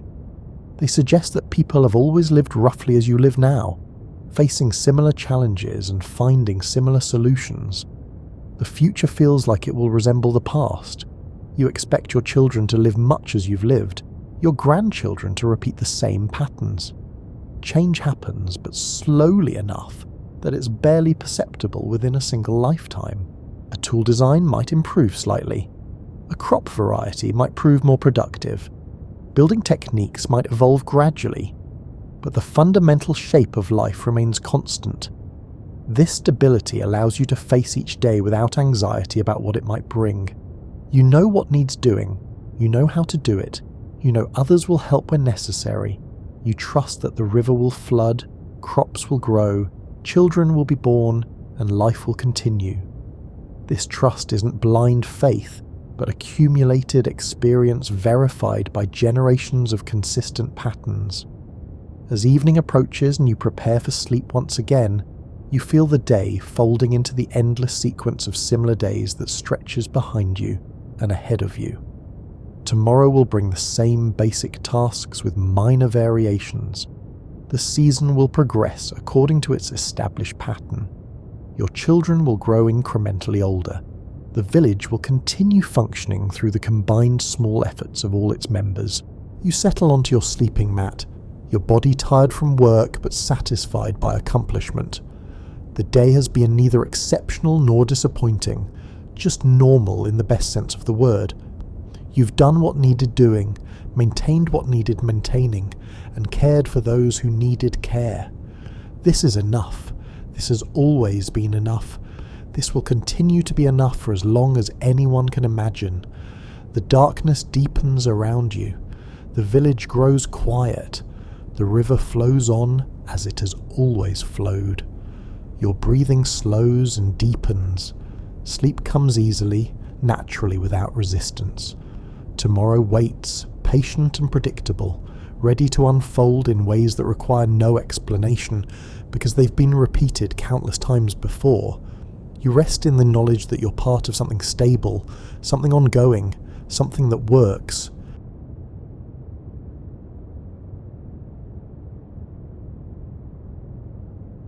You are stepping into the world of 1831 when a young naturalist named Charles Darwin joined a small British surveying ship called HMS Beagle.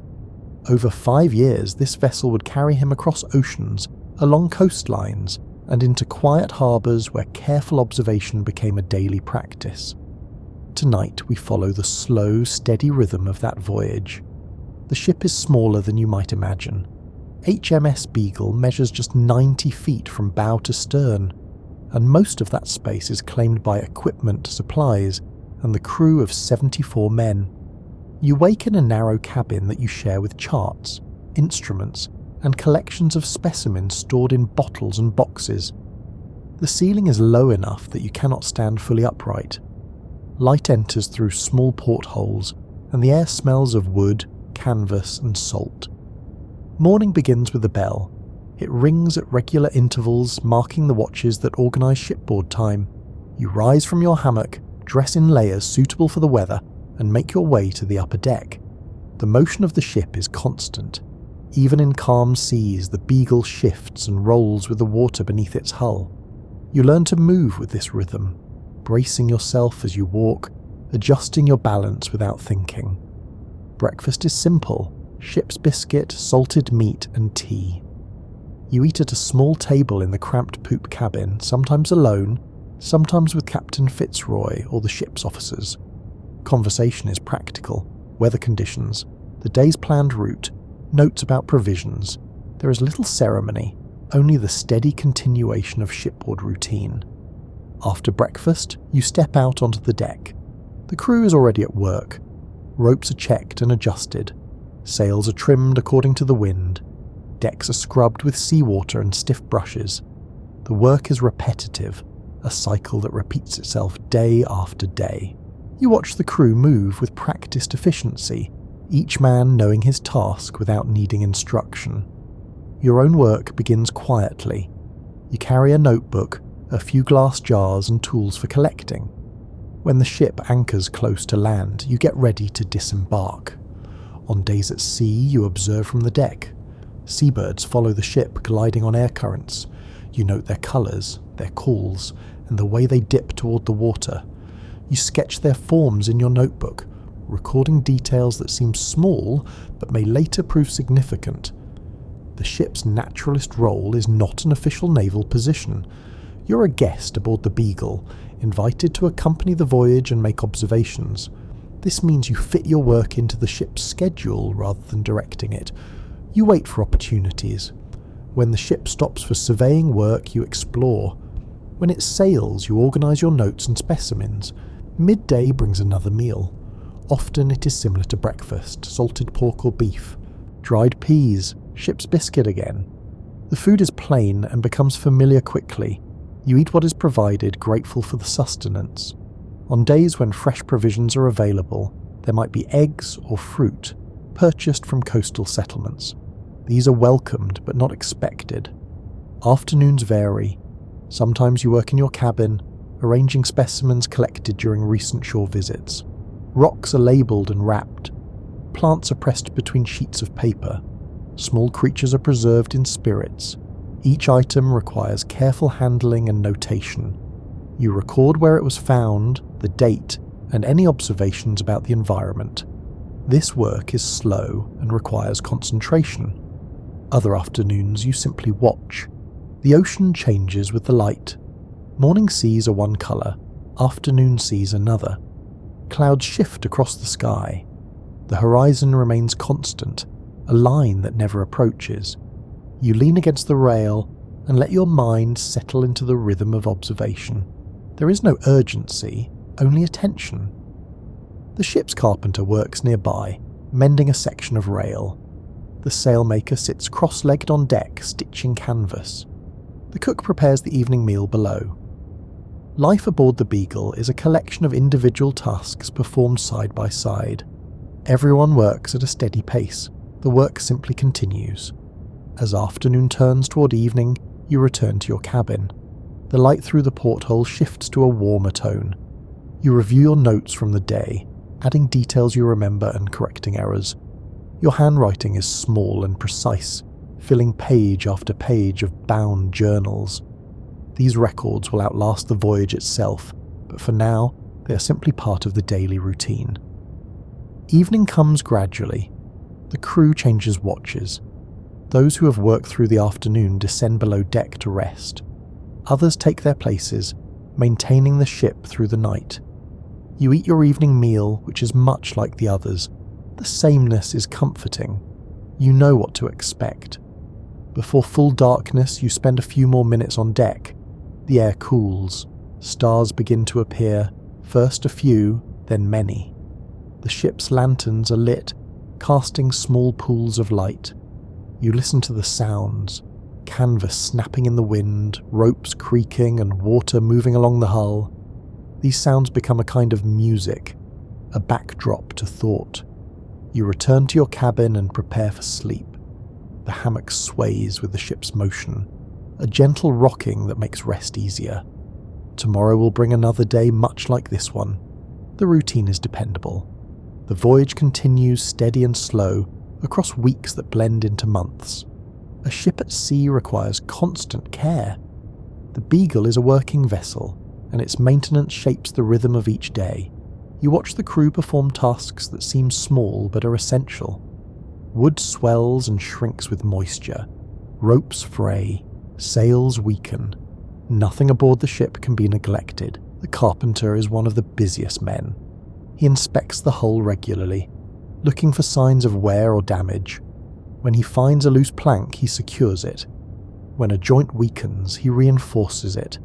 His work is preventive, catching problems before they grow. You see him at his bench, planing wood, fitting pieces together with careful precision. The smell of fresh-cut timber mixes with the salt air. The sailmaker's work is equally important. Canvas sails endure tremendous strain. Wind fills them, stretching the fabric tight. Rain soaks them. Sun bleaches and weakens them. The sailmaker examines every sail regularly, running his hands over the surface, feeling for thin spots. When he finds damage, he cuts a patch and stitches it into place. His needle moves in a steady rhythm, pulling heavy thread through layers of canvas. Ropes require attention too. The rigging that controls the sails is a complex network of lines, each with a specific purpose. The crew inspects these ropes daily, looking for wear. When a rope shows signs of fraying, it is replaced before it fails. Spare rope is stored below deck, coiled neatly, ready for use. The boatswain oversees this work, his experience guiding the crew's efforts. Navigation is another ongoing task. Captain Fitzroy takes regular measurements of the ship's position. using a sextant and chronometer. He measures the angle of the sun at noon, calculates latitude, and records the information in the ship's log. These measurements are cross-checked and verified. Accuracy matters. The difference between a correct position and an incorrect one can determine whether the ship finds safe harbour or dangerous reefs. Charts are consulted frequently. The Beagle carries maps of coastlines, though many are incomplete or based on earlier surveys. Part of the ship's mission is to improve these charts, adding detail and correcting errors. This means coastal waters are approached carefully, with frequent depth soundings. A weighted line is dropped over the side, measuring the distance to the seafloor. The crew calls out the depth, and the information is recorded. You assist with some of this work when asked. You learn to read the instruments and to understand how position is calculated. The mathematics involved are straightforward but require care.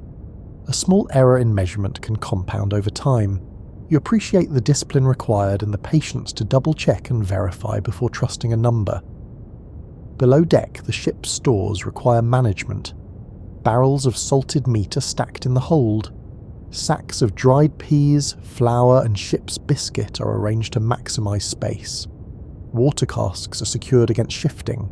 The purser keeps detailed records of what is consumed, calculating how long supplies will last. Rationing is standard practice not because supplies are scarce, but because the next resupply point may be weeks away. Fresh water is precious. The crew uses it sparingly. Washing is done with seawater when possible. Drinking water is measured out carefully. Rain is collected when it falls, channeled from the sails into barrels. You grow accustomed to using water with intention, never wasting what cannot easily be replaced. The cook works in a small galley, preparing meals for the entire crew. His stove is fired with coal, and the heat it produces makes the galley uncomfortably warm even in cool weather. He boils salted meat to soften it, soaks dried peas overnight, and bakes ship's biscuit into something approaching bread. The meals he produces are plain, but they are regular and filling. Every few weeks, the ship requires a more thorough inspection. When the Beagle anchors in a sheltered harbour, the crew takes the opportunity to careen the vessel. This means tipping it onto its side to expose the underwater hull. Barnacles are scraped away, the hull is checked for damage. If needed, repairs are made. This work takes several days and involves the entire crew. It is labour-intensive but necessary. You help where you can, though your contributions are modest. You pass tools, carry supplies, and assist with measurements. The work is repetitive but satisfying. There is a sense of shared purpose, of maintaining something larger than any individual. The ship depends on this collective effort. Discipline structures the work. Orders are given clearly and followed promptly. The crew knows the consequences of neglect. A poorly maintained ship is a dangerous one, but the discipline is not harsh. It is simply the framework that allows 74 men to live and work together in close quarters for months at a time. At night, you sometimes hear the officer of the watch making his rounds, checking that all is secure, hatches are fastened, lanterns are positioned safely, the helm is manned, the ship is never left unattended. This vigilance continues regardless of weather or fatigue.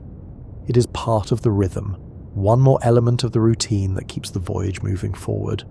The Beagle is not a swift ship, but it is a sturdy one. It was built for coastal surveying and designed to handle shallow waters and variable conditions. Its reliability comes from careful construction and diligent maintenance. You come to trust the ship, to feel secure in its solid timbers and well-tended rigging. The voyage depends on this trust. Your days are filled with looks. You're not searching or hunting for something specific, but simply observing what appears before you. The practice becomes habitual. You wake with the intention to notice, and that intention shapes how you move through each day. When the Beagle approaches land, you prepare your tools, a small hammer for breaking rocks, glass vials for specimens, paper for pressing plants, a notebook always at hand. These objects become extensions of your purpose. You carry them ashore when the ship's boats ferry crew and supplies to the beach. The shoreline offers endless variety. Rocky coasts differ from sandy beaches. tidal pools contain creatures that disappear when the water recedes.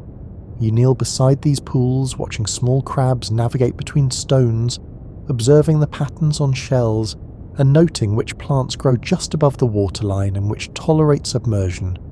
Your notes accumulate slowly. Each entry is dated and located. You describe what you see in plain language, avoiding assumptions: a shell's colour, a bird's size relative to familiar species, the texture of a leaf. These details may seem trivial, but you have learned that patterns emerge from accumulated observations. What appears random in a single instance may reveal structure when examined across many examples. Rocks interest you particularly. You break open samples, examining the layers within. Some show clear stratification, alternating bands of different materials. Others are uniform throughout. You collect samples of each type, wrapping them carefully and labeling them with the location where they were found. Later, aboard the ship, you will compare these samples to others collected from different sites. The comparison reveals something. Rocks from distant locations sometimes resemble each other closely. This suggests common origins or similar processes of formation. You begin to wonder about the forces that shape landscapes over time: water, wind, heat, and pressure. These forces work slowly, but their effects accumulate. A coastline that appears permanent is perhaps slowly changing, wearing away grain by grain. Plants show equal complexity. You collect leaves, flowers, and seeds. You press them carefully between sheets of paper, applying weight to flatten them without crushing. Once dried, these specimens can be studied indefinitely. You note where each plant grew. Was it near water? Did it grow in shade or full sun, among other plants or isolated? These details help you understand what conditions each species requires. Animals are harder to observe. Many move quickly or hide when you approach. You watch from a distance when possible, using patience rather than pursuit. Seabirds nesting on cliffs ignore your presence once they become accustomed to it. You sit quietly and watch them feed their young, noting the frequency of feeding, the types of food brought, and the behaviour of the chicks. Insects are everywhere, even on remote islands. You collect them carefully, preserving them in small vials. Their diversity is astonishing. Different species occupy different niches. Some feed on particular plants, others prey on other insects. The relationships between species are intricate, each one adapted to its specific role. You begin to notice patterns in these adaptations. Island species sometimes differ from mainland species in subtle ways. Size varies, coloration shifts, behaviour changes. These differences are small, but they are consistent. You record them without yet understanding their significance. The patterns are there, waiting for interpretation.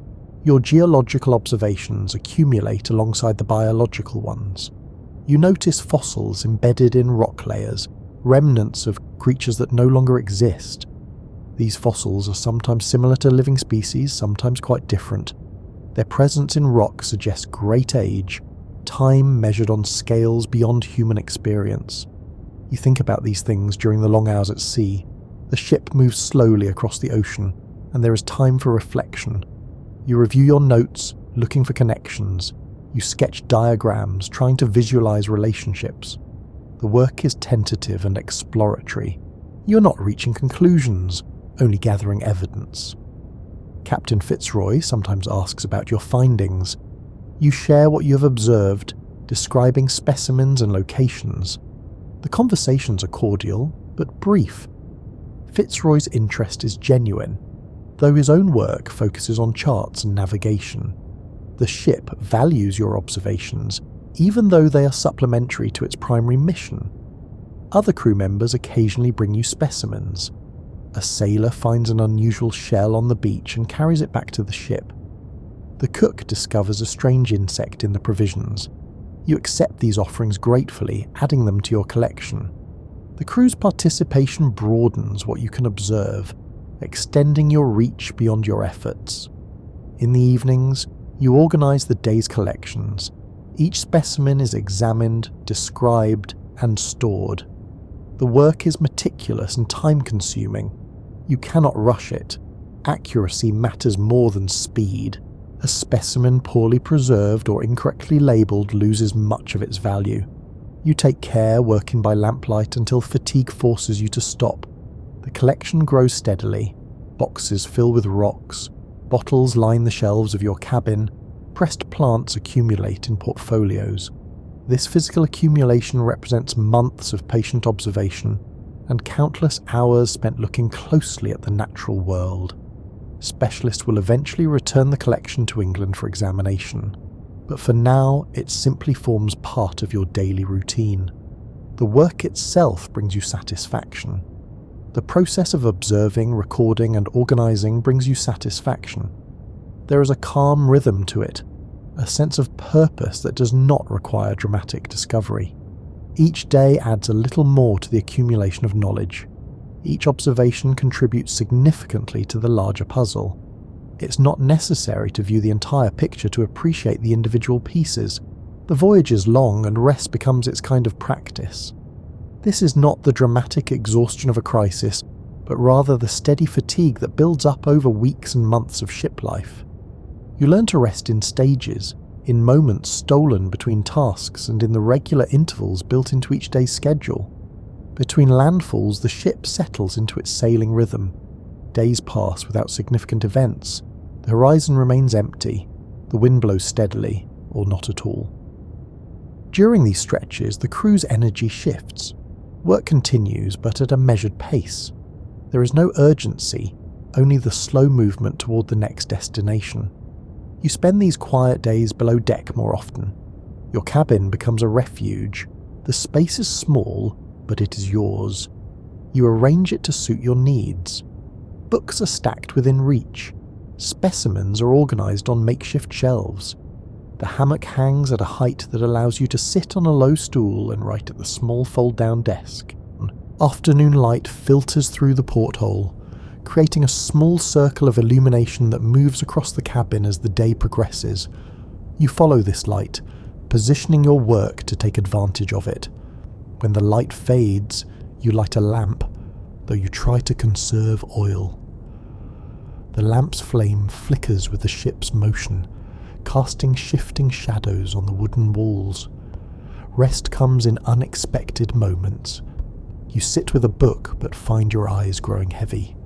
The text blurs.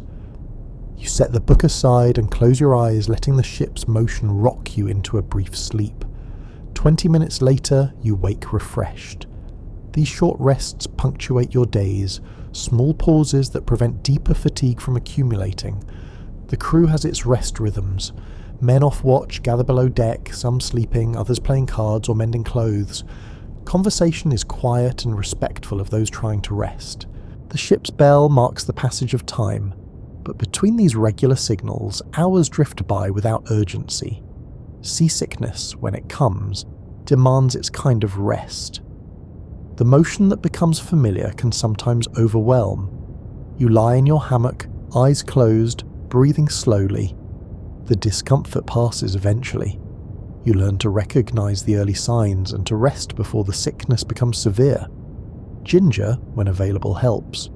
Fresh air on deck helps more. But sometimes the only remedy is stillness and patience. Recovery follows its schedule. After a period of illness or particular fatigue, you need extra rest. You sleep longer. You work less. The ship tolerates this. There is no pressure to maintain a constant pace. The voyage is too long for unsustainable effort. Everyone aboard understands the need for recovery time. Shore visits provide a different kind of rest. After weeks at sea, solid ground feels strange beneath your feet.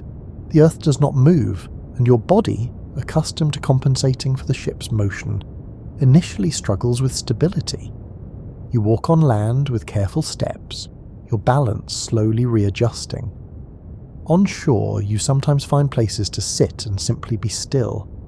You may find a flat rock that provides a stunning view of the water.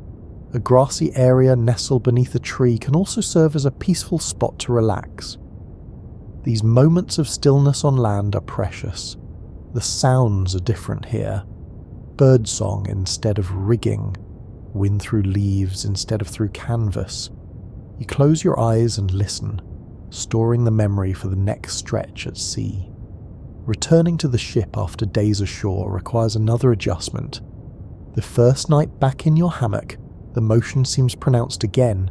You sway with the ship, your body relearning the rhythm. By the second night, it feels normal once more. This cycle of adjustment and readjustment becomes familiar. Sleep at sea is usually interrupted. The watch bell rings every 4 hours, footsteps sound on the deck above. The ship's motion changes with shifting winds. You learn to sleep through most disturbances, waking only when something truly unusual occurs. This light sleep is restorative enough. Your body adapts. Some nights are calmer than others. When the sea is smooth and the wind steady, the ship barely rocks. These nights allow deeper rest. You wake feeling genuinely refreshed, ready for whatever the day brings. You treasure these nights, knowing they are not guaranteed. On rougher nights, rest comes in fragments. You doze, wake, and doze again. The hammock sways more dramatically. Objects shift in the cabin. You hear the crew working above, adjusting sails to manage the conditions. You do not worry. The ship is well handled, and rough seas are part of the voyage. You simply rest as best you can. Midday often brings a quiet period. After the noon meal, when the sun is high and the day's work has settled into routine, you find yourself growing drowsy. Sometimes you surrender to this feeling, returning to your cabin for a short rest. Other times you fight it, preferring to use the daylight for observation. Both choices are acceptable. The voyage is long enough to accommodate either approach. You notice that rest and observation are not opposites but companions. When you are well rested, your observations are sharper. You notice details you might otherwise miss. Conversely, after intense periods of observation and collection, rest becomes necessary. Your mind needs time to process what you have seen, to consolidate memories and insights. The rhythm of rest aboard the Beagle is not dramatic.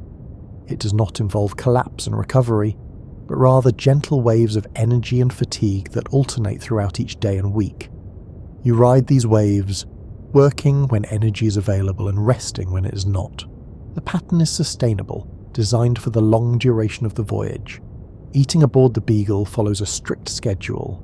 3 meals per day, served at consistent times. The predictability is comforting. You know when to expect food, and your body adjusts to the rhythm. Hunger arrives on schedule, and meals satisfy it reliably. Ship's biscuit forms the foundation of the diet. These hard, dry crackers are baked before the voyage begins and designed to last for months without spoiling. They are plain, nearly tasteless, but substantial. You learn to soften them in tea or coffee, making them easier to chew. Sometimes they contain weevils, small insects that have burrowed into the flour before baking. You learn to tap the biscuit against the table, dislodging the weevils before eating. This routine becomes automatic. Salted meat is served regularly. Pork and beef, preserved in barrels of brine. The salt draws out moisture, preventing decay, but it also makes the meat tough and intensely salty. The cook boils it for hours to make it palatable. Even so, it retains a strong flavour that dominates whatever else is on the plate. You grow accustomed to it, as everyone aboard does. Dried peas are soaked overnight and then boiled into a thick soup. This provides variety in nutrition. The peas are plain, but they are filling and easier to digest than the salted meat. Sometimes the cook adds small amounts of onion or other vegetables when fresh supplies are available, but these additions are rare and brief. Fresh food is a luxury. When the ship stops at a port or coastal settlement, provisions are purchased if available. Provisions include items such as eggs, fruit, vegetables, and fresh bread. These items transform the meals temporarily. You savour the taste of an orange and the crisp texture of a fresh carrot. But fresh food spoils quickly in the ship's warm hold, so these pleasures are fleeting. Water is rationed carefully, as discussed earlier. Each person receives a daily allowance. You use it for drinking and sparingly for washing. The water has a stale taste after weeks in the barrel, but you learn to ignore this.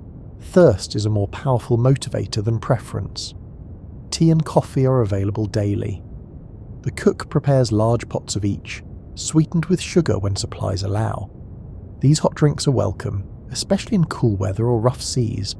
You develop a preference for tea in the morning and coffee in the afternoon, though both are drunk black and strong. Rum is issued to the crew in small measures. This is a naval tradition, meant to boost morale and provide a brief respite from routine. You receive a portion as well, though you often decline it. The effects of alcohol are more pronounced aboard a moving ship, and you prefer to keep your mind clear for observation and note-taking. Meals are eaten in shifts. Officers eat in the poop cabin. Crew members are below deck. You usually eat with the officers, though the atmosphere is informal. Conversation centres on practical matters. The day's progress, weather predictions. Plans are being made for the next landfall. There is little ceremony, only the efficient consumption of food before returning to work. The monotony of the diet becomes a kind of comfort. You know what to expect, and the familiarity reduces one source of uncertainty in a voyage filled with variables. The food is not exciting, but it is sufficient. It sustains you day after day, month after month. Health concerns arise occasionally. Scurvy, caused by a lack of fresh vegetables and fruit, is a known danger on long voyages.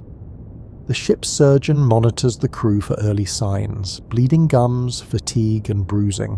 When fresh provisions are available, they are consumed eagerly, not just for taste but for their protective effect. You experience occasional digestive troubles, as most aboard do. Salted meat and ship's biscuits can cause discomfort to your stomach. The ship's motion can worsen these issues. You learn which foods sit better and which to avoid when feeling unsettled. The surgeon provides simple remedies when needed, though often time and rest are the only real cures. Minor injuries are common. Splinters from rough wood, small cuts, and rope burns are common injuries. The surgeon treats these efficiently. Cleanliness is important, though limited water makes thorough washing difficult. Wounds are bandaged, monitored for infection, and generally heal without complication. More serious illness is rare but concerning. When fever strikes, the affected person is isolated as much as the ship's cramped quarters allow. Rest, water, and time are the primary treatments.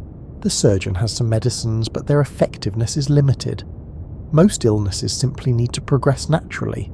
You maintain your health through routine, regular sleep, adequate food, and fresh air on deck when possible. You avoid excess. You listen to your body's signals, resting when tired and eating when hungry. This attentiveness prevents small issues from becoming larger ones.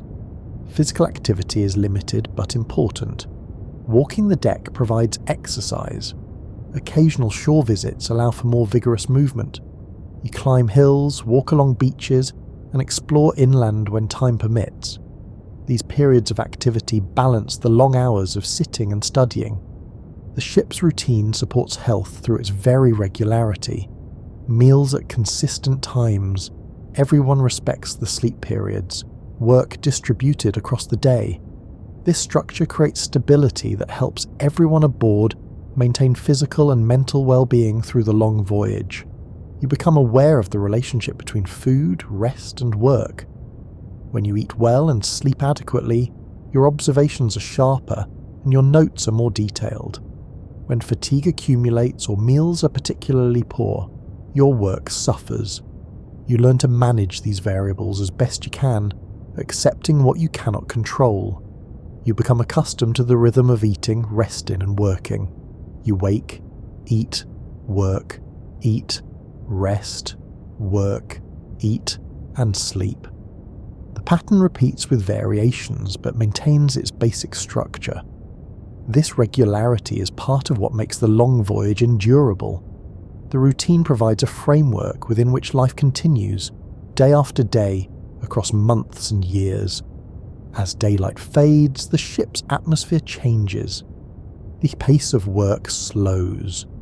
Crew members complete their final tasks before the evening watch begins.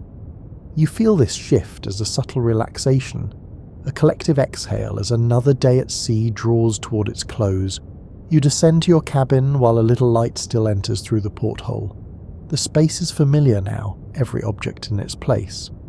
Your notebooks are stacked on the small desk. Specimen jars line the makeshift shelf. The hammock hangs ready for the night ahead. You light your lamp, adjusting the wick to produce steady, even light.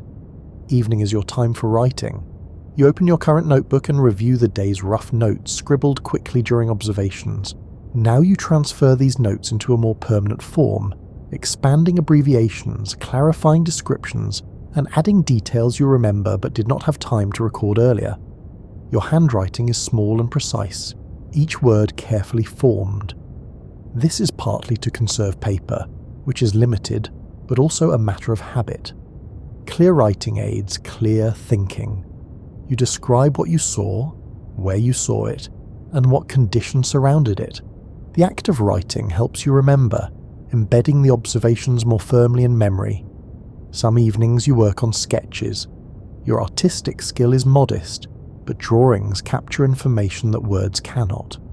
You capture the shape of a shell, the pattern on a leaf, and the structure of a rock formation through your drawings. You draw with simple tools, pencil, occasionally ink, and sometimes coloured pencils when you need to record specific hues. The drawings are functional rather than beautiful, but they serve their purpose. Other evenings you organise specimens. Rocks are sorted by type and origin.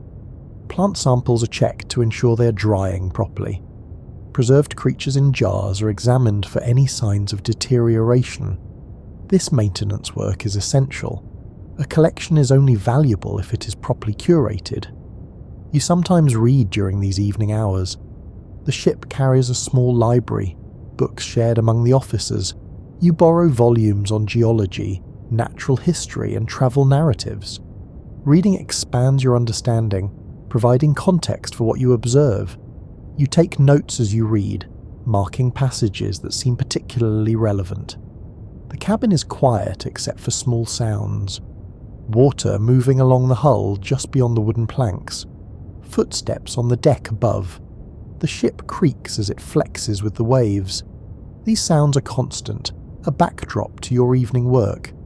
They do not disturb you. They are simply part of the environment. Occasionally you hear voices from the crew's quarters nearby. Low conversation, sometimes laughter. The crew spends their evenings much as you do, occupied with small tasks or simple relaxation. Some write letters that will be sent when the ship next reaches port. Others mend clothes or repair personal items. The work is unhurried, almost meditative. Your lamp burns steadily, consuming oil slowly. You are conscious of the need to conserve, but these evening hours of work are important. The lamplight creates a small sphere of visibility in the growing darkness. Beyond that sphere, the cabin fades into shadow. You focus on what you can see, on the page before you, on the work at hand. Sometimes your mind wanders. You think about observations from earlier in the voyage, patterns you have noticed, and questions that have emerged. You do not try to force conclusions. You simply let thoughts surface and drift, trusting that insights will come when they are ready. Evening's quiet pace encourages this kind of reflection. The ship's motion is usually gentler in the evening. Winds often decrease as night approaches. The Beagle rocks slowly, a steady rhythm that becomes almost hypnotic. You sway slightly as you work, your body unconsciously moving with the ship. This motion is soothing rather than disruptive. You pause occasionally to rest your eyes. Staring at notebook pages by lamplight can be tiring. You look away, focusing on the shadows in the cabin's corners, letting your vision relax. These brief pauses help you maintain concentration over several hours of close work. Some evenings, Captain Fitzroy stops by your cabin. He knocks lightly and enters when you invite him. The conversations are friendly and informal. He asks about your recent observations. You share fascinating specimens or sketches. He tells you about the day's navigation or upcoming plans for the route. These exchanges are brief but valued. They connect your work to the larger purpose of the voyage. As the evening deepens, you become aware of fatigue settling into your body. Your eyes grow heavy. Your hand, holding the pen, begins to ache slightly. These are signals to finish your work and prepare for sleep. You complete the sentence you are writing, close your notebook, and cap your ink bottle. Before extinguishing the lamp, you arrange the cabin for the night. Tools are put away. Notebooks are stacked securely so they will not slide if the ship's motion increases. The desk is folded up against the wall. You check that specimen jars are stable, that nothing can tip or spill during the night. You undress partially, keeping on layers appropriate for the cabin's temperature. The hammock waits, gently swaying. You extinguish the lamp, and darkness fills the cabin. The sounds of the ship seem slightly louder now without the distraction of lamplight, water, wood, wind. You climb into the hammock, settling into its familiar cradle. The day is complete. Tomorrow will bring more observations, more notes and more specimens, but tonight is the only rest. The evening's work has provided a sense of accomplishment, of progress made. You close your eyes, feeling the ship carry you forward through the darkness, toward whatever the next day will bring. Night aboard the Beagle is orderly and predictable. The ship does not sleep, but it settles into a quieter rhythm. The watch changes every 4 hours, marked by the bell whose sound carries clearly through the night air. These bells organize time, dividing the darkness into manageable intervals. Your hammock sways gently in the cabin's darkness. The motion is constant, matching the ship's movement through the water. This rocking is familiar now, a sensation you have come to associate with safety and rest. The hammock's gentle swing helps rather than hinders sleep. Above you, footsteps mark the watchkeeper's patrol. He walks the length of the deck at regular intervals, checking that all is secure. Sails properly set, rigging sound, helm manned and attentive. These sounds of vigilance are reassuring. The ship is being cared for while you rest. The cabin is dark except for faint moonlight or starlight that sometimes enters through the porthole. Your eyes adjust to this darkness, distinguishing shapes. The outline of your desk, the shelves of specimens, and the hanging hammock beside your own where equipment is stored. The darkness is complete but not oppressive. Sounds change throughout the night. Wind shifts, and you hear canvas adjusting. Rain begins, drumming on the deck above. The ship's motion alters slightly with changing seas. None of these variations are alarming. They are part of the night's natural progression. You register them without fully waking. You're sleep light enough to notice, but deep enough to rest. The crew maintains the ship through the night with practiced efficiency. When sails need adjustment, you hear quiet commands and the sound of many hands working together. Ropes run through blocks. Canvas flaps briefly before being secured. The work is done quickly and competently, then silence returns. Below deck, men sleep in shifts. Those off watch rest in their hammocks, crowded together in the crew's quarters. The air is close there, filled with the breathing of many sleepers. But this closeness also provides warmth, particularly welcome on cooler nights. The crew sleeps soundly, bodies worn from the day's work. In the officers' quarters, which include your cabin, conditions are slightly less cramped but still close. The ship is small and space is precious. Every cubic foot serves multiple purposes, but the arrangement works. Everyone has a place to sleep, and that is sufficient. Nighttime offers a particular quality of quiet. Even the sounds that continue, water, wind, the creak of timber, seem muted, softened by darkness. Voices, when you hear them, are low. No one shouts unless necessary. The night watch respects those sleeping, keeping noise to a minimum. Sometimes you wake during the night, pulled from sleep by the bell or a change in the ship's motion. You lie still, listening, assessing. The sounds tell you it's all well. The ship moves steadily. The watch is alert. You close your eyes and return to sleep within minutes. Other times you wake more fully, unable to immediately return to sleep. On these occasions you might light your lamp briefly, read a few pages, or review notes. The activity is quiet and brief, just enough to settle your mind before attempting sleep again. Usually the procedure works, and you drift off within a short time. The ship's bell marks the passage of hours with reassuring regularity.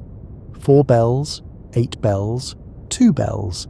Each pattern is distinct, announcing the time to anyone listening. The bells structure the night just as they structure the day, providing rhythm and order to time that might otherwise feel formless. On clear nights, you sometimes go on deck briefly before sleeping. The stars are spectacular at sea, away from any land-based lights. The Milky Way stretches across the sky, a river of light. Constellations wheel slowly overhead. You stand at the rail for a few minutes, looking up, feeling the smallness of the ship beneath the vast night sky. The watchkeeper might nod to you in greeting but does not interrupt his duties. You're simply another person on deck, taking a moment of night air before rest. The exchange requires no words. After a few minutes you return below, your eyes readjusted to darkness, ready for sleep. The hammock receives you again. You arrange yourself, finding the position that will be most comfortable through the remaining hours of night. The ship rocks. Water sounds along the hull. These sensations are so familiar now that they barely register consciously. These sensations represent the conditions of sleep, as normal as having a bed and blankets on land. Some nights are easier than others. On calm seas with gentle winds, sleep comes quickly and lasts until morning. On rougher nights, rest is more interrupted and more fragmented. But even fragmented sleep is restorative. Your body has adapted to the ship's rhythms, learning to rest whenever opportunity allows. Dreams come and go, influenced by the day's observations and the ship's motion. You dream of landscapes visited, creatures observed, and rocks broken open to reveal their hidden structures. These dreams are usually calm, processing rather than anxious. You wake from them easily, without disturbance. As night progresses toward dawn, the darkness begins to thin. The first hint of light appears, barely perceptible at first. The watch prepares for the morning change. Below deck, sleepers begin to stir, bodies sensing the approaching day before conscious minds register it. You wake gradually, returning to awareness as you have on countless mornings before. The cabin is still dark, but you know day is near. You lie still for a moment, gathering yourself, preparing mentally for another day at sea. The night has passed safely. The ship has carried you forward while you slept, adding miles to the voyage. Outside, the watchkeeper calls the time, the bell sounds, a new watch assembles on deck. The cycle continues reliable and steady. Night gives way to dawn, and the pattern of another day aboard the Beagle begins to unfold once more. The voyage of the Beagle stretches across 5 years, a span of time that transforms through its very length. Days blend into weeks, and weeks into months. The calendar progresses, but aboard the ship time feels different. The pace is not particularly slow, but rather patient. Not rushed, but steady. You notice changes in yourself that accumulate gradually. Your hands become more skilled at preserving specimens. Your eye grows sharper at distinguishing species. Your understanding of geological processes deepens through repeated observation. These changes happen so slowly that you barely perceive them day to day. Only looking back across months can you see how much has shifted. The collection you maintain grows steadily. Boxes fill with geological samples from dozens of locations. Portfolios overflow with pressed plants. Bottles line every available shelf space, each containing a preserved creature. This physical accumulation represents something larger, the patient gathering of evidence, the slow building of understanding. You do not yet see the full pattern, the observations you have made, the specimens you have collected, and the notes you have written. All of this remains somewhat fragmentary. Individual pieces, not yet assembled into a coherent whole. But you trust the process. You believe that patterns will emerge when enough pieces are gathered, when enough time has passed for reflection. The ship continues its work, surveying coastlines, correcting charts, and mapping harbours. This mission proceeds independently of your natural history observations, yet the two efforts share a common character: patient, methodical, careful. Both require attention to detail and a willingness to work slowly toward distant goals. You think often about what you have seen: islands where creatures exist that are found nowhere else, rock layers revealing vast spans of time. There are fossils from extinct species that bear a striking resemblance to their living counterparts. These observations suggest something, though exactly what remains unclear.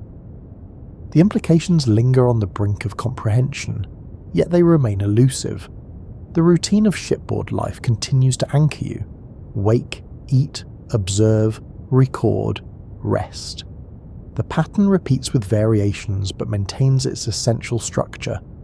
This consistency allows the work to continue without interruption. The routine becomes a kind of foundation on which everything else rests. Seasons change, though at sea the shifts are subtle. Temperatures vary, weather patterns alter, the angle of the sun shifts. You track these changes in your notes, marking seasonal variations in the creatures and plants you observe. These meticulous observations document the passage of time. The crew changes too, though slowly. Men leave the ship at ports, replaced by new recruits. Faces become familiar, then disappear, and then new faces take their places. But the ship's essential character remains constant. The work continues regardless of individual changes. The Beagle persists. You correspond with colleagues when opportunity allows, sending letters and specimens back to England when ships heading that direction can carry them. These communications are irregular and slow. Months pass between sending a letter and receiving a reply. Yet this connection to the wider scientific community matters. Your work does not exist in isolation, even when you are thousands of miles from home. Physical endurance becomes a kind of achievement. The voyage demands stamina, the ability to continue day after day without dramatic milestones. You develop this endurance without particularly noticing. Your body adapts to ship life. Your mind becomes accustomed to the pace. What once seemed difficult becomes simply normal. You observe changes in your thinking. Ideas that once seemed certain become more flexible. Questions you thought answered open up again, revealing new complexity. This intellectual growth happens quietly, shaped by repeated observation and the time to reflect on what you have seen. The landscapes you have visited create lasting memories. Particular images remain vivid: a volcanic island rising from the sea, a coral reef teeming with life, and a cliff face showing millions of years of geological history. These images become reference points, mental anchors that organize your understanding. Conversations with Captain Fitzroy continue throughout the voyage. You discuss observations, debate interpretations, and share perspectives. These exchanges sharpen your thinking, forcing you to articulate ideas clearly. The captain's questions push you to consider alternatives, to examine assumptions. The specimens you send back to England begin to attract attention. Letters arrive from naturalists who have examined your collections. They ask questions, request more information, and point out intriguing features you may have missed. This dialogue enriches your work, connecting your individual observations to broader scientific discussions. You begin to sense the shape of ideas that will require years more to fully develop. The voyage is providing raw material, observations, specimens, questions, that will sustain future work long after the ship returns to England. This realization brings satisfaction. The voyage is not an end in itself, but a beginning. The Beagle eventually turns toward home. The final leg of the journey reverses the early route, bringing familiar coastlines back into view. But you're not the same person who left England 5 years earlier. The voyage has changed you, shaped you, and given you a foundation of experience and observation that will inform everything that follows. The ship sails steadily toward home waters. The routine continues, even as the voyage nears its end. You maintain your observations, keep your notes, and care for your specimens. The work does not stop simply because the destination approaches. The practice you have developed is now part of who you are. England appears on the horizon eventually. The voyage that has consumed 5 years of your life approaches completion. But the ideas born during these years will continue to grow, to develop, and to reshape understanding. The voyage's end is only the beginning of its true impact. For now, though, there is only the ship, the sea, and the steady rhythm of observation and rest. The Beagle carries you forward through calm waters. The sky is clear. The horizon stretches endlessly ahead, just as it has for days and weeks and months. You stand at the rail, watching light play across the water, noting details as you have done countless times before. The work continues, the voyage continues, life aboard the ship continues in its patient, methodical way. And in this continuation, in this steady accumulation of observation and thought, something significant is quietly taking shape. This transformation occurs not in a dramatic or sudden manner, but rather through the gentle persistence of curiosity, patience, and time. The ship sails on. You rest when rest is needed, watch when observation is possible, and trust that understanding will come through this slow, steady practice of attention. The rhythm holds, the voyage continues, and in the continuity itself there is peace.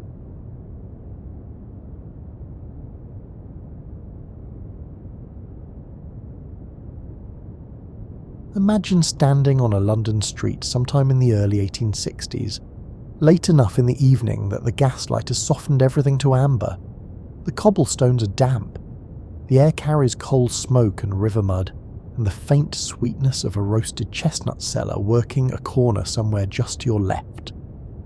A newspaper boy is still calling out headlines, even at this hour, because headlines in Victorian England were a kind of currency. The more alarming the news, the faster the papers moved from hand to hand along the pavement. The city had grown too quickly to understand itself. In just a few decades, London had expanded from a large and somewhat disorganized town into something with no real comparison anywhere in the world at that particular moment. By the 1880s, over 4 million people lived within its borders, crowded into neighbourhoods designed for far fewer. Streets that had once passed through open fields now ran between tall, smoke-darkened tenement blocks pressing close on either side. Rivers that had once run clear had turned the colour of old tea and smelled accordingly. The city breathed in coal smoke and breathed out noise, and most of its residents were simply doing their best to survive each day with whatever energy remained after the previous one. Poverty was not a background detail in this world. For the majority of the urban population, it was the central organising fact of existence. In the East End of London, families of 7 or 8 people regularly occupied a single room. Sewage ran openly through certain alleyways well into the 1850s. Work was intermittent, frequently dangerous, and rarely paid well enough to provide much comfort. Children laboured in factories, on the streets, and in cramped workshops from an early age. Illness moved through tenement buildings with very little resistance and considerable speed, finding new occupants before the previous ones had been properly buried. A journalist named Henry Mayhew spent years walking through the poorest neighbourhoods of the capital, writing down what he observed with unusual patience and care. His surveys, published through the early 1850s, revealed a London that most readers had never seen from the inside. Flower sellers and mudlarks, costermongers and sewer hunters, a whole economy running just beneath the surface of the respectable city that comfortable Londoners imagined they inhabited. What Mayhew documented was not only the weight of deprivation, but the extraordinary human ingenuity that poverty demanded. His work gave Victorian readers a portrait of a city they moved through daily but never fully knew, a city that existed in the same physical space as theirs, but followed entirely different rules. Into this dense and exhausted world came crime, in quantities that made the newspapers deeply, professionally happy. The Metropolitan Police had been established in 1829, largely through the determination of Sir Robert Peel, then serving as Home Secretary. Peel's argument was straightforward. A professional, uniformed, salaried police force would reduce criminal activity far more reliably than the scattered arrangement of parish constables and night watchmen that had served London rather poorly for centuries. The new officers were immediately nicknamed peelers by the population they were meant to protect, and occasionally bobbies, a name so durable it has never entirely left the language. They wore tall hats and carried wooden truncheons. They walked fixed beats through assigned neighbourhoods. They were not, in the early years, particularly popular. Many Londoners regarded a uniformed officer appearing regularly on their street as something uncomfortably close to government surveillance, and that mistrust took considerable time to soften into anything more cooperative. The early constables were also not detectives in any meaningful modern sense. They patrolled, they broke up disturbances, they arrested pickpockets, habitual drunks, and people found loitering without any obvious lawful purpose. The concept of a detective, someone who gathered physical evidence, interviewed witnesses with methodical care, and assembled a criminal case through sustained observation and careful inference, was still a relatively experimental idea. A small detective branch within the Metropolitan Police had been created in 1842, but it operated with thin staffing and even thinner public confidence. When a serious crime occurred, the investigation that followed was frequently slow, sometimes genuinely chaotic, and occasionally aimed with great conviction at entirely the wrong person. This state of affairs made the newspapers extraordinarily pleased. The Victorian press was not a cautious or restrained institution by any reasonable measure. The abolition of the newspaper stamp tax in 1855, combined with steady advances in printing technology, had made papers affordable for almost any working adult in the country. Circulation expanded rapidly. Competition between rival titles grew fierce in ways it had never quite been before. Editors discovered with some speed that crime sold papers in a way that political commentary and economic analysis simply could not match. A sensational murder, a twisting courtroom drama, an elaborate fraud, or a baffling disappearance. These stories were covered with a level of detail and visible enthusiasm that would draw comment even by the standards of today. The illustrated police news was perhaps the most striking expression of this appetite in print. It published not only written accounts of crimes and trials, but dramatic woodcut illustrations depicting murders, dramatic arrests, executions, and courtroom confrontations. Its readership was vast.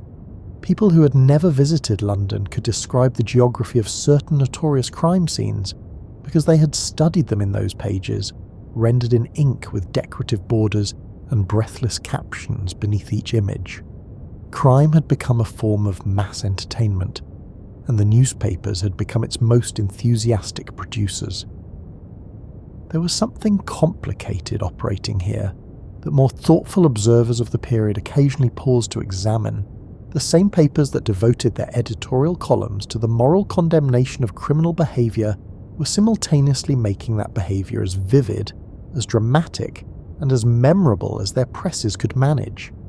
Their readers were horrified and captivated at the same time, which was, of course, precisely where the newspaper business preferred to keep them. The Old Bailey, London's central criminal court, was the place where these tensions converged most visibly and most publicly. Trials were open to the gallery, spectators packed in to watch. Verdicts reached the waiting crowds outside within minutes of announcement. Executions had been public spectacles until 1868, drawing gatherings that functioned simultaneously as community events and collective expressions of something darker and harder to name. The last public execution in England took place outside Newgate Prison in May of that year, and the attendance was reportedly in the tens of thousands. A newspaper correspondent who watched the entire proceedings described an atmosphere he compared to a fairground, and found himself genuinely troubled by his own description. After 1868, executions moved permanently behind prison walls. The crowd dispersed from that particular entertainment for the last time. But public fascination with criminals did not diminish by any measurable amount. It simply relocated to the courtroom, to the printed column, to the illustrated pamphlet hawked outside the courthouse on verdict morning.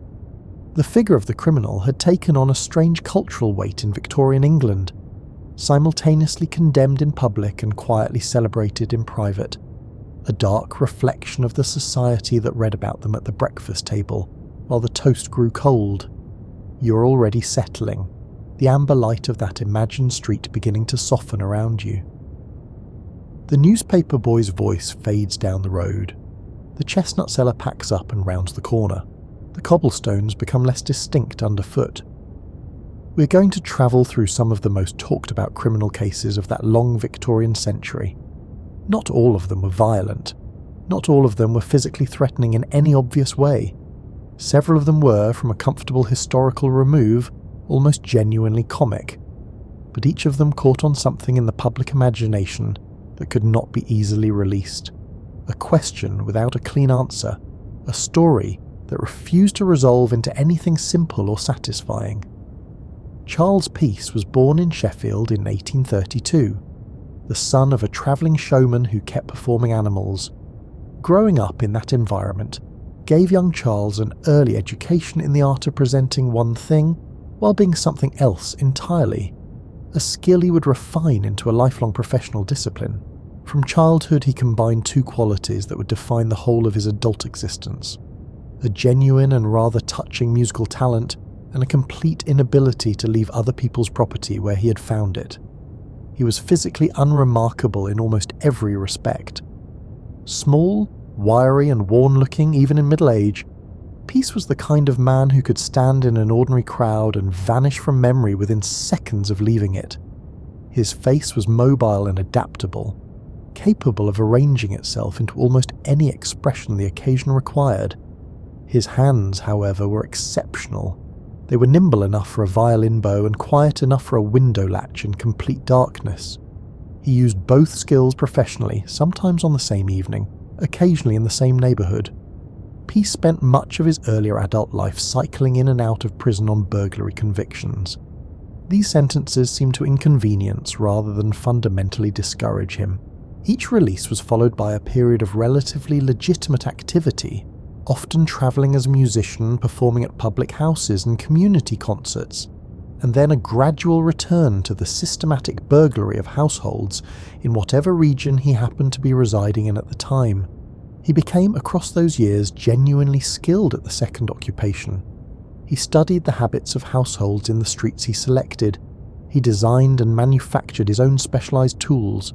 He understood moonless nights and knew how to move through a sleeping house without disturbing anyone. His approach to disguise was equally methodical. Peace understood that people notice what they expect to notice. A man with obvious physical disabilities, with a distinctive walk or a recognisable impediment, registers in memory as a specific type of person rather than as an individual. He exploited this with considerable creativity, altering his gait, his posture, his apparent age, and eventually his appearance through applied prosthetics made from materials available in any hardware shop. Police descriptions of him circulated in Sheffield, and its surrounding districts were often so different from each other that they appeared to describe several different men, which was more or less the intended effect. By the early 1870s, Peace had settled into a peculiar double life across the Sheffield and Nottingham districts. He attended church with visible regularity. He gave musical recitals at local events. He maintained a respectable household. By many contemporary accounts, he was charming, sociable company, a man with a talent for making people feel they had his genuine and undivided attention. He was also burgling properties across the region, at a pace that kept the local constabulary in a constant state of frustrated alertness, producing descriptions of a phantom burglar they could never quite pin to an actual person. The situation became considerably more serious in 1876, when a prolonged and troubled dispute with a neighbour named Arthur Dyson ended in Peace shooting and killing him. The circumstances surrounding the dispute were unpleasant and complicated in ways that did not reflect especially well on any of the parties involved. What was unambiguous was that Dyson was dead and Peace was responsible. Peace fled before an arrest could be made, leaving his family behind in Sheffield and disappearing with an efficiency that suggested prior rehearsal. He reappeared in London operating under the name John Thompson, presenting himself as a semi-retired businessman with a mild but noticeable physical disability. He kept a modest but entirely respectable property in Peckham and maintained a circle of neighbours who found him quiet, pleasant, and entirely unremarkable in the best possible way. He tended a small garden. He kept a pet. He attended local events. He continued burgling houses across South London with considerable regularity and enthusiasm.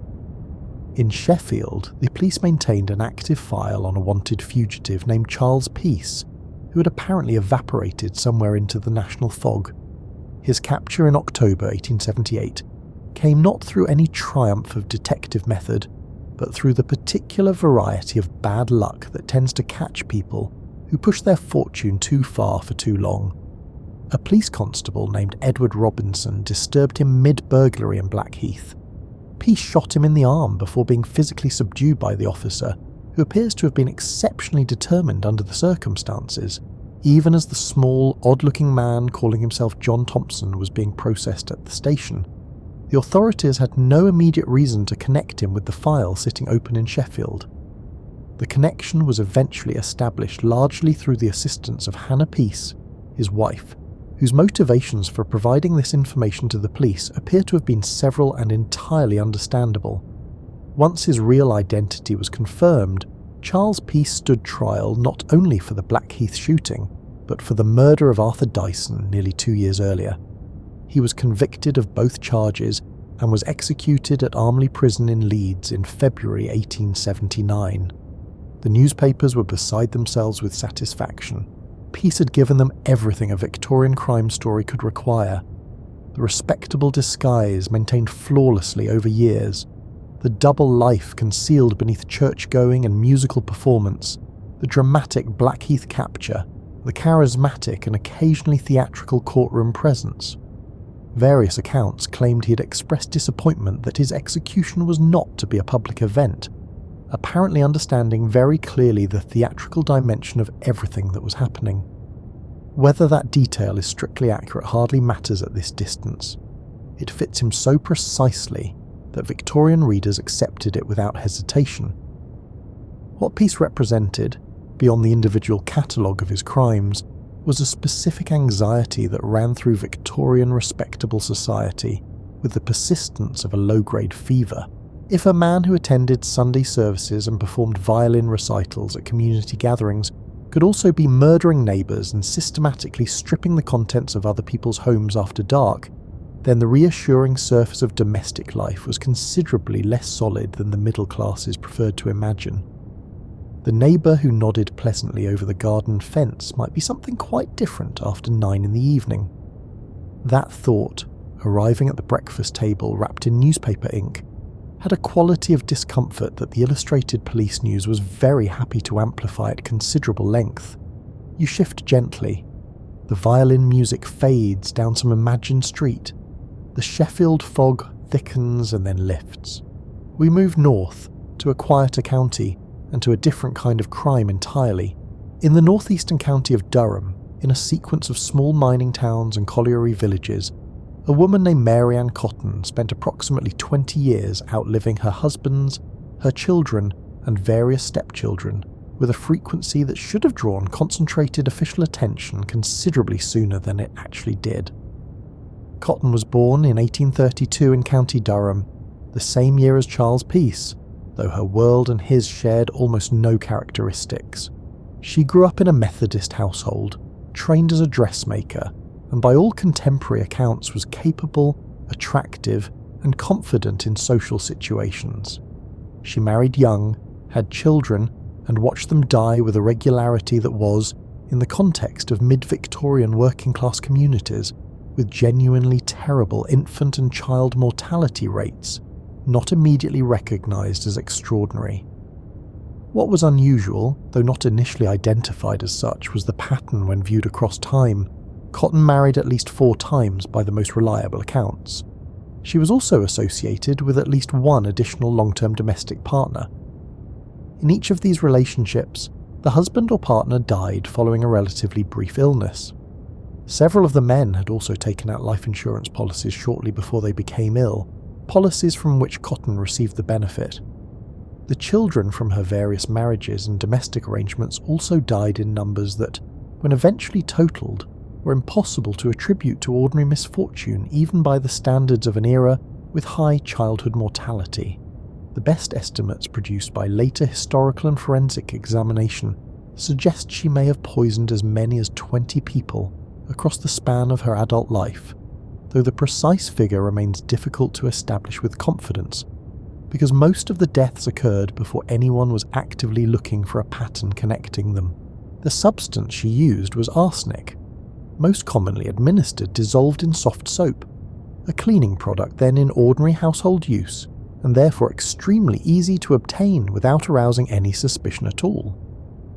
Arsenic poisoning in the 1860s and early 1870s could present symptoms closely resembling those of gastroenteritis, which was a common and genuinely fatal illness in communities with inconsistent water quality and unreliable food storage. Unless an examining doctor had specific prior reasons to suspect poisoning, a death from administered arsenic could easily be recorded as natural causes and moved past. Without centralised record keeping that connected deaths across different towns and parishes, there was no mechanism by which a pattern of losses in different locations would automatically draw anyone's attention. The events that finally brought scrutiny to Cotton's domestic history began in 1872, in the village of West Auckland, where she was living with her stepson Charles Edward Cotton, a boy of 7 years whose continued existence was inconvenient to a new domestic arrangement she was hoping to establish with a man named Quick Manning. A local official named Thomas Riley, who had some social acquaintance with Cotton, became uneasy when she raised the subject of placing the child in the workhouse. Riley suggested this would reflect badly on her as a parent. Cotton reportedly responded that the boy would not be troubling anyone for very long in any case. Riley found this comment difficult to dismiss and mentioned it to a local doctor. The doctor examined the child, found nothing that immediately alarmed him, and Charles Edward died within days of the examination. Riley, still carrying the unease that the remark had planted in him, pushed for a formal inquest. A basic chemical analysis of the boy's stomach contents found arsenic. The local police began the process of exhuming other recently buried members of Cotton's household. They found arsenic in her most recent husband. They found traces in other individuals connected to the domestic circle. The case expanded rapidly into something the Durham Constabulary had not anticipated and was not well prepared to manage at the scale it required. Cotton was arrested in July 1872 and charged initially with the murder of her stepson. Her trial at Durham in March 1873 proceeded with medical evidence from the prosecution that was solidly assembled. The defense argument centered on the possibility that arsenic had leached into household dust and surfaces from contaminated wallpaper, a chemically plausible suggestion in the theoretical sense, but one that could not account for the concentrations found in the bodies during post-mortem analysis. She was convicted and hanged at Durham Prison in March 1873. The newspaper coverage of her case is instructive in ways that extend well beyond the facts of the crimes themselves. Cotton was described repeatedly in the press as a monster, as unnatural, as a woman whose actions were rendered especially incomprehensible precisely because she was a woman and had been a mother. The framing applied to her reporting was almost entirely different from the framing applied to Charles Peace. Peace was covered as a villain, certainly, but also as a clever and in some ways entertaining one. A man whose resourcefulness and daring gave him a kind of dark appeal. Cotton was presented as something that had failed to conform to the category of womanhood in its fundamental requirements, a negation of what women were supposed to be rather than simply a person who had committed serious crimes.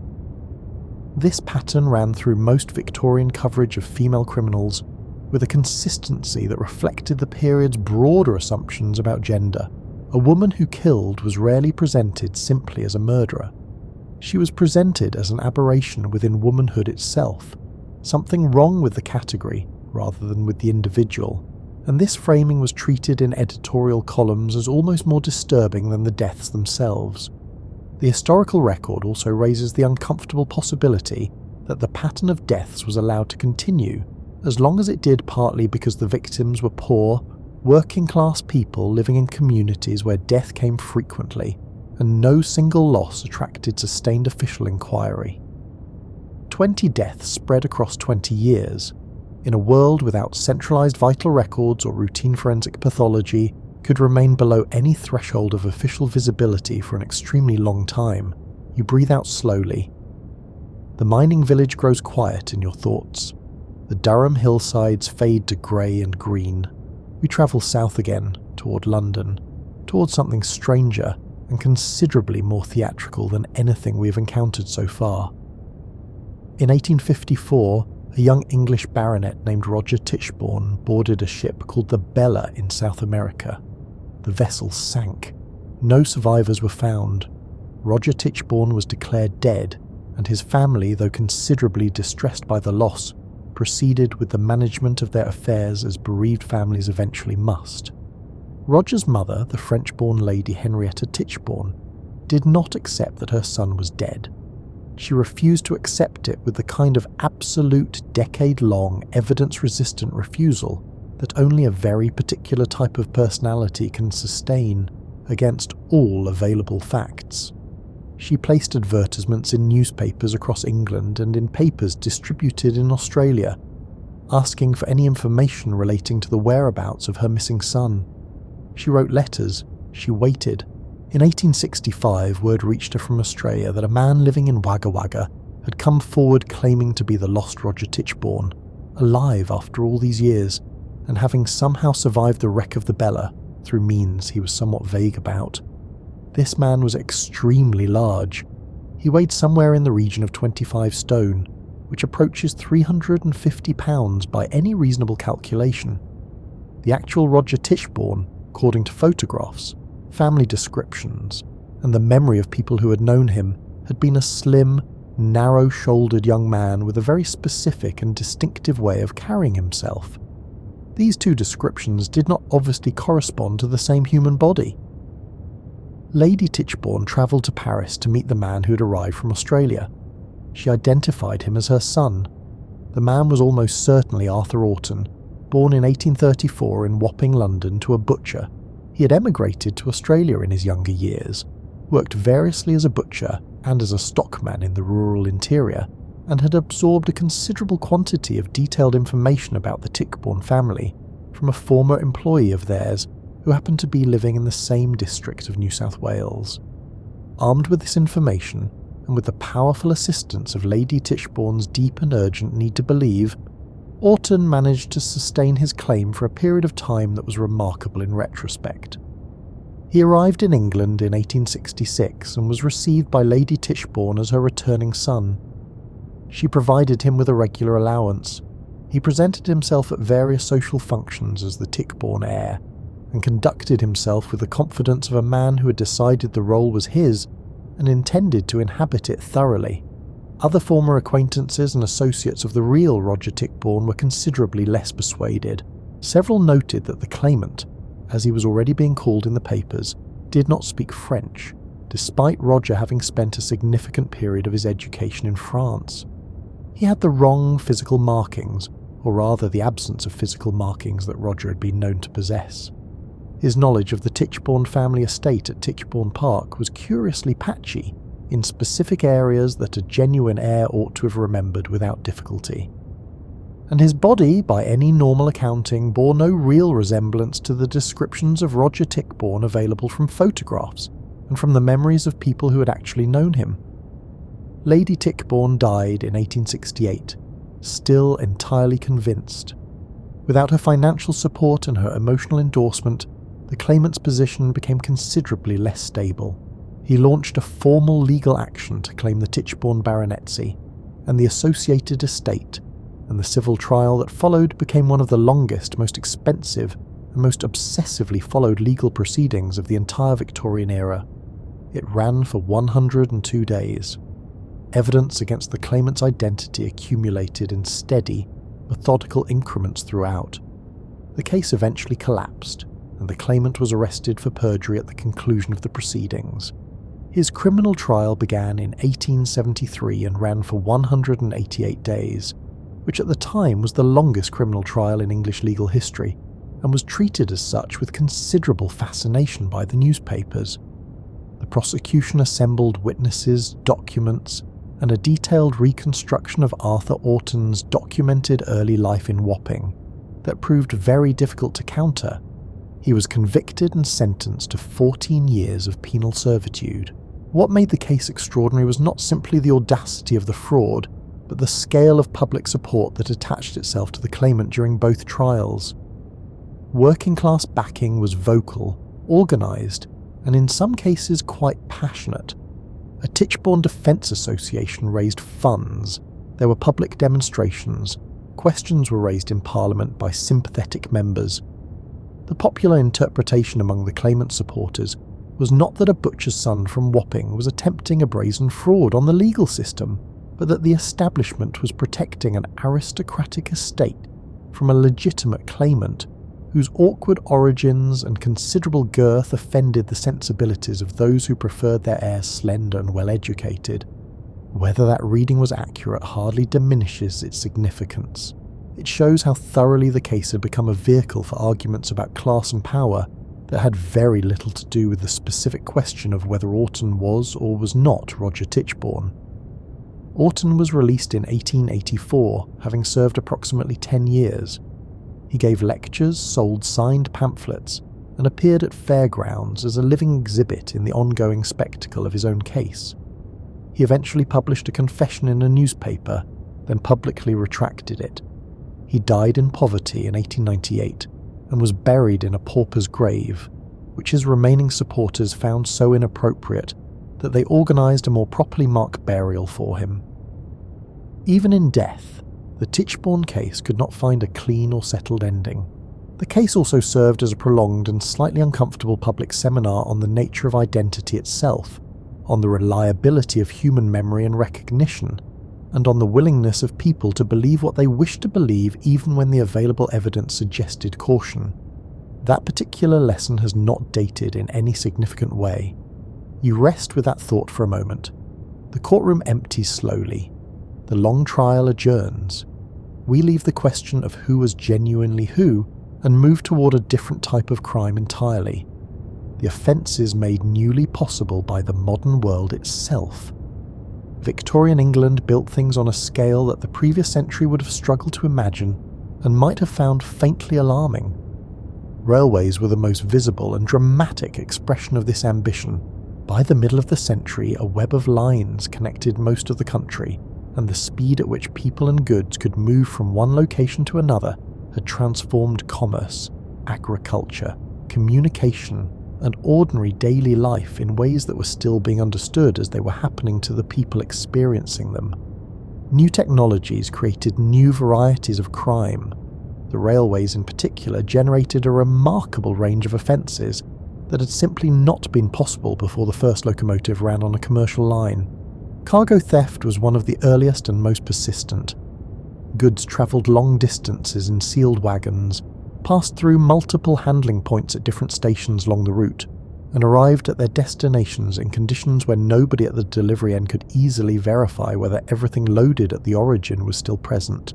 Railway workers with access to wagons and warehouses discovered relatively quickly that small, high-value items could disappear from sealed crates without the discrepancy being noticed for days or weeks, by which point the chain of custody was so long and complicated that attribution was nearly impossible. Ticket fraud was widespread and imaginatively executed. In the early decades of railway operation, the ticketing systems used across different lines were inconsistent enough that a determined and informed traveller could exploit the gaps between them. Inspectors were deployed at major stations in increasing numbers through the 1840s and 1850s.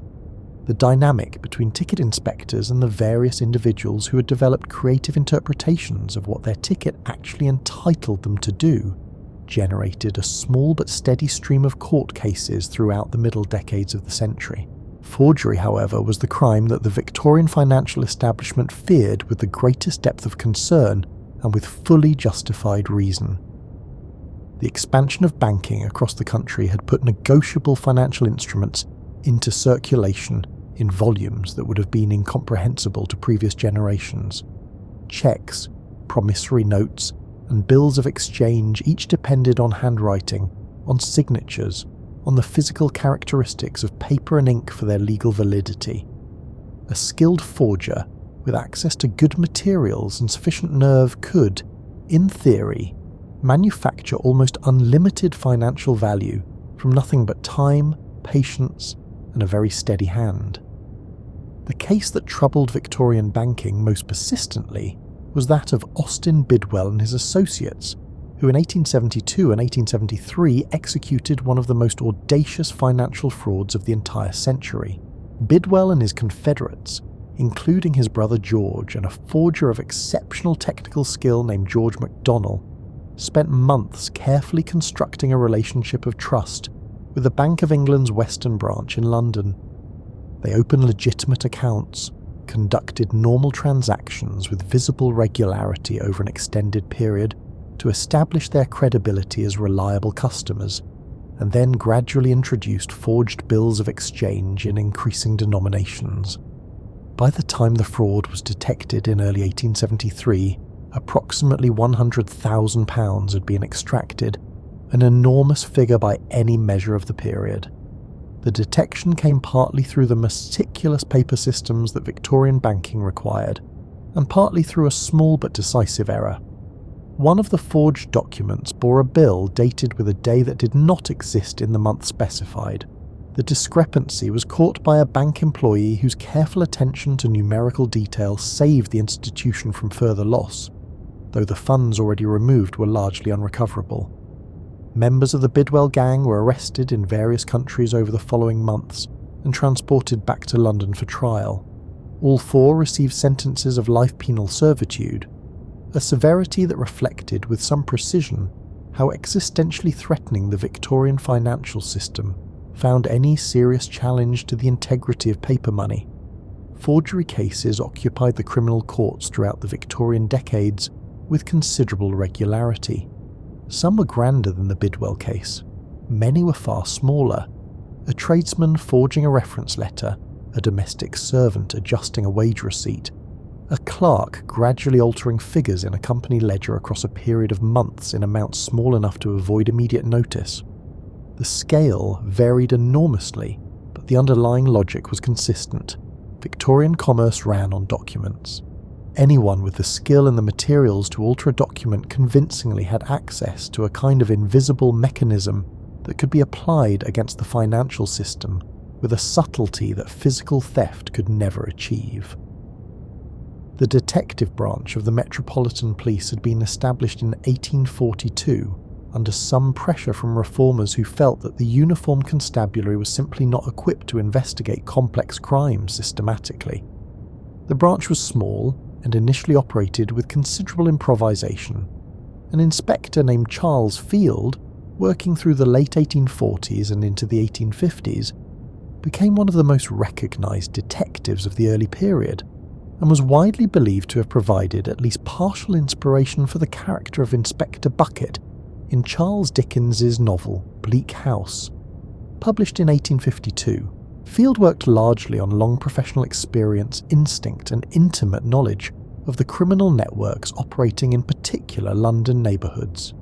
He was effective within those methods, but the methods had obvious limits when applied to something like a well-organised financial fraud being executed by educated men with bank accounts.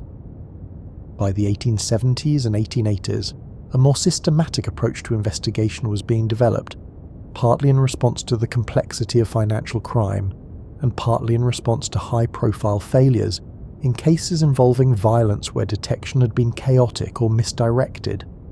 Criminal record-keeping improved in the major urban forces. More disciplined procedures for handling physical evidence were introduced.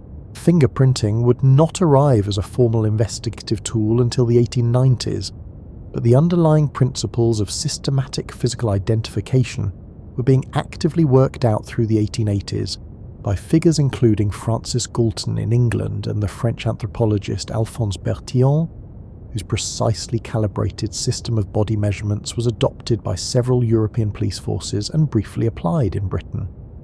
The science of catching criminals was, slowly and unevenly and with a number of setbacks, becoming something that deserved to be called a science.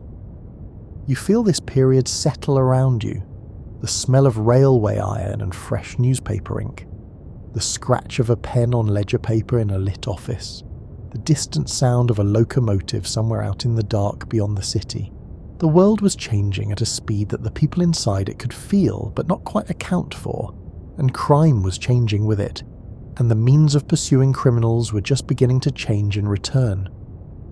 We move forward now into the autumn of 1888, into the place where several of these threads came together: poverty and newspapers and detective inadequacy, and the particular fear that a city generates when it cannot identify what is walking its streets after dark.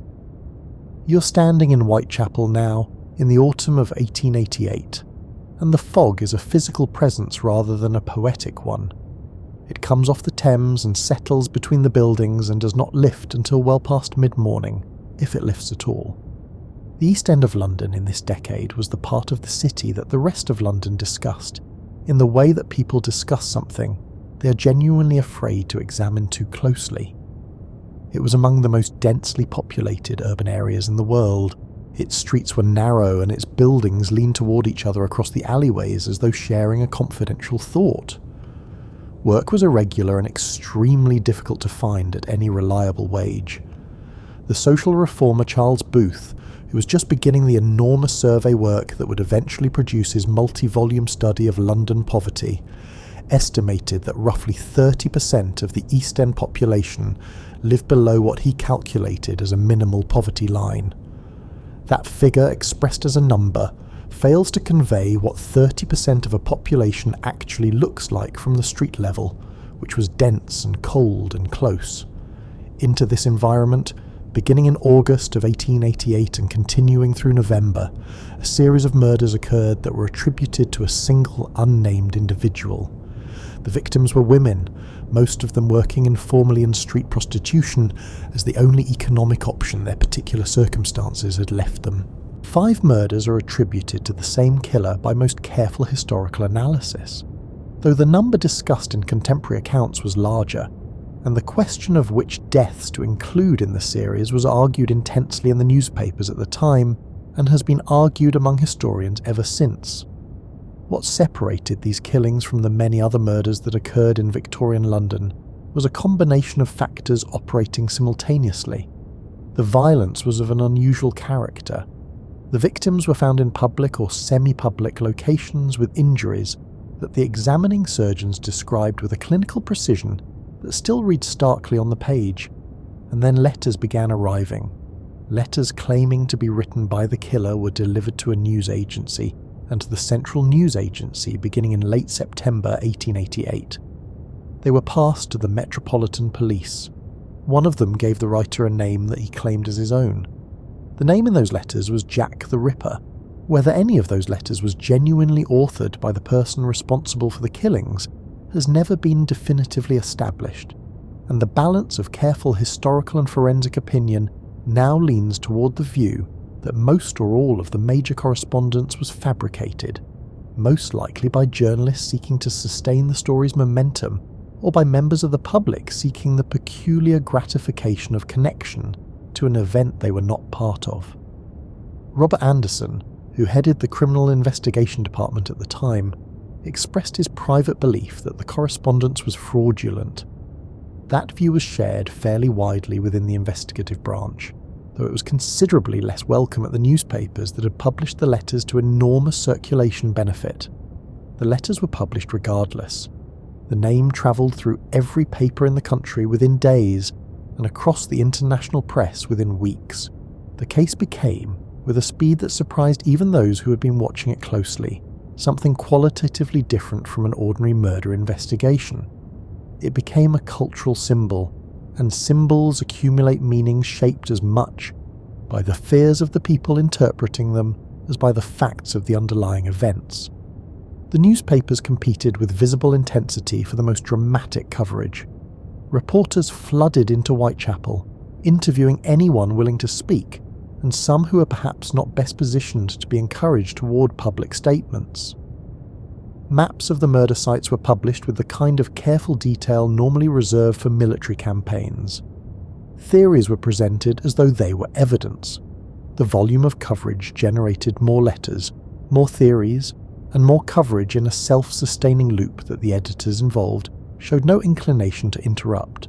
The Metropolitan Police received suggestions, accusations, confessions, and proposed solutions from the public at a rate that the detective branch had no established procedure for managing. Some of the suggestions were serious, many were not. All of them required at least some degree of attention at a moment when the investigating officers had already more work than their numbers could comfortably carry.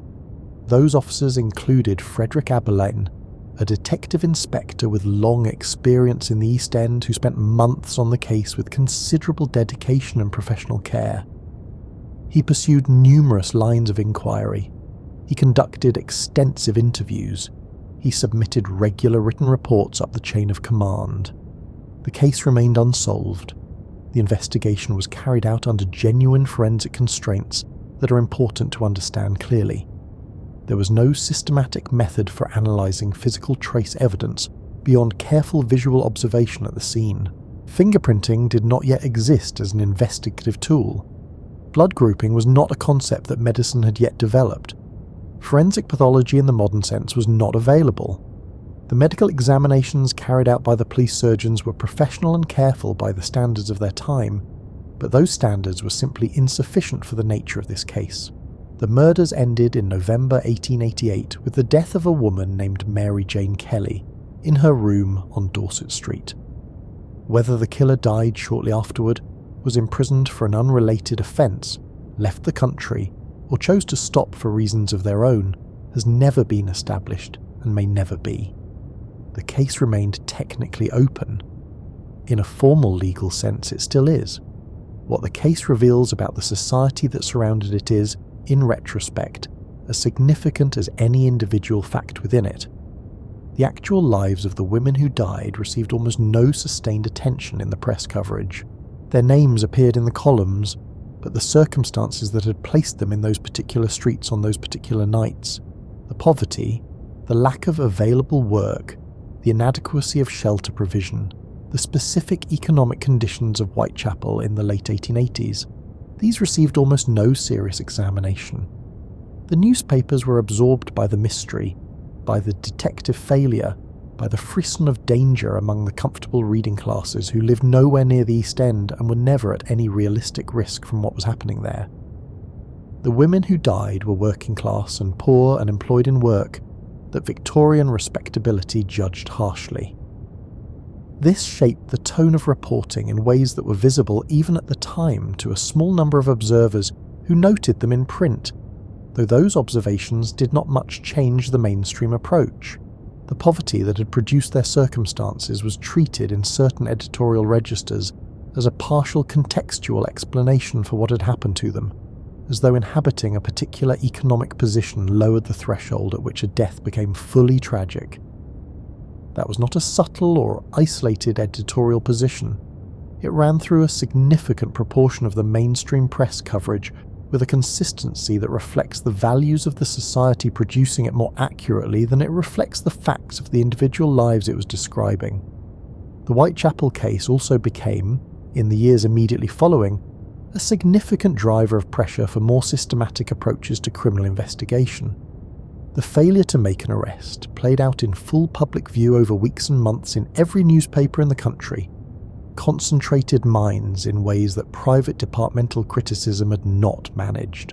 Bertillon measurements for criminal identification were formally introduced in British policing in 1894. Fingerprinting as a standard investigative tool followed within a few years. The case that had exposed the most visible limits of Victorian detection helped define, with some sharpness, what detection would need to become. You are breathing more slowly now. The Whitechapel streets are still. The fog has thickened to the point where the gas lamps are no longer visible as distinct light sources, but only as dull, orange warmth diffused through the air. The year moves forward out of 1888 towards something more settled, and we follow it at a gentle pace. The Old Bailey stands on a site with a long history of judgment. Newgate Prison, which had occupied the adjacent ground for centuries, was demolished at the beginning of the 20th century, and the Central Criminal Court that replaced it opened in 1907 with its copper dome and the figure of justice positioned high above the street, her scales balanced against the city's sky. But the legal tradition that the building represented had been working through its cases on that ground for far longer, and the Victorian decades had provided it with some of its most celebrated, most complicated, and most persistently talked about material. The trials that moved through the Victorian Old Bailey were not simply legal proceedings in any narrow administrative sense. They were public performances in a society that had few other large public performances available. They were covered by journalists who understood the theatrical dimension of a good courtroom and exploited it with professional skill. They were attended by spectators who came for the drama as much as for any civic sense of being present at justice being done. They produced verdicts that sometimes settled the matter cleanly and sometimes, as the Tichborne case demonstrated at considerable length, left the underlying argument still running in the streets outside long after the courtroom was locked and the judge had retired for the evening.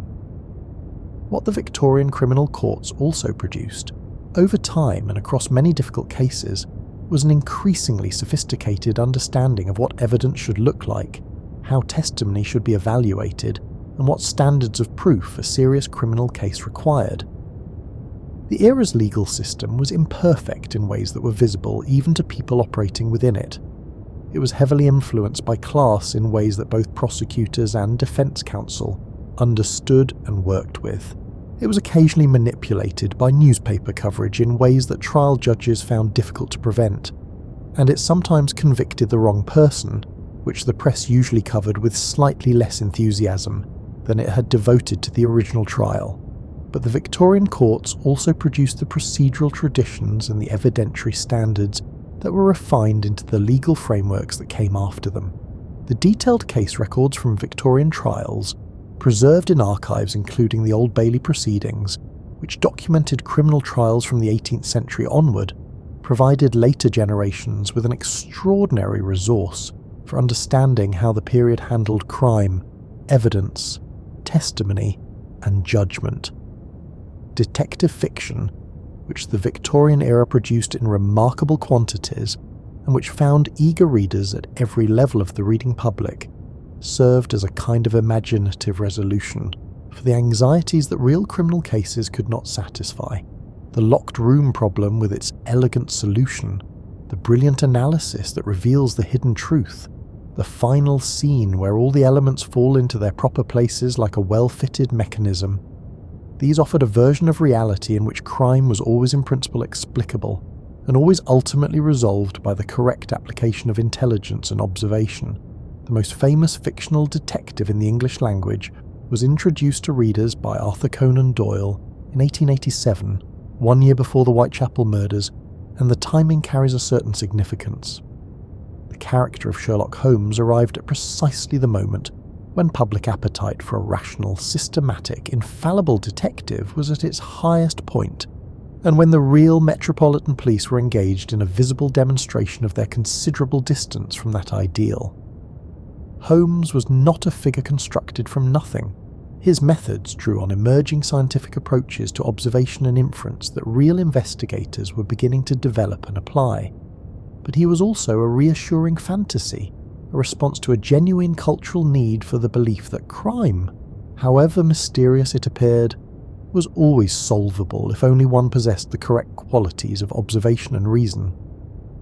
The Victorian public wanted deeply to believe this, particularly after 1888. The fantasy proved durable enough to outlast the century that produced it by a very long way. The legacy of the cases we have travelled through tonight is worth holding in your thoughts for a moment before you drift further from them.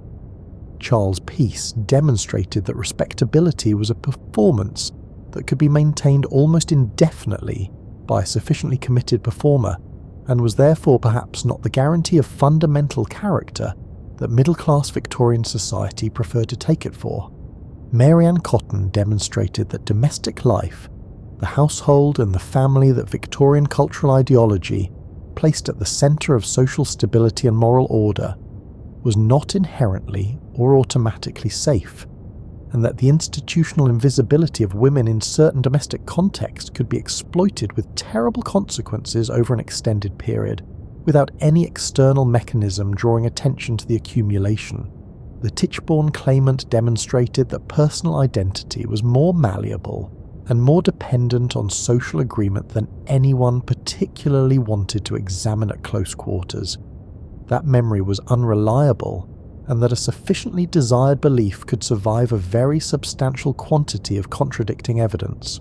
The forgers and the railway thieves demonstrated that the new commercial world, constructed on documents and institutional trust and the reliable operation of complex systems, was only as robust as the honesty of the people operating it at every level, which was a somewhat less comfortable thought than the Victorian financial establishment would have preferred to contemplate over its morning correspondence. And the Whitechapel case demonstrated, with a clarity that the newspapers mostly declined to address directly, that the safety of some people mattered enormously to the society that surrounded them, and that the safety of other people could remain invisible until the circumstances became impossible to avoid, at which point the coverage focused largely on the mystery rather than the lives, and moved on when the mystery proved insoluble. Detective fiction offered imaginative resolution for all of these anxieties. The locked room with its clever solution, the evidence correctly read, the final explanation in which all the complicated, unsatisfying elements of real human behaviour fall into their proper and understandable positions. It sold extremely well in the Victorian era and has never stopped selling. The actual Victorian criminal cases were messier and stranger than their fictional counterparts, as actual events tend to be in comparison to the stories constructed around them. They raised questions they could not answer. They produced verdicts that felt inadequate to the full weight of what had happened. They left evidence unexamined and witnesses unheard and explanations permanently incomplete. They were, in other words, history, which is always more human, more uncertain, and more genuinely interesting than the version that ends with a satisfying explanation and a closed case file. You are drifting now, and that is exactly right. The Old Bailey's dome is just visible against a sky that's beginning to lighten around the edges from the deep navy of full night toward the grey-blue of an early London morning. The streets below are quiet in the particular way that city streets occasionally manage, briefly and impermanently, in the hour before the working day begins to gather itself again. The newspaper boys will be back, the courts will open their doors, the papers will locate their next great story, because the supply of great stories in Victorian England was, like the city that produced them, essentially inexhaustible. Crime and poverty and ambition and the distance between what people appeared to be and what they actually were. These were not conditions that a single century could exhaust. But for now, the city is still. The gas lamps are beginning to pale as the sky brightens slowly above the rooftops to the east.